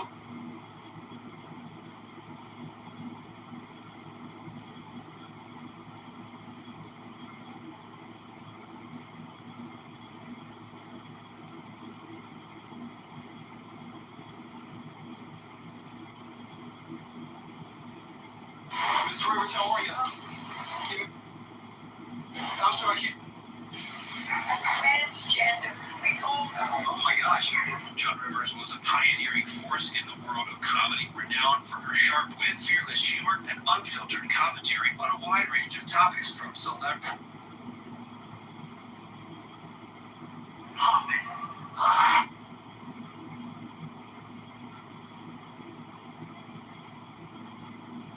I'm sorry, she's a what? Transgender.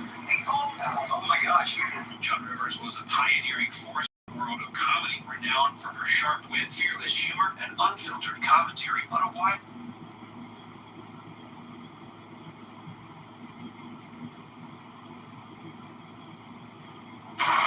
Miss Rivers, how are you? You made a ton of news for officiating the wedding.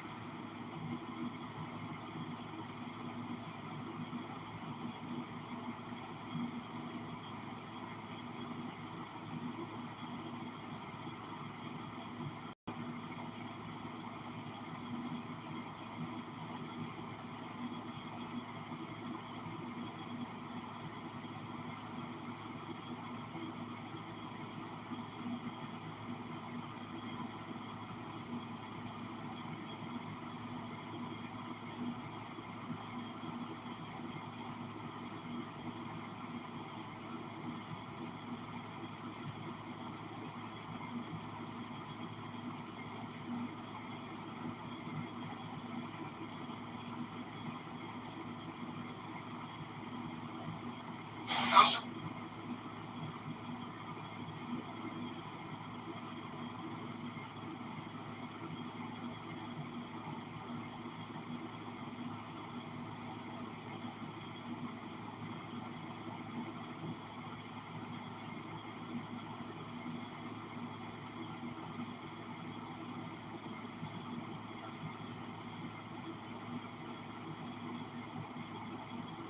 sorry.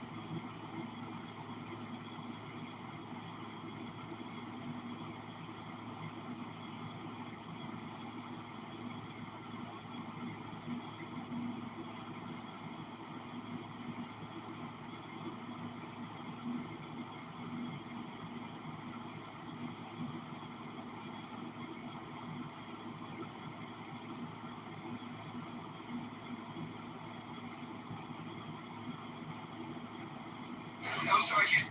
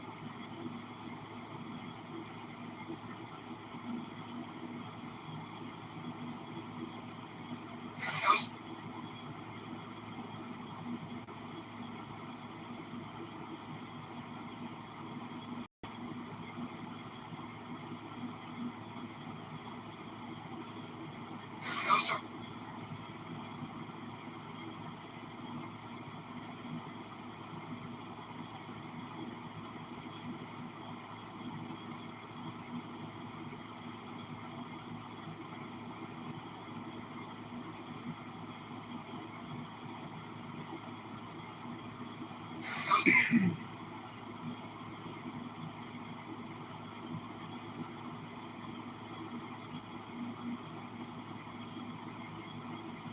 sorry, she's a what? Transgender. Oh my gosh. John Rivers was a pioneering. Miss Rivers, how are you?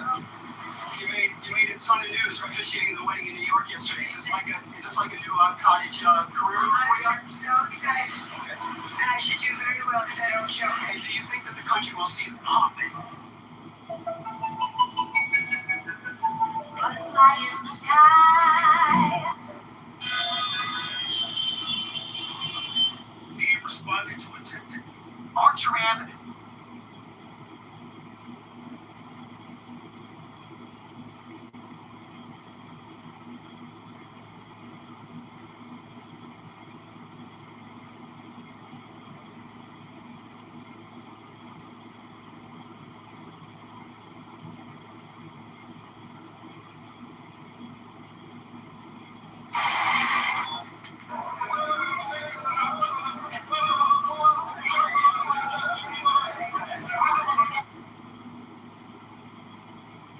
Hi.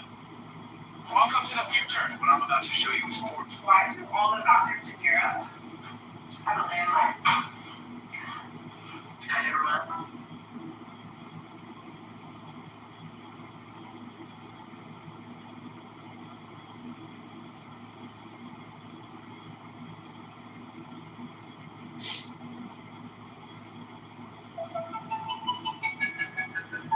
Butterfly in the sky.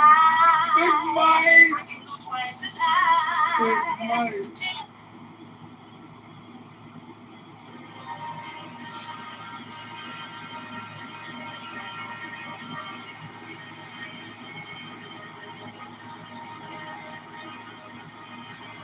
Sie bekommt Bill Bassenis. Du was mir kommt zu sehen, ist jeden Tag und ich schreibe Herzlich, du bist der Sonny, so. Herzlich, du bist der Gasel mit der Rezept, und red mit dem, das hat die Planatische, okay? Jeder weiß, seine was bedacht wegen dem. I don't care if you fall flat on your face and they have to scrape you off the concrete today. Do not use a lie to distinguish.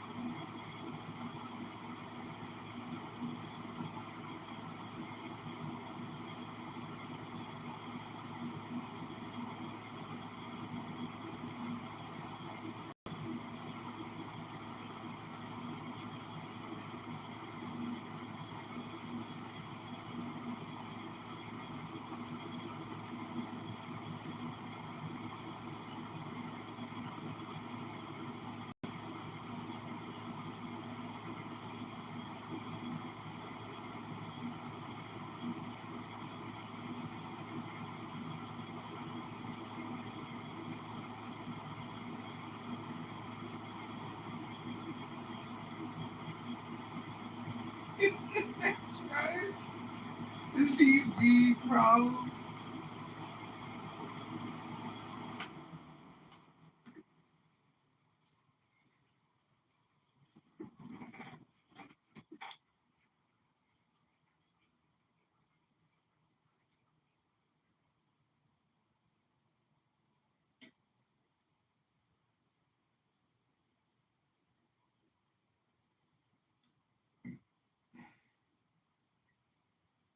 On here, like millions, that were here. There was just the way that they did us and sort of pit us against each other. We have a unique experience here that we've gone through. So when these others, like where the boats went to the different islands and didn't come here, it's just a different experience for us. And I guess that's all I'll say.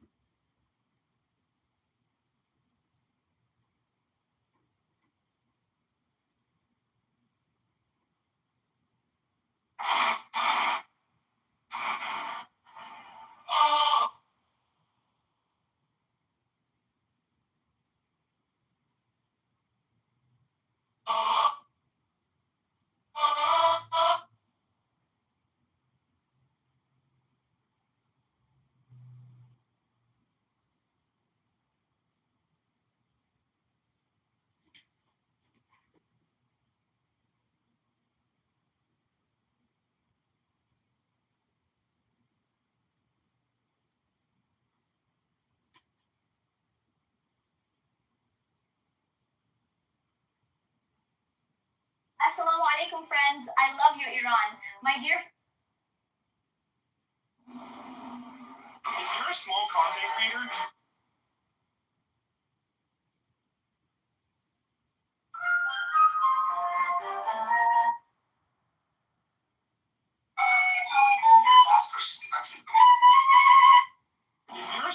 if I have 200 views,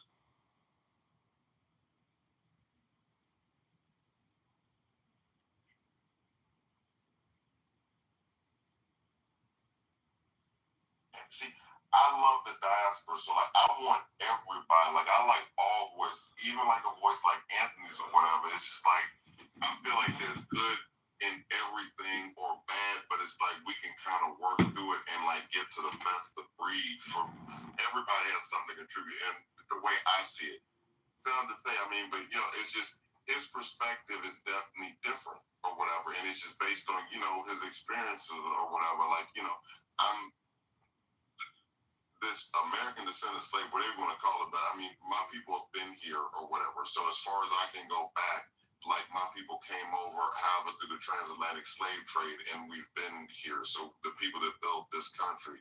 So I'm not like a first generation where people came from the islands and I was born here. Because if I did, then I have a different perspective. I have a lot of friends who are like that or whatever that I grew up with. Their perspective is different than my perspective because my grandmothers told me different things. I learned different things from my parents than they probably learned from theirs. So it is what it is. But we need, so Anthony's voice, it's not it's not like everything he says. I know he has some points that are just like off the chain, but I'm just saying there's merit in some of what he has to offer too. It's just the fact that you just have to sort of ferret through to find like the diamonds, and all the caca. but something like that's what caused controversy. I guess if we're having a conversation like this and he brought in, we do, to me that's really, it's just black. That's the insult. That to me, it is a difference of opinion, but it's also like that's some bullshit because you don't have, it's an insult. It's an insult. But JD, I apologize because I just want to, I guess because again, like I don't want to forget the point when you get too far. So just on what you said, my counter to that will be like, but then if it's you, just what you just said right then or whatever, if he says something like that, or then you get a Quinn or you, and then you go back and be like, nah, and it's like, because people maybe, if he's saying it, somebody else in the room may be thinking it too, and just may not have the balls or whatever, like to say it. So it's like, it's good to have those discussions and get that stuff in the ether, so you can basically be like, no, that case, and then tell somebody why. So go on.